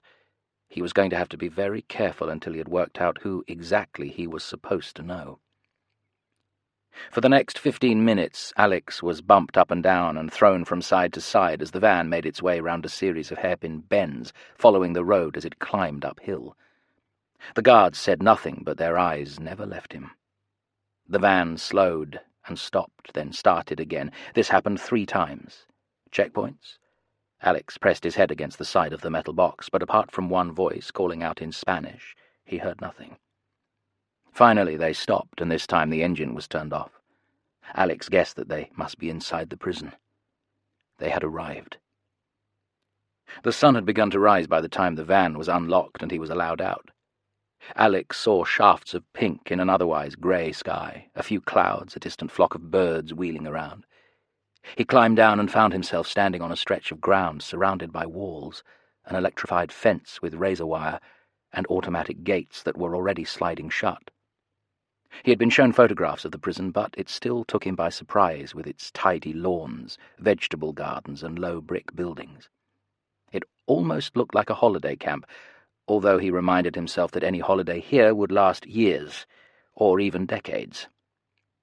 The van had parked in front of a 3-story villa, the only building in the compound that was actually higher than the walls. This was the governor's home. Alex recognized it at once. "The governor is waiting to see you." Alex allowed himself to be led along a gravel path and up to the front door of the house. A metal detector had recently been installed around the entrance, and Alex knew exactly why it was there. Julius Grief had escaped from the prison, using a gun that had been smuggled in for him. He had used it to hold Dr. Flint hostage, walking out of the governor's house with the muzzle pressed against her head. Well, that would never happen again. No prisoner could carry anything metal in or out of the door, and as if to prove it, the machine began to blare as Alex passed through, alerted by his handcuffs and ankle chains. But on the other side, everything was peaceful. The governor was British, and it showed in his taste. Thick carpets, antique furniture, pictures of the English countryside, and on a central table, a vase of roses. There was a half-open door straight ahead of him. "You go through there." A single guard had come in with Alex, but he stood where he was, allowing Alex to continue on his own. He became aware of a clock, ticking loudly as he shuffled forward. Otherwise, the house was silent. It could only have been about 6 o'clock in the morning. He didn't knock. He pushed the door open and went in. The governor was sitting behind his desk. He was a scowling bulldog of a man with grey hair cut short, and a face that was beginning to sag in middle age. Alex had read his file and knew that his name was Frank Sheriff, and that he had been in the Royal Navy for 20 years before being sent here. What he had not been prepared for, though, was the look of sheer hatred that came over the man as Alex entered the room. "Julius Grief." The governor rasped out the name as if he had difficulty forcing it through his throat. "Good morning, Governor." Alex spoke carefully. He knew he was in trouble and didn't want to make things worse. The governor looked surprised. He clearly hadn't expected such politeness, but his eyes were still as hard as stone. "Sit down," he snapped. The room was an office, and it was modern, with a glass table, metal filing cabinets, a few shelves with books in English and Spanish. There were windows on either side. One looked out into the main compound, where a sprinkler had just sprung into life, spraying one of the lawns. The other was facing the perimeter wall, which rose just a few meters from the side of the house, blocking the light. Alex sat down. The governor examined him in silence for a long minute, then began to speak. "I didn't expect to see you back," he said. "Nor did I want to. I've always found you a bit creepy, if you want the truth, Grief. You weren't born. You were manufactured. I suppose there are some who would call you a scientific miracle. A clone. But that's not how I see you. To me, you're just a freak. You should never have been created in the first place. All the inmates here are unpleasant in their own way, but for me, you're the worst of the lot." The governor had been sitting in a modern office chair, one that swiveled on wheels. Now he stood up, pushing it away. Slowly he walked round the table and perched on the corner so that he was closer to Alex. He was not a tall man, but he was stocky and muscular. He spoke quietly as if he was afraid of being overheard. "There's something I want you to understand," he said. "When you escaped from this facility, you caused us a great deal of inconvenience. We wasted hours going through a complete review of security and then reporting back to London. We put in new procedures and spent hundreds of thousands of pounds on new technology, but you did something worse than all of those things." He leaned forward, his nose almost touching Alex's face. Alex could feel the man's breath on his cheek. You made me look like a fool. I was about to be promoted, to move out of this bloody place, bigger and better things. That didn't happen. London blamed me for what happened, so here I still am. Alex knew he had to say something, and he had to say it in the character of Julius Grief. "I'm so sorry," he spoke in a falsetto, his voice mocking. The governor's hand lashed out, slapping him across the face. Alex was taken by surprise and propelled backwards on the chair, crashing down onto his shoulders. If the floor hadn't been carpeted, he might have been badly hurt, but even so, the breath was knocked out of him, and every bone in his body jarred. And then Frank Sheriff was on top of him, his hands around Alex's throat, squeezing so hard that he couldn't breathe. You listen to me, you little worm, he hissed. Things have changed. The last time you were here, we treated you with kid gloves. We were too easy on you, but I'm going to tell my guard that if you step out of line, if you make any more of those funny jokes of yours, they can do anything they like to you, and I'll simply look the other way. You're strangling me. Alex could barely speak. He could smell the governor's breath, cigarette smoke and coffee. Nobody cares if you live or die, Grief. Get that into your head. There are prisoners here who can't wait to see you again. Henry Mellis, for one, and the Millers. There are old scores they want to settle, and we're not going to stand in their way. Alex really thought the governor was going to kill him there and then. But suddenly Sheriff let go of his throat and grabbed hold of the back of the chair, pulling him upright again. Alex slumped forward, the room briefly swimming in front of him. The governor walked away from him, taking his place behind his table. I shouldn't have done that. The governor wiped the back of his hand across his forehead. He was breathing heavily. You provoked me, and I let myself get carried away. It's the last time it will happen. I won't see you again, Grief. I'll let others deal with you. He smiled grimly. But maybe, just maybe, I'll come to your funeral. He pressed a button on his desk, and a moment later the door opened and the guard who had brought Alex in reappeared. The governor glanced up briefly. "Get him out of here," he said. "Do you want him in solitary confinement, senor?" The question horrified Alex. It was something he hadn't considered. If he was thrown into solitary, he might not get close to Freddy for months. But the governor had come to a decision. No, Diego. He's here for the rest of his life. We can save those pleasures for later. Just get him out of my sight.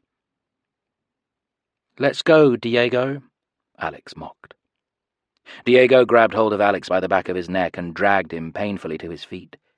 Before he could react, he found himself being pushed at speed across the hallway and back out into the garden, the shackles cutting into his ankles.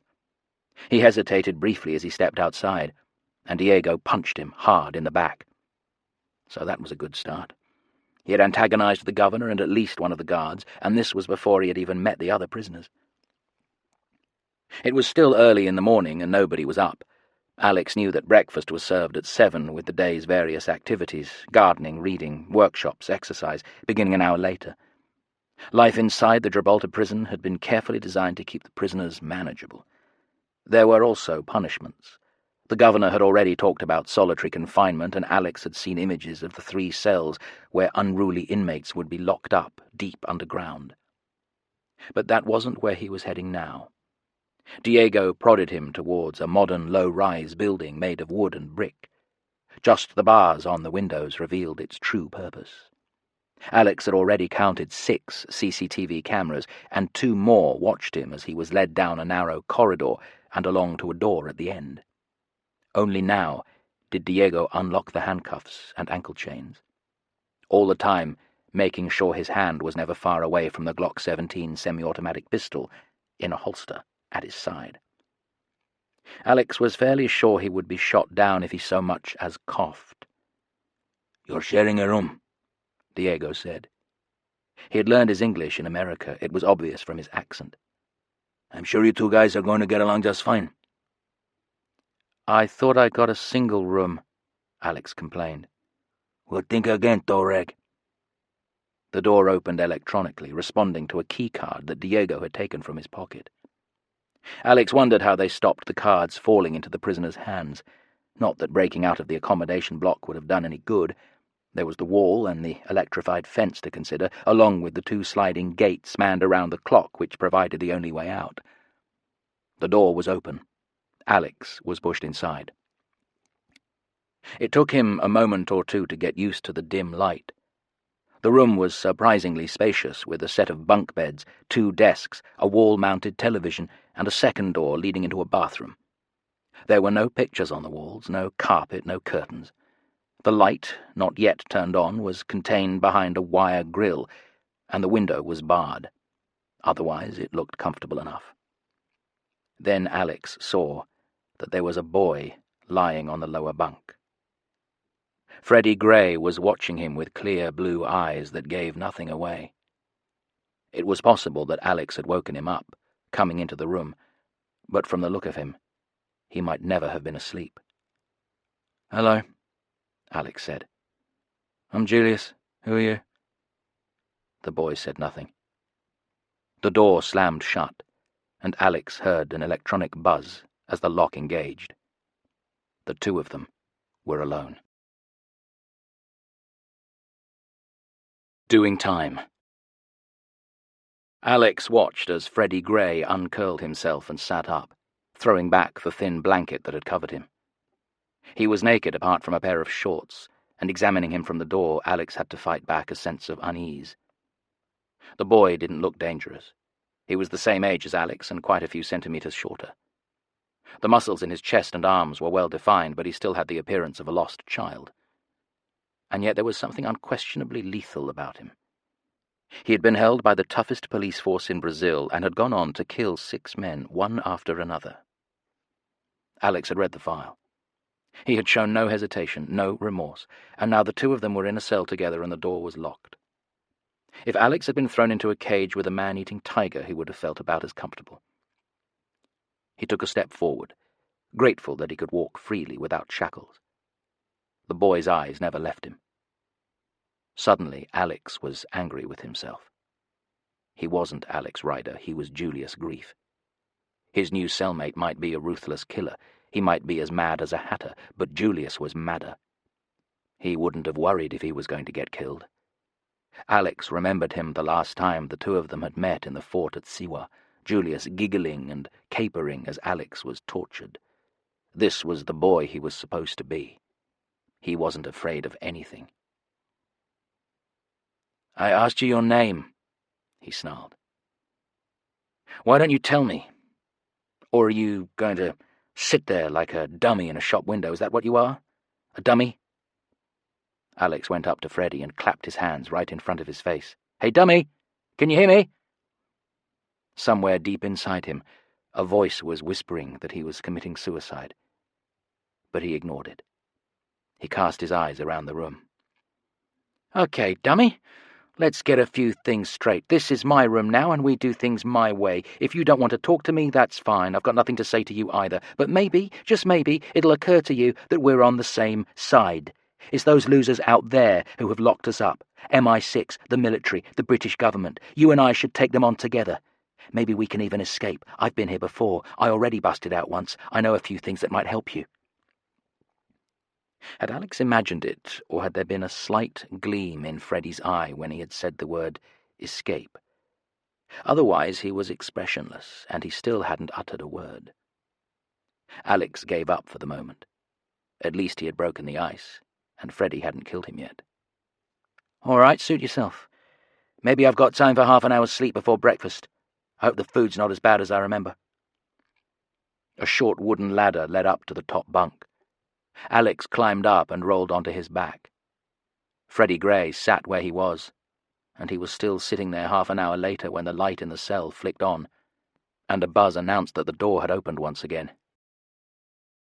The dining hall was simply furnished with a single long table in the middle and windows along one side, looking out towards the governor's villa. There was a serving hatch at the far end opening into a kitchen where a scowling chef in grubby whites stood over a tin tray of greasy fried eggs. The prisoners ate together here, and the room was also used for meetings, card games, and chess. With the shutters drawn, it became a makeshift cinema, and films were shown once a month. Alex was the last to arrive for breakfast, and as he entered, the room fell silent, and heads turned in his direction. Only Freddie Gray, sitting at the end nearest to him, continued eating a square of toast and sipping tea, as if he was unaware of anything around him. Alex forced a smile onto his face and slouched into the room, avoiding eye contact with anyone at the table. He felt like an actor walking onto the stage, and right now the other prisoners were his audience. He reached the serving hatch, picked up a plate, and accepted an egg and a slice of fried bread. The cook handed him a mug of lukewarm tea. He had already noted that all the cutlery was plastic and that the knife was so flimsy it would barely cut through the egg. The prisoners weren't allowed anywhere near anything that might be used as a weapon, not even a kettle, and he knew that if he tried to climb through the hatch, the chef would hit a panic button, which would bring a steel shutter crashing down in less than a second. Taking his food, he walked back to the table and sat down opposite Freddie Gray. That was why he was here. The two of them had to become friends, and fast. Alex had changed his clothes before he had left the cell. There were no uniforms in the Gibraltar facility. The prisoners wore what they liked. He and Freddie, of course, had nothing of their own, and so they had ended up identically dressed in jeans and black sweatshirts, which had been provided by the prison authorities. The jeans were too loose and the sweatshirt was too tight, but at least they looked better than the orange jumpsuit he had worn on the plane. And maybe it was a good thing that they were dressed the same. It might actually help bring them together. Alex poked the plastic fork into his egg and watched as the yolk oozed onto the plate. He had no appetite at all. Opposite him, Freddie nibbled his dry toast as if he was actually enjoying it. "Hello, my dear Julius. How very delightful and unexpected to see you again. I could hardly believe my ears when I heard you were coming. But then you always were full of surprises." The speaker was on Alex's left, a dark-skinned man in his 60s, slim with a moustache and greying hair. He was wearing a loose-fitting T-shirt, shorts and sandals. Alex recognized him at once, and knew that he came from Kingston, Jamaica, that he had a wife and 9 children, and that even they did not know his real name. He was a professional assassin, and he loved his work so much he had offered his clients a special deal, 3 deaths for the price of 2. "How are you, Mr. Someone?" Alex asked. "All the better for seeing you. I would say welcome back, but I'm not sure it's appropriate." "I won't be here long," Alex said. "That may be true, but not, alas, in the way you mean. I can think of at least one gentleman at this table who would like to say goodbye to you. Permanently." Alex looked past him at Henry Mellish, the Russian spy. He was round-faced and boyish with thick black spectacles. He was dressed bizarrely in a suit and bow tie. Crawley had already warned Alex that Mellish and Julius had got into some sort of fight, although he didn't know what about. Mellish was staring at Alex now, his face flushed with hatred. He was holding his plastic knife as if he could actually use it as a weapon. "I think it's fair to say that our friend Henry isn't too happy," Mr. Someone continued. "Those names you called him, I did warn you to be careful." "Maybe you can kill him for me," Alex suggested. Wasn't that the sort of thing Julius would say? Mr. Someone chuckled. "You could never afford me, Julius. Anyway, with great regret I have to tell you that I've retired. You'll have to deal with this one yourself." Alex turned his attention back to the boy sitting opposite him. He didn't need to get involved with anyone else in the room. 1 week, he told himself. Get the information Crawley wants, and you're out of here. "So, what do you think of the food here, Freddie?" he asked. It was a stupid enough question, but Alex was deliberately being more pleasant than he had been in the cell. He had established that he was in command. Now it was time to be friends. It didn't work. Still holding his piece of toast, Freddie paused, then looked up, and suddenly Alex found himself looking at a pair of eyes that drilled right into him. Crawley had seen exactly the same thing in the BOPE offices in Rio. Alex knew that he was looking at his own death, but he didn't know why. Then the boy spoke to him for the first time. "How did you know my name is Freddy?" he asked. Alex froze. He was furious with himself. It was such an obvious mistake, and it could have made him the target of a cold-blooded killer. And the worst of it was he couldn't think of an answer. His mouth had gone dry. He didn't know what to say. It was Mr. Someone who came to his rescue. He had overheard the conversation and leaned across the table. "You can relax," he said. "In this place, everyone knows everything about everyone. There are no secrets here. Why should there be?" He smiled. "We're a family. We aren't going anywhere. You should get used to the fact that we're here forever." Still, the boy's dreadful eyes would not let him go. Alex saw Freddy making his calculations. Was he going to launch an attack right now, simply because he was suspicious? Everything had come to a standstill. Nobody else in the room was saying anything, as if they were waiting to see what was going to happen. Then Freddy nodded and looked away. It was as though the sound had been turned up on a television set. Everything returned to normal. It had been a close call. Alex picked up his mug of tea, forcing himself to keep his hand from shaking. He would have to be more careful in future. Another slip-up and he would be dead. The day continued. Time barely existed in the Gibraltar prison. Prisoners weren't allowed watches, and no clocks or calendars hung on the walls, but even so, Alex was horribly aware of every minute as it went past. All too soon, Nightshade was intending to attack London somehow. There weren't many minutes left. The activities had finished for the morning. In the summer months, the prisoners were encouraged to grow their own vegetables in the gardens near the governor's villa, but this was October, too late for sowing or digging. Alex noticed the two terrorists, Derek and Claire Miller, walking arm in arm around the compound, identically dressed in brown shirts, trousers, and black leather boots.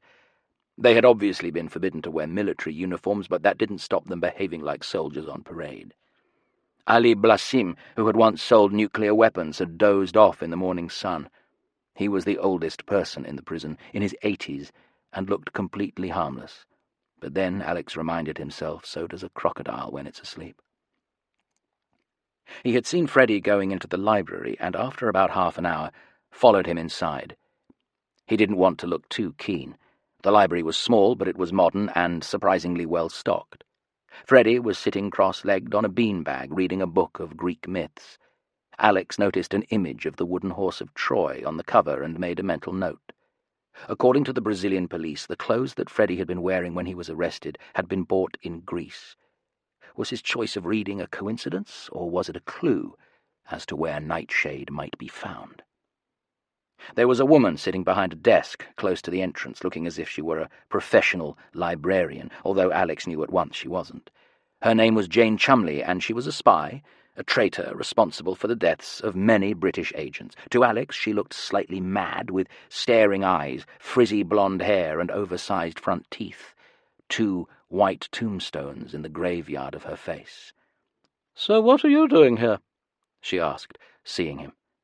She had the voice of a headmistress in an expensive girls' school.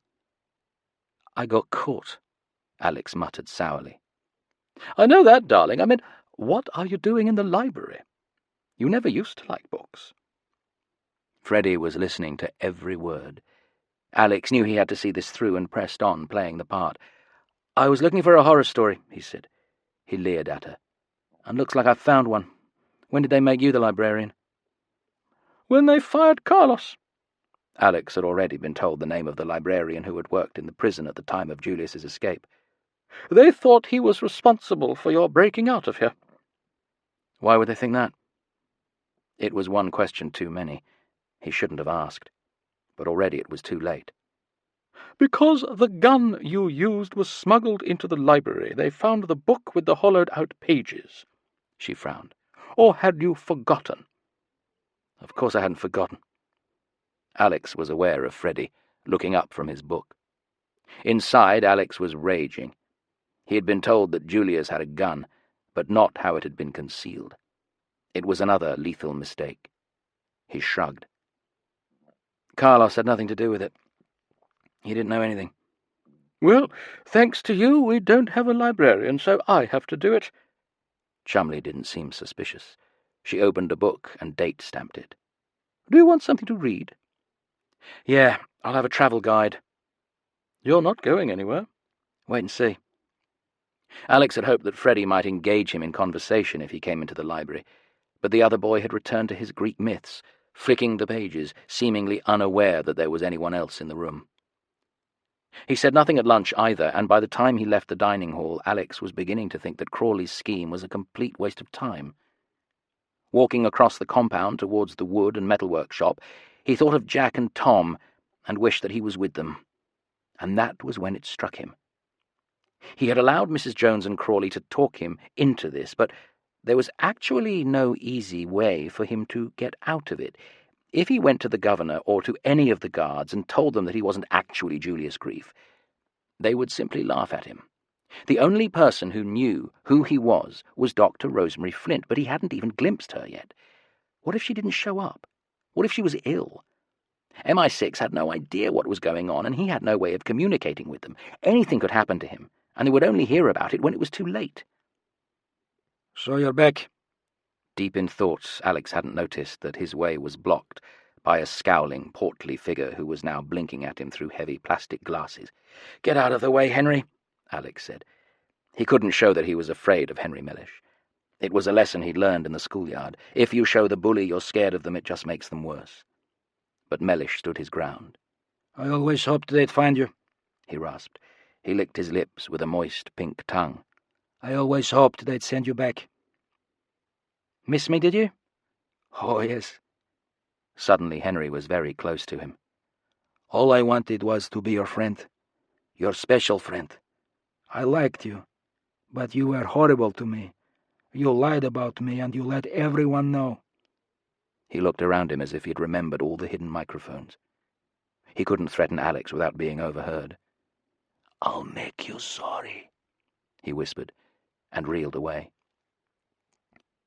Alex stood where he was for a moment, then continued into the workshop. It was only the beginning of the afternoon, and he was wondering just how much worse the day could get.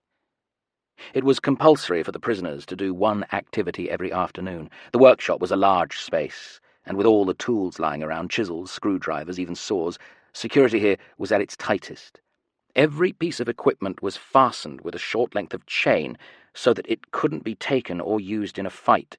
There were 3 guards on duty all the time, and CCTV cameras watched what was happening from every angle. Alex wondered why the prison needed a facility like this, but guessed that the prisoners would go mad if they had nothing to do, or madder than they already were. The Millers were here, working on a wooden model of a thermonuclear missile. Ali Blassim was patiently carving a dhow, a little Arab sailing ship, out of wood. Freddie was sitting at a workbench, gazing out of the window. Taking a deep breath, Alex went over to him. "Mind if I sit next to you?" Freddie turned and looked at him but didn't speak. "Look," Alex went on, "we're sharing a cell. Maybe we didn't get off to a great start this morning, but we might as well be friends. We're stuck in this bloody place." "Leave me alone." The words were quietly spoken, but Alex could feel the menace behind them. What Freddie really meant was, leave me alone or else. This wasn't the right time to start an argument. "All right," Alex muttered, "whatever you say." Alex turned away, wondering what he was going to do to occupy himself for the next hour. The question was answered by one of the guards who was holding a half-finished model of a submarine made out of metal. Alex stared at it blankly. "I thought you'd like this, Julius," the guard said. He was English, not Spanish, and he was smiling, pleased with himself. "What?" For a couple of seconds, Alex wasn't sure how to respond. Then he realized. As unlikely as it seemed, Julius Grief must have been building a model submarine out of metal before he had escaped. He hadn't finished it. The guard was offering him a chance to do just that. "I kept it for you." The guard was mocking him, reminding him how quickly he had been caught. "Great." Alex took it, showing no enthusiasm at all.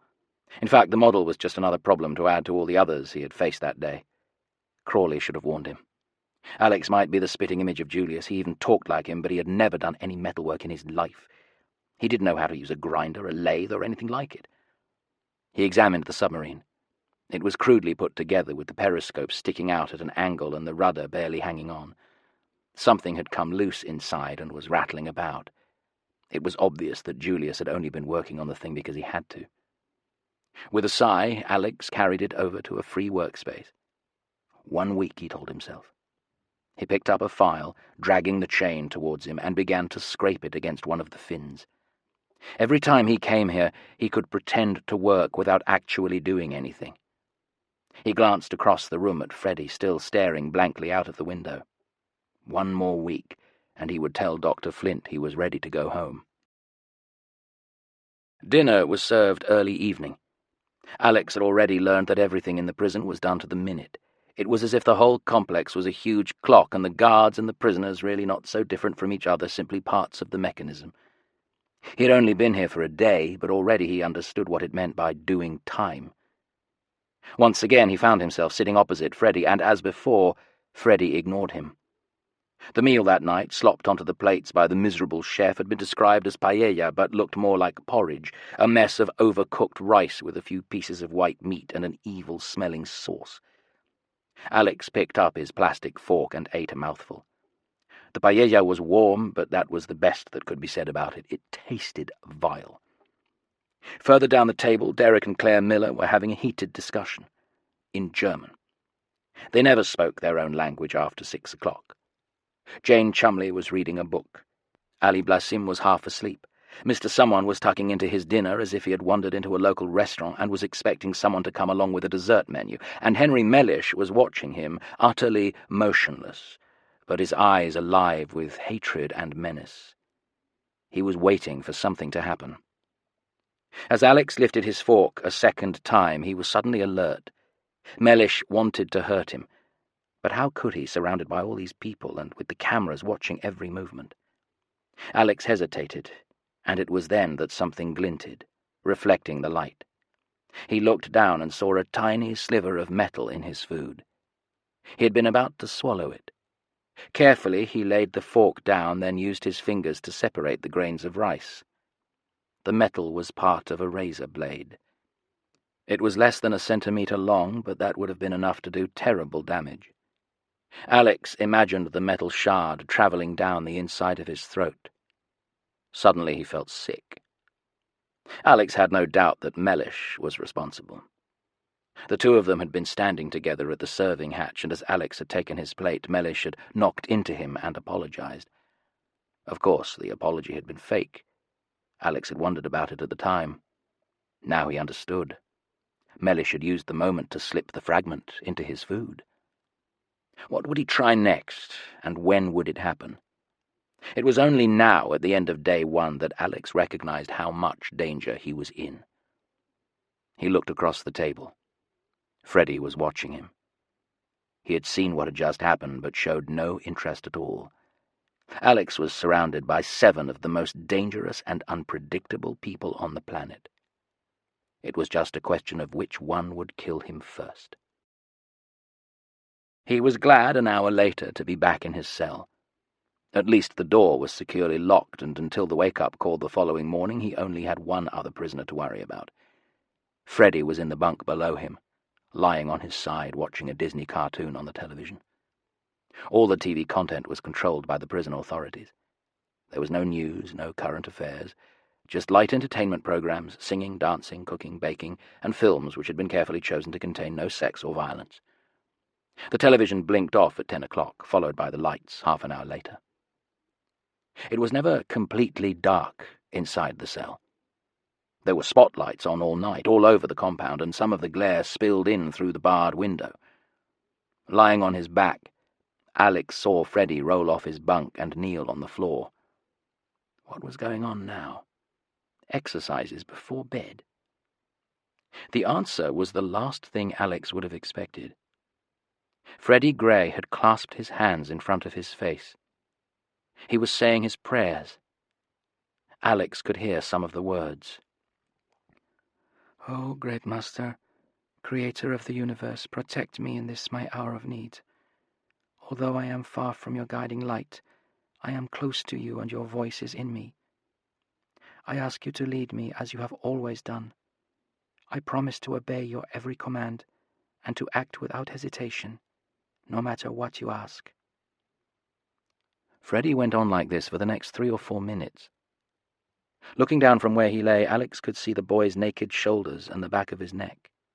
And there, caught in the electric light, was the scar, shaped like a comma, curving round, following the jawline underneath his ear. It had been mentioned in Freddie's medical report, sent through by the Brazilian police.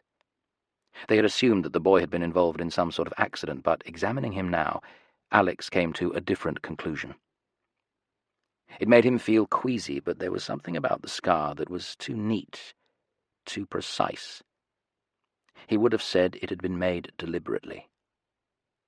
The prayer finished with the words, "Forever and all eternity." Then Freddie got back into bed, and although Alex could no longer see him, he was fairly sure that his cellmate was asleep in seconds. He did not sleep well himself, and when the morning finally came, he found himself exhausted, troubled, and wishing he was far away. The Dead Spot. "This isn't working. I want to go home." "Calm down, Alex. Let's take this one step at a time." Alex was sitting on a sofa in the living room of the governor's house, with Dr. Rosemary Flint opposite him. It was the first time he had seen the psychiatrist since he had arrived in Gibraltar.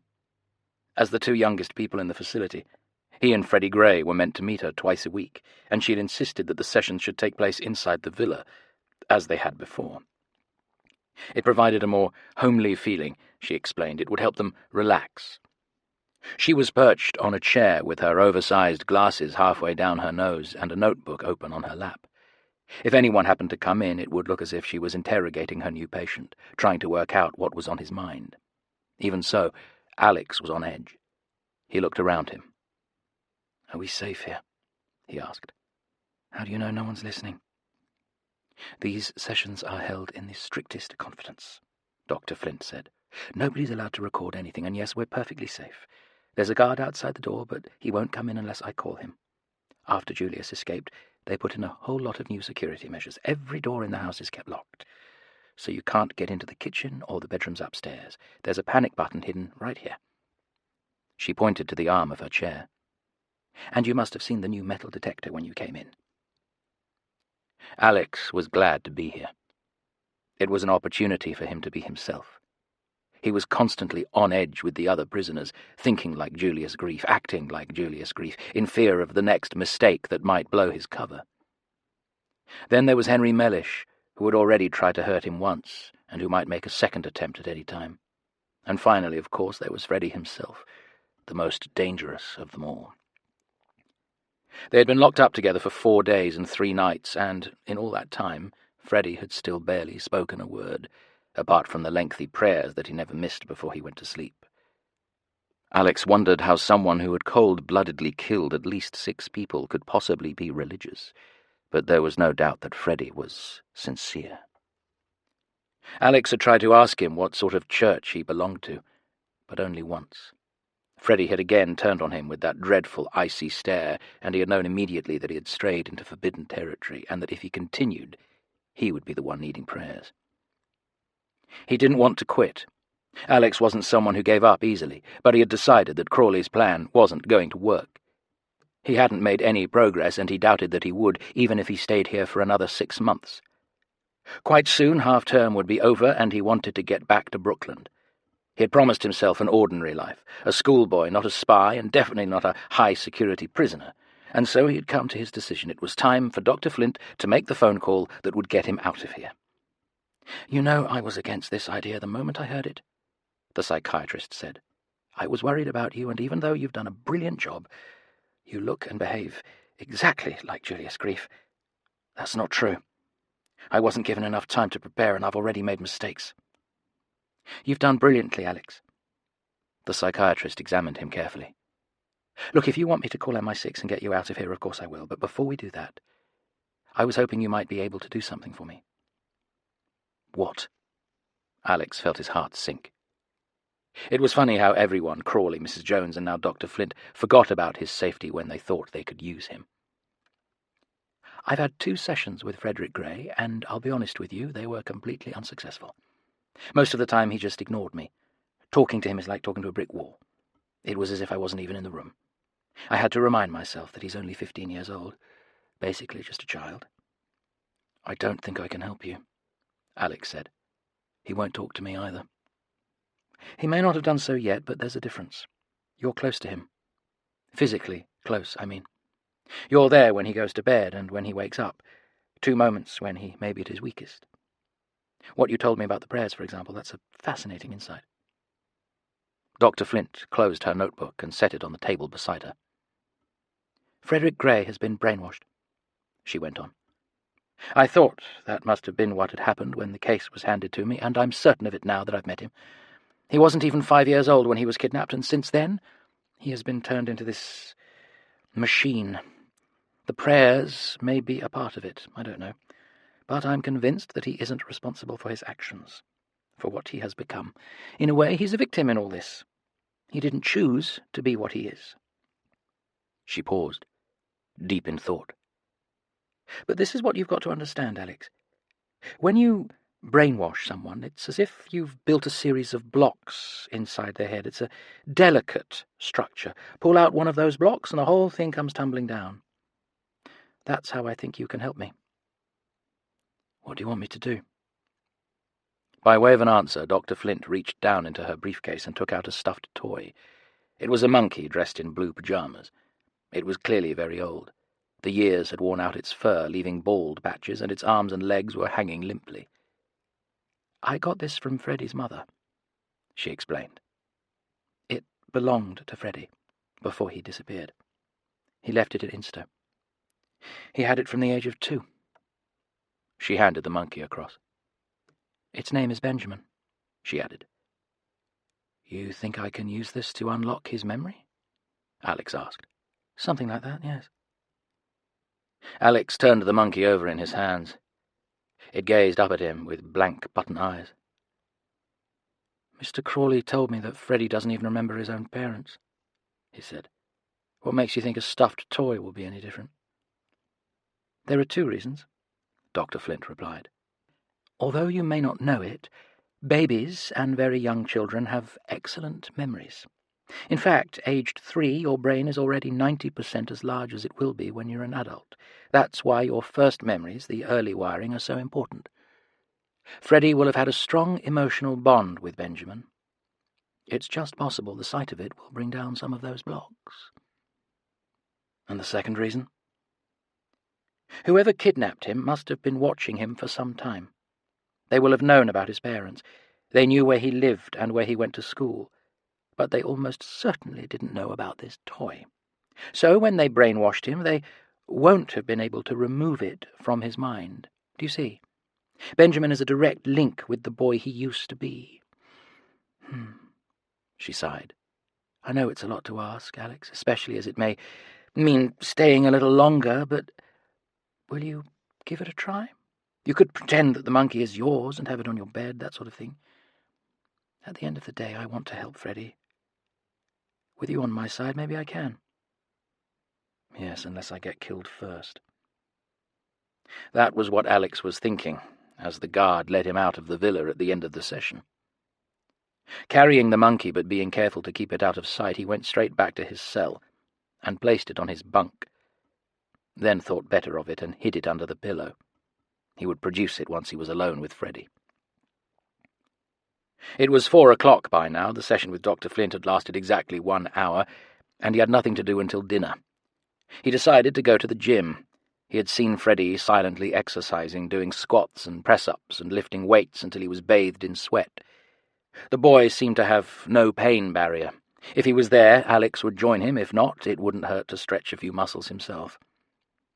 He passed a guard who was standing at the entrance and took the stairs down to the changing room, a narrow, stuffy room with thick concrete walls and a line of metal lockers. Alex had been supplied with an exercise kit when he had arrived. The prisoners were encouraged to keep themselves fit, and was about to get changed when he saw that he was not alone. A man was sitting in the far corner, hidden in the shadows. "Well, hello there, Julius," Mr. Someone said. He was pulling on a black polo shirt, and Alex noticed an AK-47 machine gun tattooed on his chest. He had finished his exercise, but he'd been waiting for Alex. "Mr. Someone," Alex muttered. The assassin seemed completely friendly, but still Alex felt the hairs on the back of his neck begin to prickle. He was alone in a basement with a man who had started killing before he was in his teens, and he wanted something. Alex wondered if he would be able to supply it. "I was rather hoping you were going to come down here," Mr. Someone said. "I wanted to have a word with you." "What about?" Alex opened his locker and pulled out his kit, signaling that he didn't really care what Mr. Someone had to say. "I thought we could continue that rather interesting discussion we were having before you produced that gun and walked out of here. That wasn't very thoughtful of you, Julius, my dear boy. I thought we had an agreement." Alex froze for a moment. Mr. Someone was referring to a conversation that he knew nothing about. Certainly it hadn't been mentioned in any of the files that Crawley had shown him. He shrugged. "I didn't agree anything," he said. "Anyway, that was a while ago. I've forgotten what we were saying, and right now I haven't got time. I want to go to the gym." But Mr. Someone hadn't finished. Suddenly he had slithered forward so that he was inches away from Alex, his eyes like two black beads blinking at him. He might have been in his 60s, but he had the energy and strength of a much younger man. "Have you really forgotten our escape plan?" he whispered. "The plan we were working on before you took off." He squinted, the thin line of his moustache twitching above his lip. "I have to say I'm surprised. That's not the sort of thing I'd have thought anyone would forget." "I changed my mind," Alex said. "Well, if I were you, I'd change it again. Unless, of course, you don't mind leaving here feet first in a box." Alex stared at the other man, uncertain, waiting for him to continue. Mr. Someone smiled. "It seems to me that you don't have a great deal of choice," he said. "You see, our friend Mr. Mellish is very disappointed that you didn't swallow that little treat he'd prepared for you the other day. Fillet of razor blade, I think it was. So from what I hear, he's going to follow it up with something quite a bit nastier, and next time you're not going to be able to stop him." "I can deal with Mellish," Alex said, clamping down on the fear that he could feel rising beside him. "I'm not so sure. You had one lucky escape, but next time—" Mr. Someone smiled. "The answer's simple. You need to get out of here, and you need to take me with you. That's what we always agreed." Alex didn't know what to say. The situation was completely out of his control. A conversation he'd never had, an escape plan he knew nothing about, a professional assassin breathing down his neck. Alex could feel the walls closing in on him. "We can't talk about this here," he muttered. "They'll hear us." Mr. Someone cocked his head as if he didn't believe what he had just heard. "But this is the dead spot," he said. It meant nothing to Alex. "Let's talk about it later," he pleaded. "No, let's talk about it now." Mr. Someone's hand slammed against Alex's chest, knocking the breath out of him and pinning him against the locker. "Nobody can hear us down here, Julius. No cameras, it's too dark, and these walls are solid concrete, no microphones. We worked that out together, or have you forgotten that too?" Alex tried to move, but it was impossible. Mr. Someone looked completely relaxed, but his arm could have been made of steel, and now Alex remembered something from his file. He had killed several of his victims using just his fists. "I have to tell you, my friend, there's something about you that doesn't add up. You look like you, and you sound like you. But if it didn't sound crazy, I'd say you aren't you. Something's changed." Alex squirmed. He could almost feel the truth being drawn out of him. "You still haven't told me what happened after you got out of here, or how you got caught and brought back." "There's not much to tell," Alex insisted, playing for time. His mouth was dry. "I was hiding out in a place called Siwa, in Egypt. I had friends who were looking after me. They were the ones who sent in the gun. But then MI6 found us." He rubbed his head as if he was dazed. "There was a fight and I got hurt. I was hit in the head. I don't remember things so well." "What about the plan?" "I haven't forgotten the plan." "And you'll take me with you?" "Of course." "All right. So tell me, where is it? After you finished making it, where did you put it?" It was another question that Alex couldn't answer, and there was every chance that Mr. Someone would kill him there and then if he didn't. The assassin knew he was being tricked, he just couldn't see how. "Please," he began. But then the door banged open and the guard who had been standing outside appeared. Alex was relieved to see him. The guard had become suspicious. Mr. Someone took one last look at Alex. "We'll pick this up later, Jules. I think you need a chance to clear your thoughts, particularly after that accident of yours, getting hit in the head. That's very unfortunate." Alex could tell from his tone of voice that he didn't believe a word of it. Mr. Someone left the locker room and climbed the stairs. Quickly, Alex got changed and went up to the gym. Freddie wasn't there, and he was glad. He needed to be on his own. There was an ancient running machine standing against one of the walls, and he turned it up as high as it would go and began to run, his feet pounding out a steady rhythm. He was thinking furiously. He shouldn't have agreed to help Dr. Flint, and now it was too late. The psychiatrist lived outside the prison compound, and he wouldn't see her for another few days. Freddie was still ignoring him. Mellish wanted to kill him. Mr. Someone had begun to suspect him. The rubber track whirred and span beneath his feet. Alex was running at full speed, the breath rasping in his throat. But at the same time, he knew it didn't matter how fast he went. He was stuck in a maximum security prison, surrounded by killers and maniacs, with no plan and almost no time. The machine was telling him what he already knew. He was going nowhere.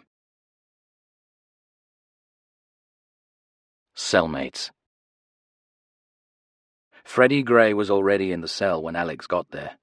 He was lying flat on the lower bunk with his head resting on the pillow, and although the television was on, showing an old episode of Star Trek dubbed into Spanish, he wasn't watching it. He wasn't doing anything. Stretched out in a t-shirt and boxer shorts, with his schoolboy haircut and his eyes far away, he looked more like a robot than a human being, and one that had been switched off. Alex remembered what Dr. Flint had said, that Freddie must have been brainwashed, and looking at him now, Alex was ready to believe it. As far as he knew, Freddie had not yet spoken to anyone in the complex. He had made no friends and ignored any threats that had come his way. Jane Chumley had tried to start a conversation, but she had given up, and although Henry Mellish had quickly moved in, he had soon been scared away. All the other prisoners just thought he was creepy. It was quite possible that Freddie would be kept in Gibraltar well into his 20s and then his 30s, perhaps for the rest of his life. But he didn't seem to care. Alex shuddered. Nightshade had done this to him. They had taken a 5-year-old boy and snatched him away from his family, and then, somehow, they had turned him into this, a monster. Had they done the same to William and Sophia, the 2 children taken from Mrs. Jones? It seemed very likely. William might no longer be alive, but 10 years later Sophia had been identified. Even if Mrs. Jones did get her back, she would be nothing like the daughter she had lost. But that wasn't Alex's problem. His job was to find Nightshade and hopefully Mrs. Jones's missing children, and the key to that might be right here, in the room, with him now. Casually he walked over to the bunk and drew out the monkey which he had hidden under his pillow. It was ridiculous, really. He hadn't had a stuffed toy with him in bed since he was 7 or 8, but now here he was, pretending that it meant something to him. He carried it over to his desk, making sure that Freddie was able to see it. There was no reaction at all from the other boy. For a moment, Alex held it, the legs dangling. What should he do with it now? He had an idea. Quite deliberately, he set it on a chair so that it was facing the television, in plain sight. Nothing from Freddie. On the screen, Spock was trying to explain something to a Klingon, speaking with a voice that didn't belong to him. Alex sat at the desk, leaving Benjamin to watch the show. Still, Freddie ignored him.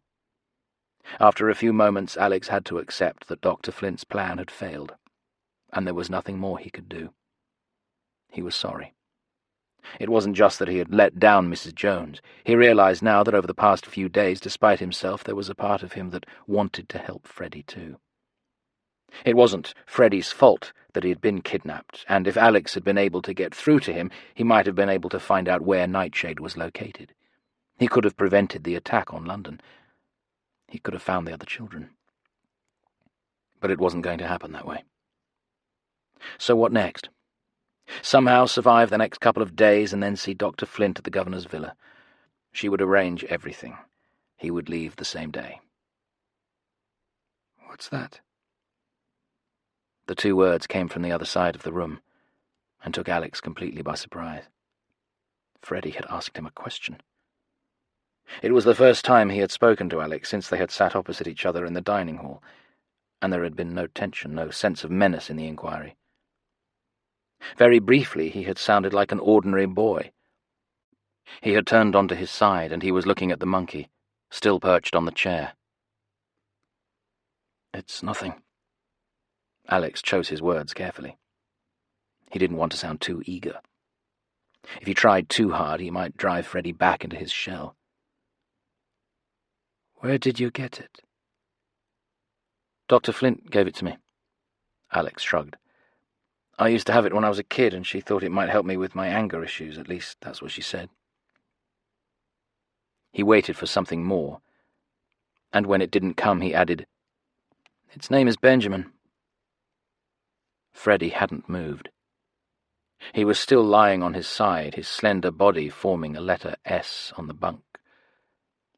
But there was a faint glimmer in his eyes that hadn't been there before.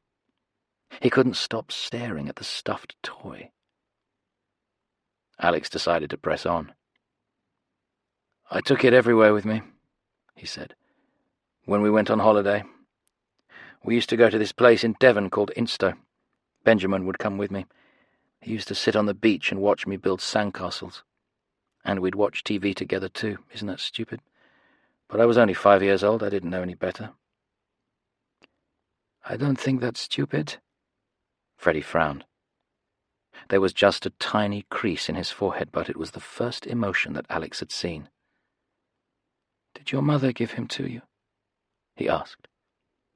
Now Alex had to be careful. He didn't know how much Freddie knew about Julius' grief. He might have heard the other prisoners talking. He couldn't move too far away from the truth. "I never knew my mother," he said. "My dad brought me up in a place called Point Blanc, in France." "Did he go with you on holiday?" "No, I had a nanny, a woman called Jenny." Alex was deliberately stirring up old memories, hoping that one of them would provide a breakthrough. He remembered what Dr. Flint had said. There might be a small part of Freddie's brain, childhood memories that Nightshade had been unable to reach. Was it possible that Benjamin was somehow unlocking them? Certainly Alex knew he was never going to get a better chance than this. Freddie twisted his legs round and sat up. His eyes were fixed on the monkey, and Alex could see that he was confused, trying to make sense of whatever was going on in his head. "Can I have him?" he asked. "Sure." Alex picked up the monkey as if it meant nothing to him and handed it across. "If you ask me, Dr. Flint is pathetic," he went on. "What does she think, that I'm going to fall into line just because I've got him back? Well, she's wasting her time. I'm 15 years old. I don't go to bed with a cuddly toy anymore, and I don't need bedtime stories either." Freddie was still holding the monkey, gazing at it as if he was expecting it to speak to him. And in a way, Alex realized it was. He grabbed the moment. "Look, I'm really sorry," he said. "Talking to you the way I did when I first arrived, calling you a dummy and all the rest of it. I was angry. I'd been arrested and brought back to this dump. I couldn't believe it. And I wasn't too happy about sharing a cell either. The last time I was here, at least I had a single room, so maybe I was a bit out of order. I'm sorry. But you don't seem too bad, and maybe the two of us—" His voice trailed away. "Well, it's us against everyone else. What do you say?" To Alex's dismay, Freddie didn't reply. He seemed to have retreated into himself once again, and Alex was left wondering if he could have handled it better. Freddie put the monkey back on the chair, and Alex noted that at least he hadn't thrown it there. It still meant something to him. He had even positioned it so that it could watch the TV. But he said nothing more, returning to his bunk and lying with his back to Alex. 30 minutes later, the television flicked off, followed by the lights. Alex climbed into the top bunk, wondering how much progress he had made and whether he would see any difference when the sun rose the next day. He got the answer a few minutes later when Freddie went on his knees to mutter the words that Nightshade must have taught him and which he thought of as a prayer. "O great Master, Creator of the universe, protect me in this my hour of need. Although I am far from your guiding light, I am close to you and your voice is in me, and I pray to you also to reach out to my friend, Julius Grief, and show him your wisdom and your way. Let him become one of your followers, so that together we can destroy our enemies and obey your commands forever and all eternity." Together. It was the word Alex had been waiting for. Perhaps, after all, this was going to work. The key. Freddie didn't speak to him the next morning. Not while they were getting dressed, and not at breakfast either. When Alex left the cell, Benjamin was still sitting in the chair, gazing at a blank TV. There were now 2 people that Alex had to avoid at the breakfast table. Mr. Someone had been interrupted before they had finished their conversation, but he watched Alex darkly over his Spanish omelette, his eyes never leaving him as he spooned the rubbery yellow egg into his mouth. And 2 places away, Henry Mellish sat, twitching and sending him malevolent smiles to remind Alex that they would be meeting again soon. It reminded Alex of the terror he had felt when he was 11 years old, at his first day at school, how he had sat in assembly with several hundred boys, nearly all of them older than himself, but of course this was much worse. Not everyone at Brookland had become his friend, but none of them had wanted to kill him either. Worse still, it seemed that the guards had it in for him too. Carrying his tray back to the serving hatch, Alex didn't see the booted foot stretched out in front of him, and the next thing he knew, he had been sent flying, his plastic tray, plate, and cutlery clattering to the floor. He looked up and saw Diego scowling over him. This was the guard who had escorted him out of the villa. Diego had threatened to hurt him then. It seemed that he had only been waiting for the opportunity. Alex collected his things and got to his feet. "What did you do that for?" he demanded. "I did nothing," Diego replied. "You're clumsy." "And you a moron," Alex snarled. The last thing he needed was to make another enemy, but he was aware of the other prisoners watching and knew that was expected of him. Diego smiled unpleasantly. "You insult me. Very good. Solitary confinement for 2 months.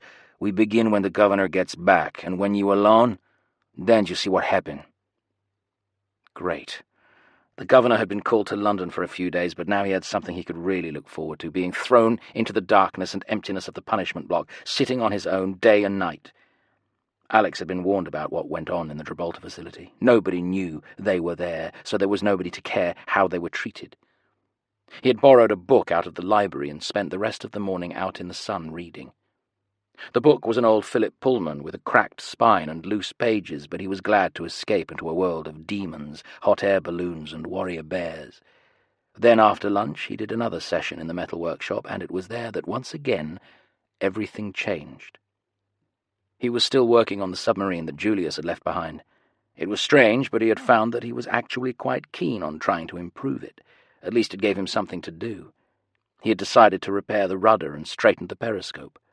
When he got out of the prison, he would leave it behind as a souvenir, of himself and of Julius Grief.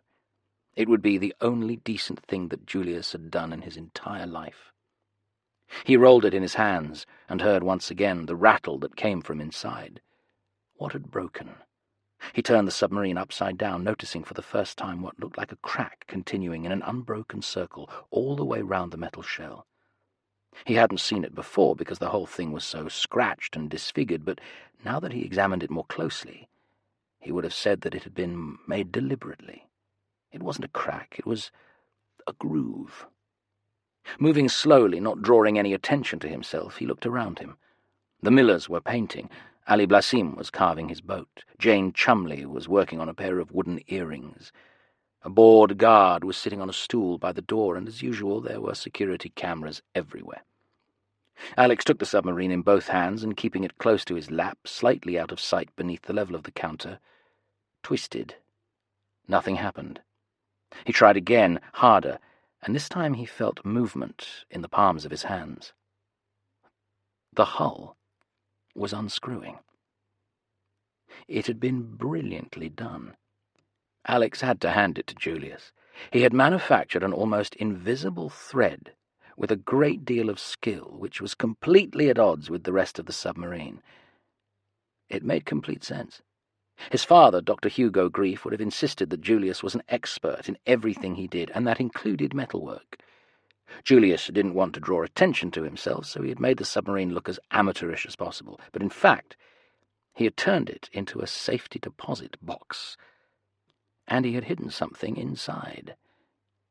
The whole thing had come apart in Alex's hands. He tilted the two pieces towards each other. The inside was hollow, but nothing came out. For a brief second he was disappointed, but the rattle was still there, and he looked more carefully. There was something concealed behind a metal shelf.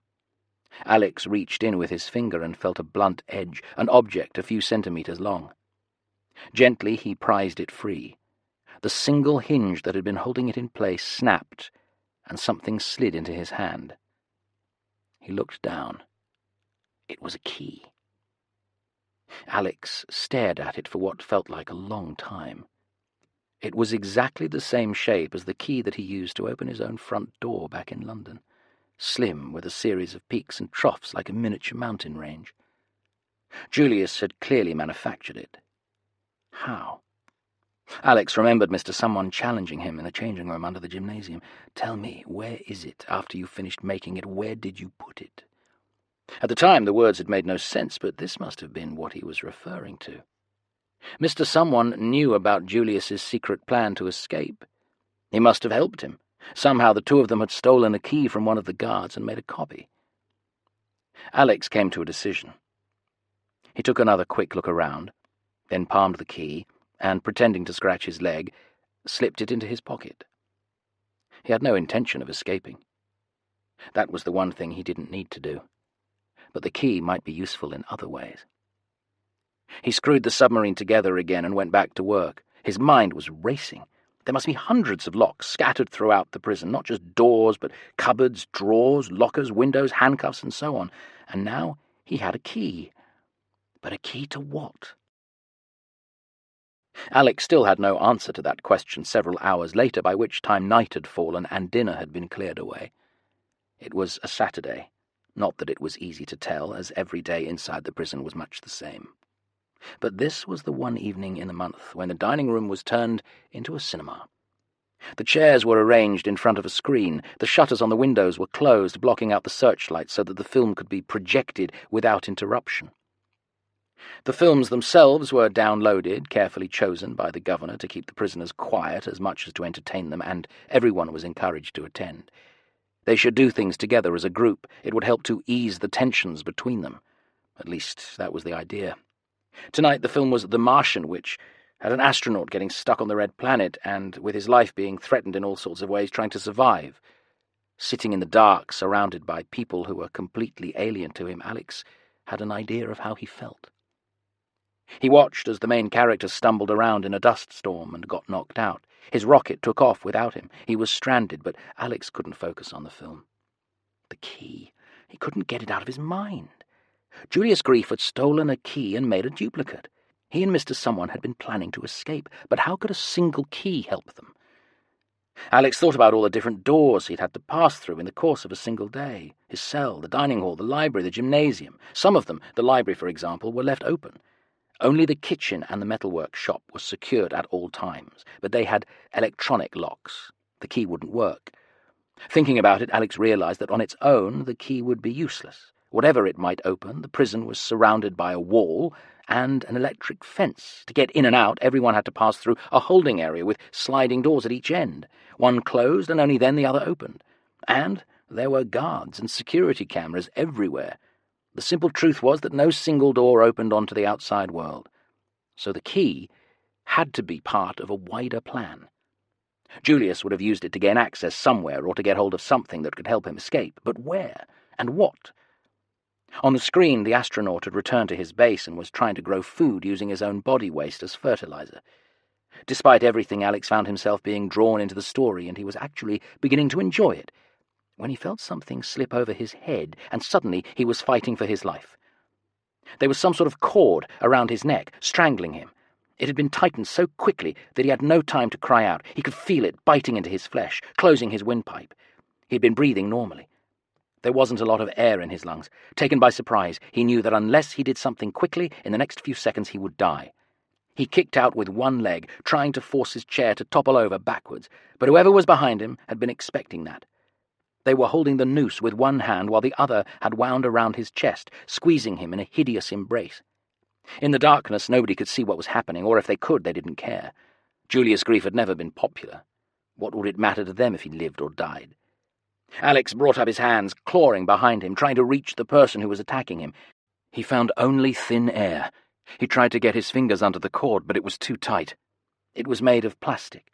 He could feel it gouging into his neck. There was nothing he could do. In front of him it seemed that the film had gone out of focus, but he knew that it wasn't the fault of the projector.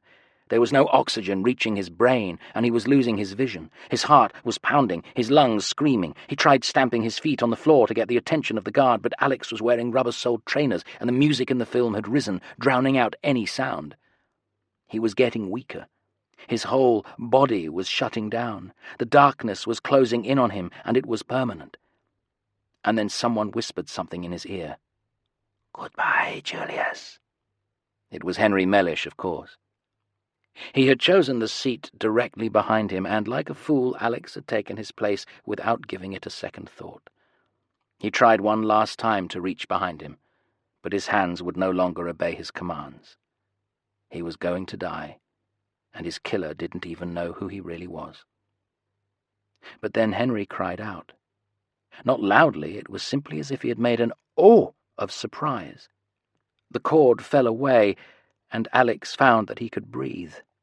His throat was on fire, and sucking air into his lungs was like drawing a saw across his chest. But the cord, now he realized it was a piece of electric flex, was still looped over his shoulders, and with a shiver of disgust Alex pulled it away. He breathed a second time, then a third. On the screen the astronaut had mended a lunar rover and set off to explore. For the next few minutes Alex didn't move, waiting for his strength to return. He no longer had any interest in the story being played out on the screen in front of him, and he didn't want to look behind him, afraid of what he would see. His legs were trembling, and he knew that he had had a very close escape. At last, moving slowly, he turned round. Henry Mellish was sitting, sprawled out in his seat, his glasses crooked, and blood streaming down his face. He had been hit, once, very hard. His nose was broken, and he was unconscious. How could that have happened? Alex looked through the shadows to the person sitting next to Mellish. It was Freddie Gray. The image on the screen changed, and Alex saw him clearly in the reflected light. Freddie smiled. Alex wanted to smile back, but he sat there in blank-faced astonishment, aware that the other boy had just saved his life. The next hour passed very slowly. Matt Damon was rescued and returned to Earth. The lights were turned on, and suddenly the room was full of excited guards, all shouting questions as Henry was discovered unconscious. Freddie had already walked away. Alex followed him. Half an hour later, just as they were getting into bed, they heard an ambulance arrive at the prison gates, and guessed that Mellish was being taken to hospital. "Thank you," Alex said. He was lying on his back, his throat still sore, the ridges in his neck so deep that when he ran his fingers over them, he could still feel them. "That's all right, Julius." The voice came from below, drifting up from the lower bunk. "I've been praying for you, and you're one of us now." "That's great, Freddie, thanks." "Freddie is not my name. You can call me that when we're with the others, but when it's just the two of us, you have to call me Number 9. "If that's what you want, of course." And maybe one day you will become number 26. Freddie didn't say any more, and a short while later he was asleep. But Alex lay where he was, unable to close his eyes. Mrs. Jones was aware of 3 children who had been kidnapped. Freddie Gray was one of them. Her own children, William and Sophia, were 2 more. But according to what Freddie had just told him, it seemed there were actually 25 of them hiding somewhere in the world, a small army. What had he got himself into? Alex had hidden Julius's key in the metal frame of his bed, but now he fished it out. Holding it tightly in his fist, he closed his eyes and tried to sleep. No way out. They met the next morning in the changing room under the gymnasium, the dead spot. It was the first time they had spoken that day. Once again, Freddie had got dressed silently, perhaps because he was aware of the microphones listening in. They had sat apart at breakfast, surrounded by just 5 other prisoners. Henry Mellish had been taken to the Royal Naval Hospital in Gibraltar and wouldn't be back for a few days. He had told the guards that he had fallen asleep during the film and slipped out of his chair. It was the same rule in every prison in the world. No matter what happened, you never squealed. From the moment Freddie had arrived, Alex could tell that he was more relaxed. He wasn't smiling, he wasn't normal in any way, but nor did he give Alex the impression that he might strike out at any time and put him in the bed next to Henry. I need your help, he said.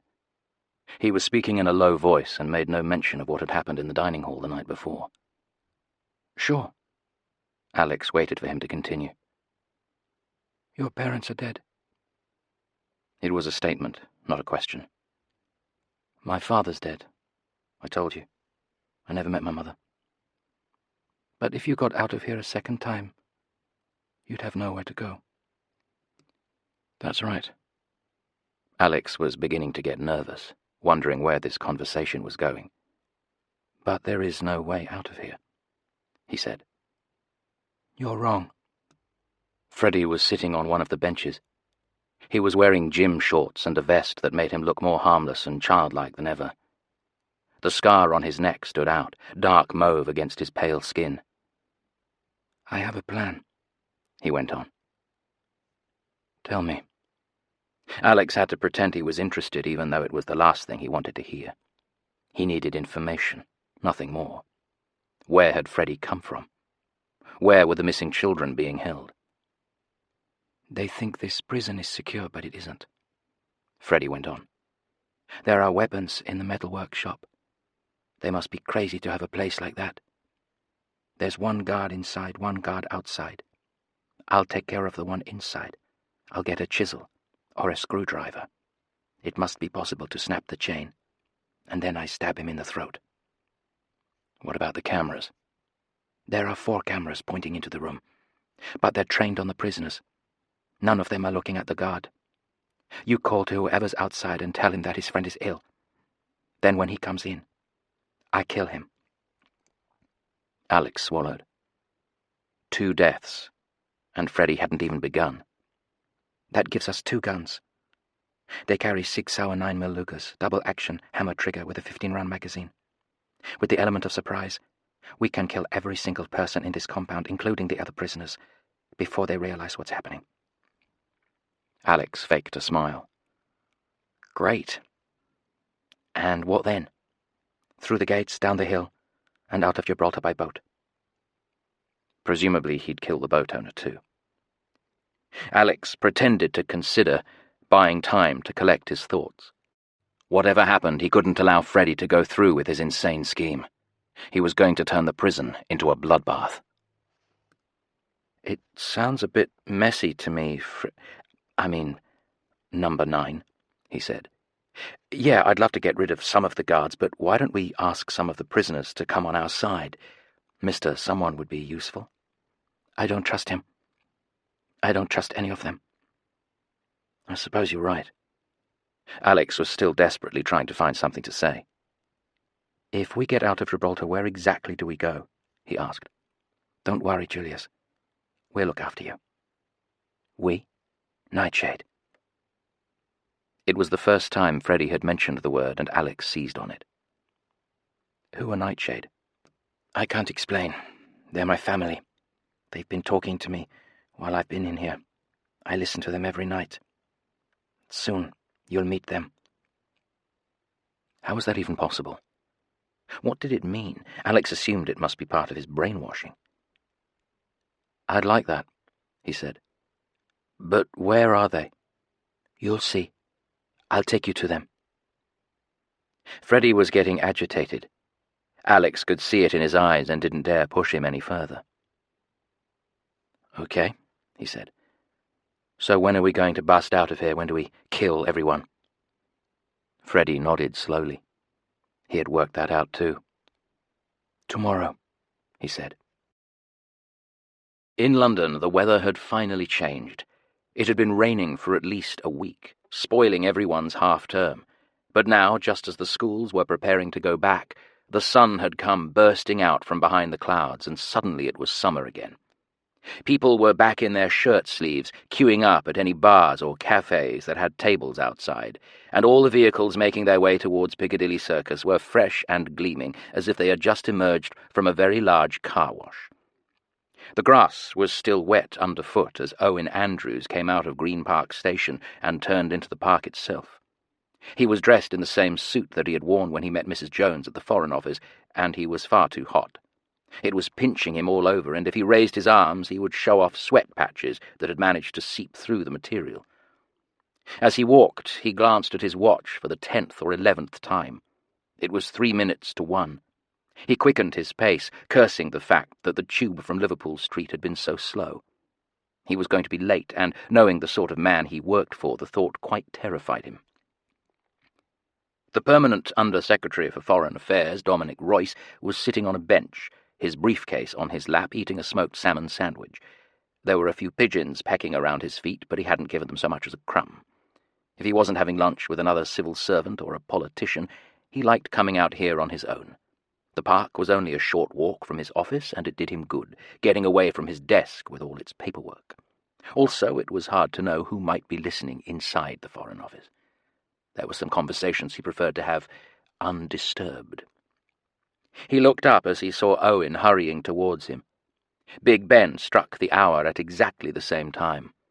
He smiled to himself, but without moving his lips or showing any emotion at all. As the echo of the clock died away, Andrew stood in front of him, waiting to be invited to speak. He knew never to open a conversation. Speak when you're spoken to. That was the rule. Royce finished the last corner of his sandwich, chewing it slowly. "Good afternoon, Owen," he said at last. "Good afternoon, sir." "Have you had lunch yet?" "No, sir." Royce nodded as if in sympathy and finished eating his sandwich. There were 2 quarters left in the packet, but he didn't offer one to his assistant. Meanwhile, Owen stood in silence, wishing that he could get out of the sun. He burned very easily. Even now he could feel the skin on the back of his neck going red. But Royce was in no hurry. He took out a napkin and touched it against his lips. Finally, he looked up. "So, what can you tell me about our friends at MI6? He asked. "Not very much, I'm afraid, sir. They're doing everything they can to keep me out of the way. They don't let me attend their meetings. I don't really like them, if I can be honest with you. They're very stuck up." "I didn't send you there to make friends, Owen. I sent you there to keep an eye on them. Have they made any progress in this business with Nightshade?" "No, sir. They don't seem to be doing very much about it. It's almost as if they're waiting for something to happen, and until it does, they don't really care." Royce scowled. "So, we have a terrorist organization planning an outrage in London, and the very people whose job it is to stop it are simply sitting there twiddling their thumbs." "That's what it looks like, sir." "And what about the boy from Rio? Have they spoken to him again? Have they interrogated him?" "No, sir. He's in Gibraltar." Royce looked up, surprised, and Owen went on quickly. "They have a special facility there. He was taken in a Lockheed Hercules. I managed to intercept a message sent by the pilot." "I know about the facility," Royce muttered. "I just didn't know they'd sent him there. I can't imagine what Mrs. Jones thinks she's playing at. Frederick Grey is her only connection to Nightshade. Who'd have thought she'd be making his life very uncomfortable, trying to get answers from him." Owen Andrews stood silently with his neck on fire. He'd have to get his mother to rub some cream on it when he got home. But he had nothing else to say, and waited for his master either to ask him something else or to dismiss him. "What about Alex Ryder?" Royce asked at length. "Did you manage to find out why Mrs. Jones wanted him?" "No, sir." Owen hated having to admit defeat. "I tried to talk to the driver, Burton, who was sent to pick him up, but he wouldn't say anything." "Is Ryder working for Special Operations?" "I haven't seen him in the building, but he's not at home either. I telephoned the woman who looks after him. She has rather a stupid name. It's Jack Starbright. I pretended to be from his school and asked if I could speak to him. She said that he had gone to stay with friends in the Lake District, but I'm not sure she was telling the truth." "Why is that?" "I looked in his file, and he doesn't have any friends in the Lake District. I also checked her telephone records. She hasn't phoned Alex at all in the last week, and she hasn't called the Lake District either. You'd have thought if he was away, she'd have wanted to speak to him." "So where is he?" "He could be anywhere. I also called his best friend, a boy called Tom Harris, but he hung up on me." "You've done very well, Owen. I knew I could rely on you." Dominic Royce folded up the packet and put the last sandwiches back into his briefcase. He got to his feet. "Here's the thing," he said. "I have very little confidence in MI6 Special Operations. I'm not convinced that they're taking this business with Nightshade quite seriously enough, and I wonder if I can trust them to keep London safe. I gave Mrs. Jones strict instructions not to go anywhere near this child, and if I find that she has disobeyed me, it will only confirm my doubts over her judgment. We have a major threat hanging over us, Owen, and I will not allow the city I love to be harmed because of her shortcomings. Do I make myself clear?" "Absolutely, sir." "You'd better get back to Liverpool Street. Keep your ear to the ground. Call me if there are any developments at all. And, Owen—" The assistant had turned away, about to leave, but now he stopped and turned back again. "Yes, sir?" "You should get your neck looked at. It's quite a nasty colour." There was nothing more to be said. The two of them went their separate ways. He had run 3 miles on the treadmill. He had lifted weights. He had stretched and exercised until his muscles were crying out, unable to take any more. Finally, Alex had showered and changed, and now he was walking back to his cell, desperate to be on his own. He needed to work out what he was going to do. He could somehow get a message to Dr. Flint and tell her what Freddie was planning. She would warn the governor, and the guards would take immediate action. Freddie would be isolated, locked up in solitary confinement, and never allowed near the metalwork shop again. That seemed to be the only option. Alex had no interest in the other prisoners. Mr. Someone, Jane Chumley, the Millers, Mellish, Ali Blassim, they all deserved to be here, but that didn't mean they deserved to die. The same was true of the guards. None of them had treated him very well, but at the end of the day they were only doing their job. They would have wives and children. Alex had to protect them. But if he came forward, what would happen next? It would be the end of his mission. MI6 would never find out about Nightshade. Mrs. Jones would have lost her children, and what of Jack and Tom and all his friends? He was here because Nightshade was planning a terrorist attack on London, and he had to stop it. He remembered what Mrs. Jones had said to him. The whole of London is in great danger. We don't know where and when. You're the only person who can find out. She had hoped that Freddie would tell him more about Nightshade. That had been the plan, but so far Freddie had refused to say a word and probably never would. But instead, he had been offered an opportunity. They're my family. They've been talking to me while I've been in here. If Alex wanted to find Nightshade, he had to go with him. They had to escape together. But if they did, every guard and every prisoner in the compound would die. There was no way out of the situation. Whatever Alex decided, people were going to get killed. Unless... He had the key in his trouser pocket, and he came to a halt, reaching down and feeling it through the fabric. He didn't dare take it out in case he was seen.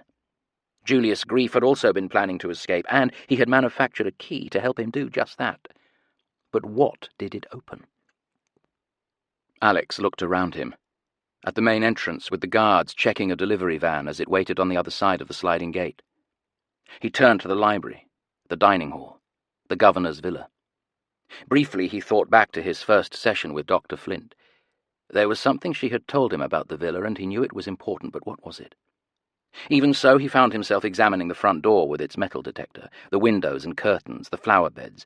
It occurred to him that it was the only building in the complex that was higher than the perimeter wall. He looked up at the roof with its chimneys and red tiles, slanting down towards the trees on the other side. Even if he could get up there, it would be impossible to jump over the wall. It was too far away. He remembered meeting the governor in his office, the glass table, the furniture, and the windows on either side. At that moment, what Dr. Flint had said came back to him, and that was when he realized that there might be a way out after all.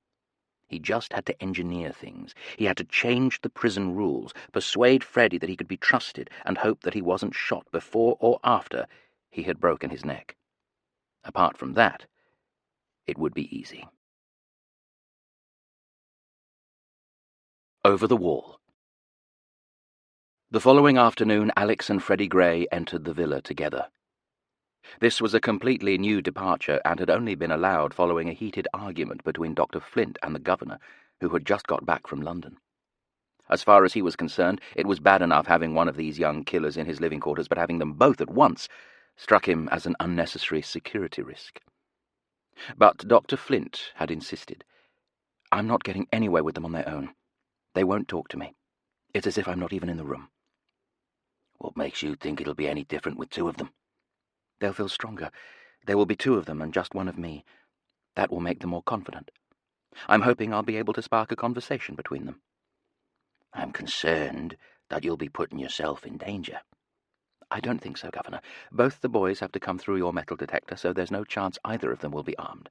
One of your guards will be sitting outside the room the whole time, and I have that new panic button right next to me. I think we should give it a try." "Well, it's your lookout." In fact, the governor had no real choice in the matter.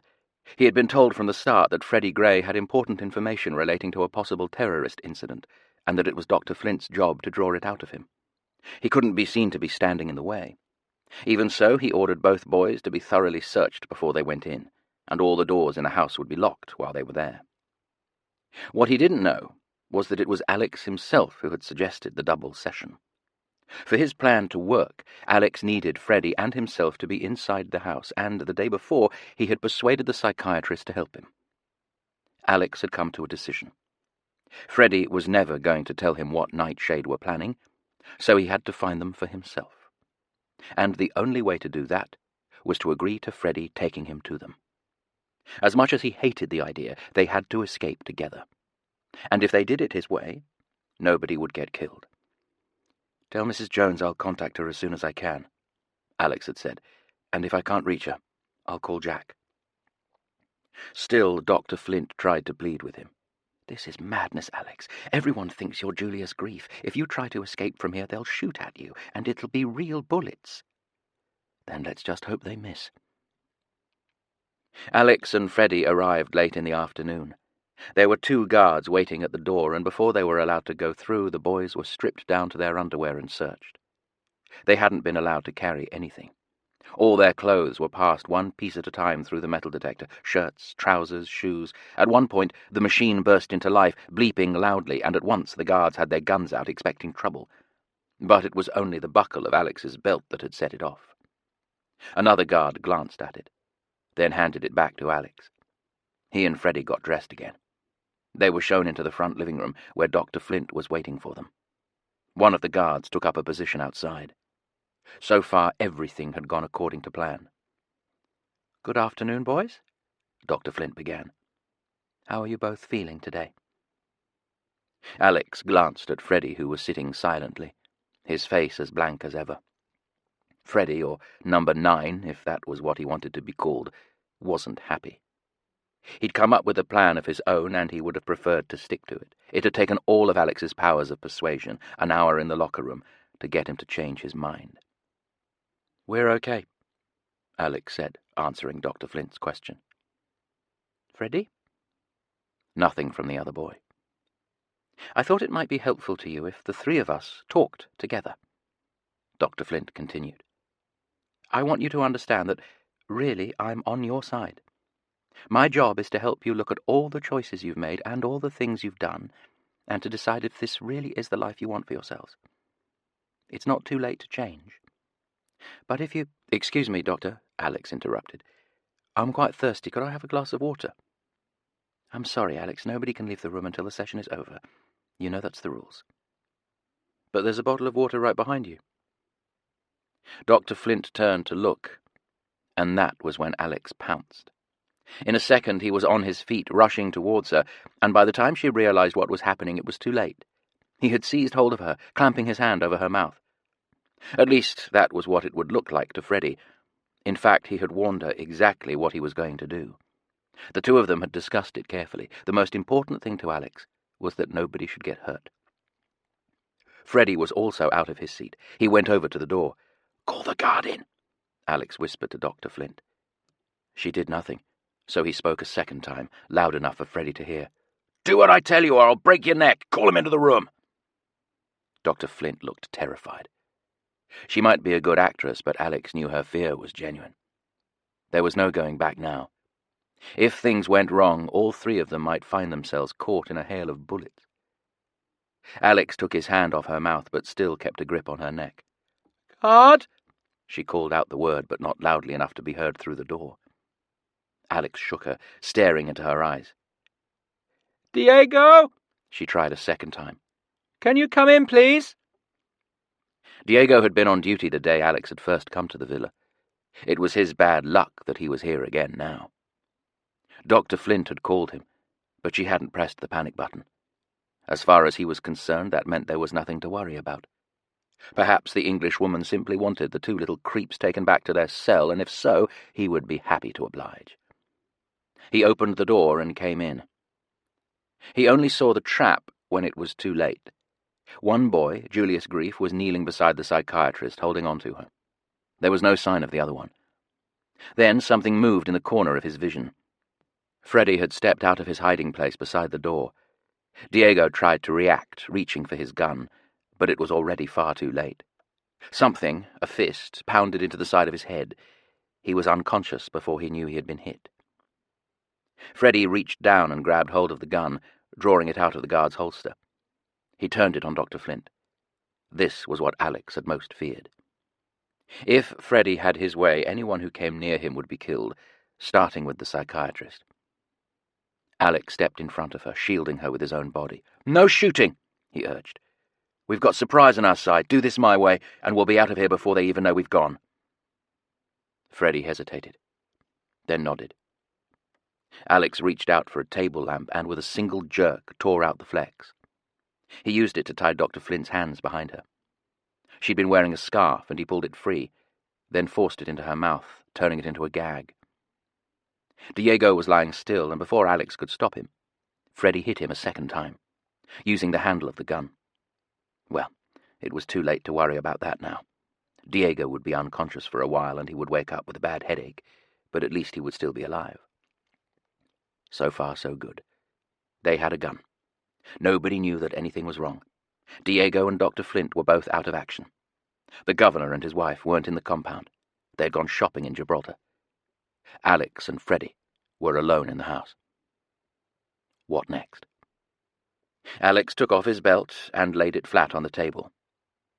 On the way in, the guards had assumed that it was the buckle that had set off the metal detector, but they hadn't noticed that there was something else concealed in a fold of the leather. It was the key that Alex had found inside the submarine. Now he drew it out and examined it nervously. This was the moment of truth. Dr. Flint had told him that every room in the governor's villa was locked. That was what he had been trying to remember. Assuming that all the locks were the same, these must be the doors that the key opened. What other plan could Julius have had in mind?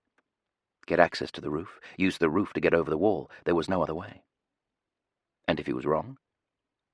Freddie was a fanatic.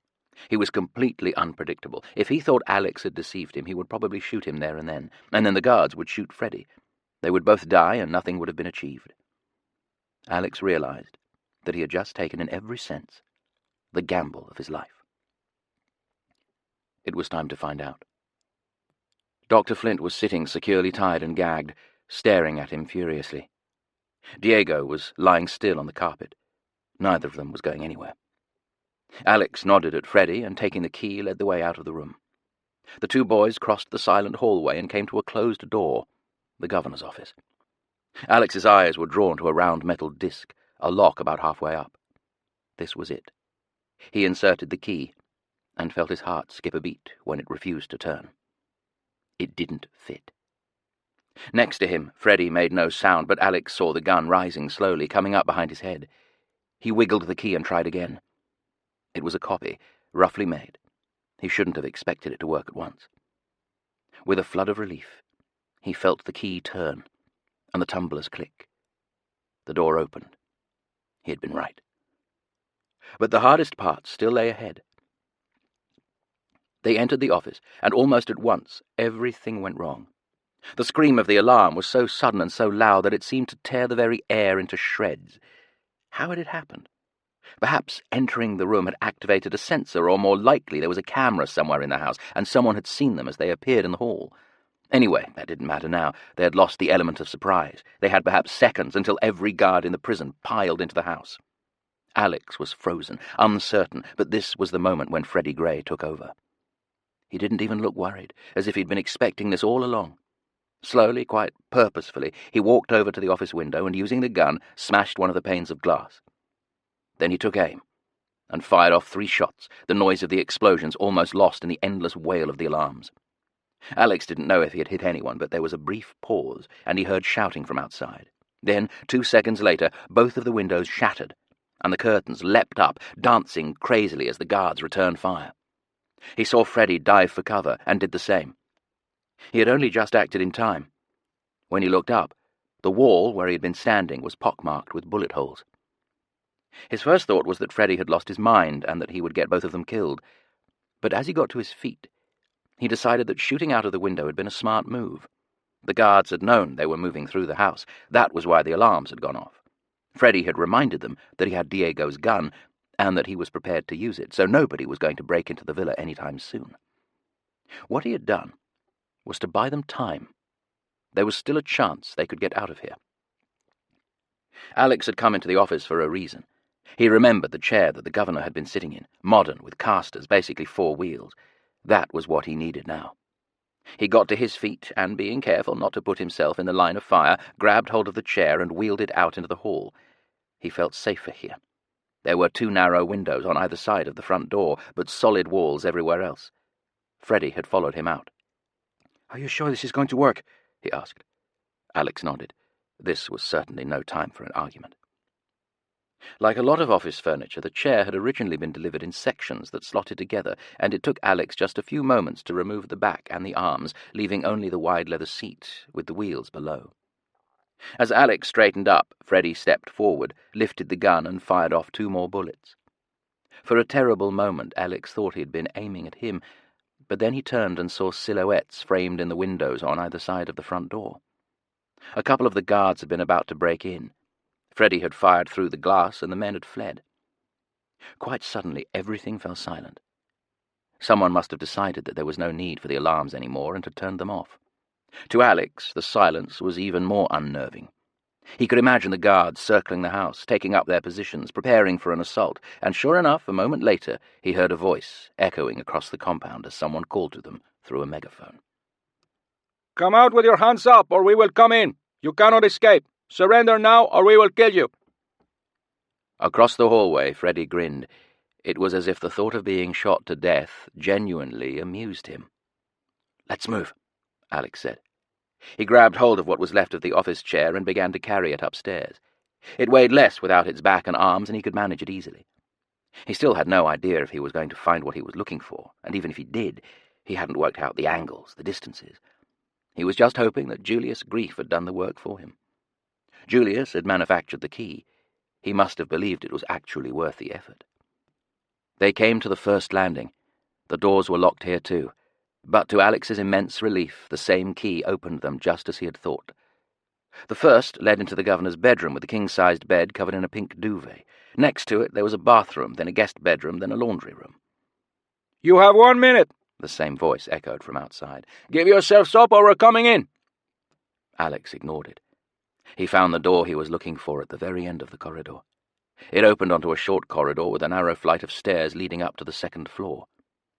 Carrying the chair, Alex clambered up and found himself walking through a series of empty storage rooms, some of them with slanted ceilings that followed the line of the roof.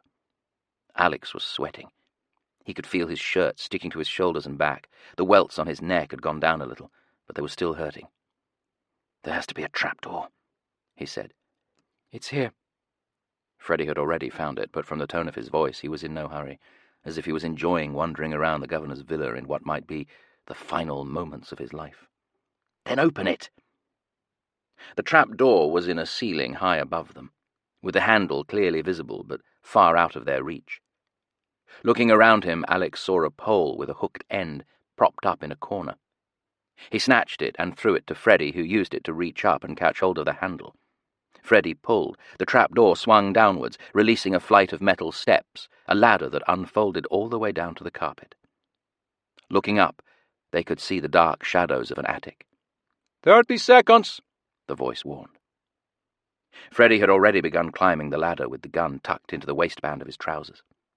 Alex pushed the office chair over to him, and holding it awkwardly between them, the two boys carried it up into a narrow, uneven space packed with old trunks and boxes. There was a single window in front of them, and as Alex went over to it, a cobweb brushed against him, depositing itself over his face. The window wasn't locked. Alex pushed it open and climbed out.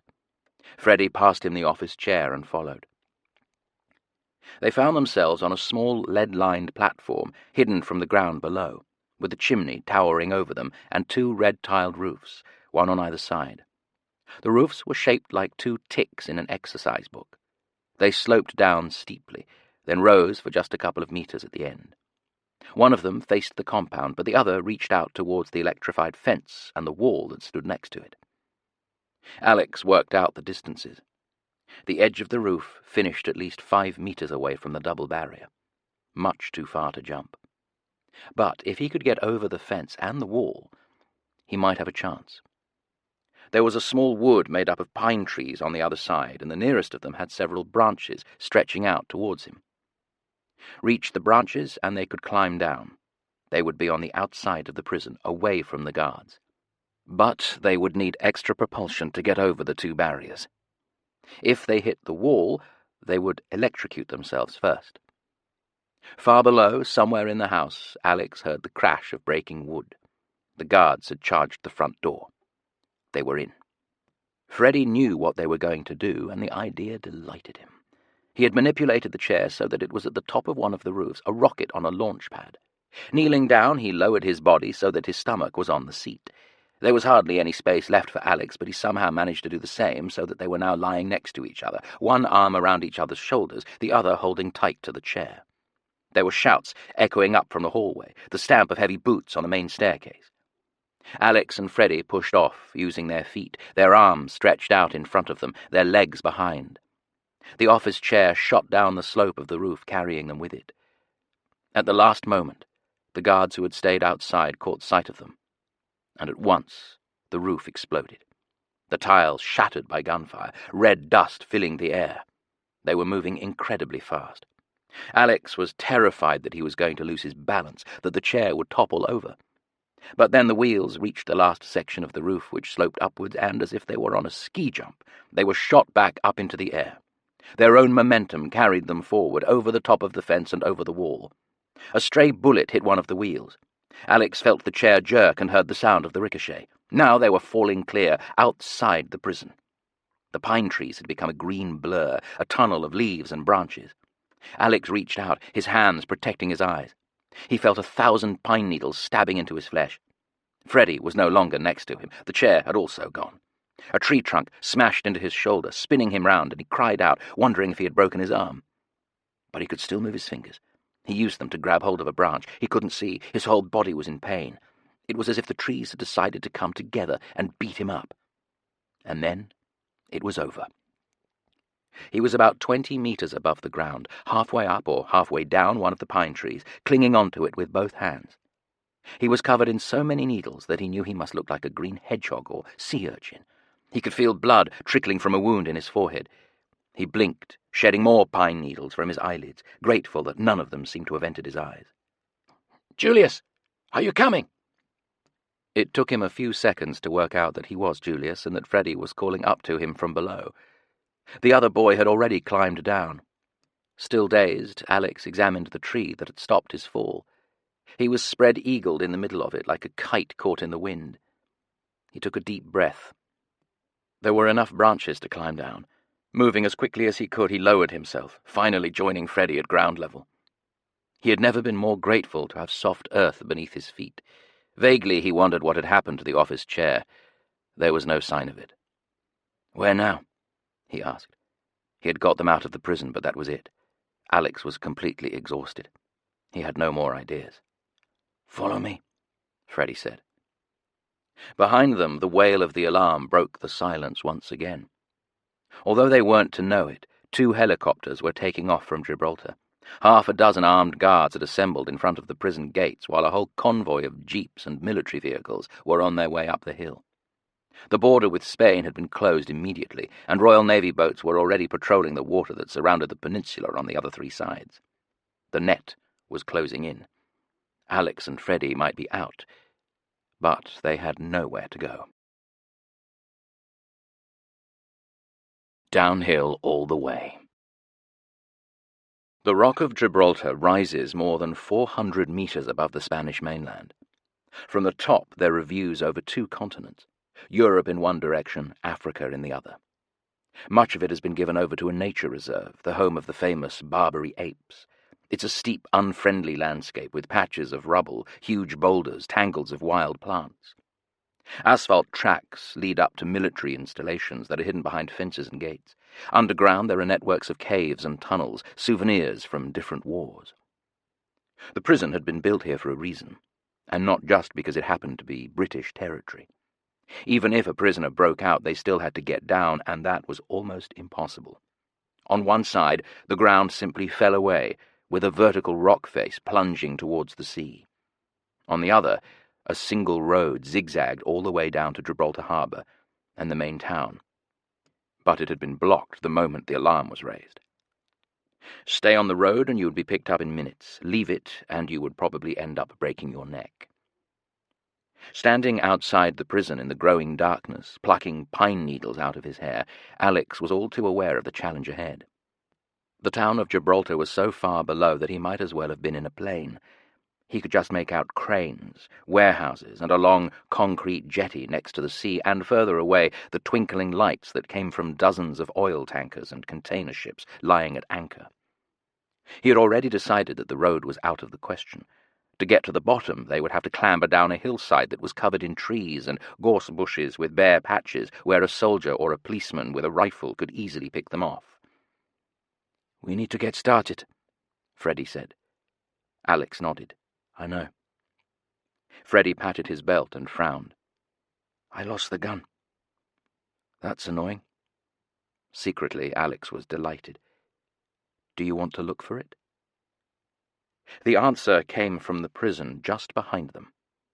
The gates had opened and the guards were pouring out. Alex heard voices shouting in a babble of English and Spanish. At least there weren't any dogs, although he suspected there would be some of those on the way too. There was no time to waste. Without another word, they threw themselves into the woodland, ducking behind the pine trees, leaving the prison behind. The darkness helped them. When Alex glanced back over his shoulder, the wall was already invisible, lost in the gloom. He saw the beam of a torch stabbing uselessly in the trees. Over to the east, a helicopter was sweeping the landscape, a single beam of brilliant light cutting through the branches. The sound of the blades shuddered in the night air. Somewhere a police whistle shrieked out. A car roared past. The guards had seen them propel themselves off the roof of the villa, but they had no idea which direction they had taken. Nobody knew where they were now. But the darkness was also an enemy. As he made his way down, Alex could feel the ground sloping beneath his feet, but he couldn't see it, and was almost sent flying as his foot caught in a root. A branch whipped into his face, and he would have cried out if he wasn't afraid of being heard. He was moving faster and faster, carried by his own momentum, and only when it was too late did he realize he was out of control. He stretched his hands out in front of him, trying to slow himself down. It didn't work. He had broken out of the tree line, and now he was running on loose scree and gravel. A second later, he tripped and found himself somersaulting forward, his feet in the air, at the mercy of the hill and whatever lay ahead. He just had time to bring up his arms and cover his face, and then he was rolling down the slope, his back and his shoulders repeatedly stabbed, his whole body a spinning ball of pain. He had no idea how long this went on for. It might only have been a few seconds, but when he finally stopped, he felt as if he had been in a major traffic accident.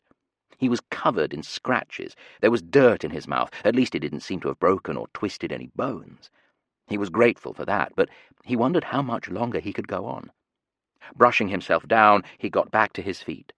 A moment later he heard feet slithering down the hill, and then Freddie was at his side. "Are you okay, Julius?"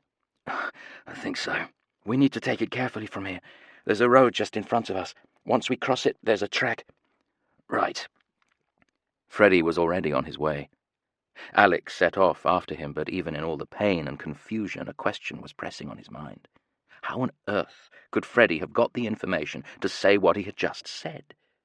He would have been driven from the airport to the prison in a closed van, just like Alex. He might have visited Gibraltar before, but even so there was no way he could know the hillside in such detail. It was pitch dark now. They couldn't see anything. And yet he had spoken as if he was holding a map, and this was the middle of the day. And, impossibly, he was right. They came to a wall with a road on the other side. They dropped back just as a jeep came roaring past, its headlights glaring. For a moment, Alex saw Freddie, his pale face illuminated in the reflected glow, staring excitedly into the distance. It was as if he was possessed. Certainly he didn't look nervous. To him, the escape was nothing more than a game, and he knew that he was on the winning side. He was enjoying himself. Watching him, Alex got the sense that it was the first time he had been fully alive. They waited until the jeep had gone, its red tail lights disappearing round the corner, then quickly climbed down and slipped across the road. Looking further down the hill, Alex saw a barrier and a group of armed soldiers, little more than ghostly shapes. He was hurting all over, and there was a large part of him that was tempted to finish it now, to walk down the hill and hand himself in. This wasn't what he had volunteered for. But he had made a promise to himself. He was going to find Nightshade, and that meant sticking with Freddie. Anyway, there was always a chance that if he showed his face, he would simply be gunned down. There was another path on the other side of the road, just as Freddie had said. It twisted through the trees, then emerged onto a wide slope, covered in more loose rubble. Alex tried to pace himself, keeping up with Freddie without losing his footing a second time. Black shapes loomed up ahead of him, the remains of concrete blockhouses left over from the Second World War. Another car drove along the road they had just left, and Alex heard it hooting as it approached the barrier. Suddenly there were voices everywhere, travelling easily through the cold night air.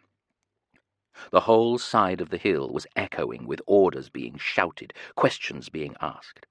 A single gunshot tore through the sky. Someone must have fired at a goat or maybe a monkey, thinking it was them. Alex swallowed hard. He and Freddie had turned themselves into moving targets. Wanted, dead or alive. Another helicopter buzzed overhead, this one rising towards the peak, and then came the sound that Alex most feared. Barking. They had brought out dogs. He froze, trying to work out how close the animals might be. Would they be able to pick up a scent? He cursed the fact that the weather was dry. Rain might have helped conceal them, even if it had turned the hill into a mudslide. Freddie was next to him. "Don't rest, not yet. We have to keep moving." A rest was the last thing on Alex's mind, but it did make him wonder.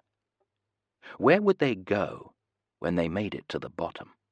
Where would they hide? Perhaps Freddie had more information on his magic map. He opened his mouth to speak, but right then someone shouted, and there was a volley of shots coming from behind and above them. They had been seen. With the bullets whistling past, inches over their heads, they had no choice. Freddie and Alex broke into a run, sprawling, tumbling, hurtling down the hill. They came to a fence. Alex didn't see it until it was almost too late, and crashed into it, squirming like a fish in a net. He pulled himself free. Freddie was staring at the fence, perplexed, as if he hadn't expected it. Now he had a simple choice, left or right. But he seemed undecided. Alex saw him close his eyes and heard him whisper, "Which way?" Was Freddy talking to him? No. He had forgotten that Alex was even there, and a moment later he answered his own question. "Left. There's a gate." "Are you sure?" Alex had no idea what was going on, but Freddy had already started, and a minute later they came to an opening in the fence, a gate, half hanging off its hinges. Without pausing, they went into a field strewn with boulders. Alex felt his ears pop. They had descended hundreds of meters in just a few minutes. They must be getting close to the bottom. Someone shouted something in Spanish, a command, a warning, but they ignored it. More trees. Alex was glad to put anything between him and the guards closing in behind him. He still thought it was hopeless. He was close to exhaustion, and once they reached the town, they would be horribly conspicuous. 2 15-year-olds in torn clothes, scratched and filthy. They had no money. There was no way off the peninsula. How had he got himself into this? They came to a low wall made out of different-shaped blocks of stone. They hauled themselves over it and dropped down. Alex could hardly believe it when his feet landed on concrete. He was on a pavement, next to a road. On the other side he saw a single-story cream-coloured house. It had the same red tiles as the governor's villa. A window was open, and he could see a lounge and a television showing some sort of chat show. He heard voices in Spanish and music. A couple of cars and a bus drove past. The 2 boys shrank back against the wall, trying to hide in its shadow. "Where now?" Alex said. Somehow he knew that Freddy would have the answer. And he was right. "There are footpaths on the other side." Sure enough, a walkway twisted between the houses and took them through parkland, gentler and less overgrown, with the main town over to their right. Alex was glad that they weren't going too close to the shops. They would all be closed by now, but there would still be plenty of people out in the streets, and it would only take one passing police car for the whole adventure to be over.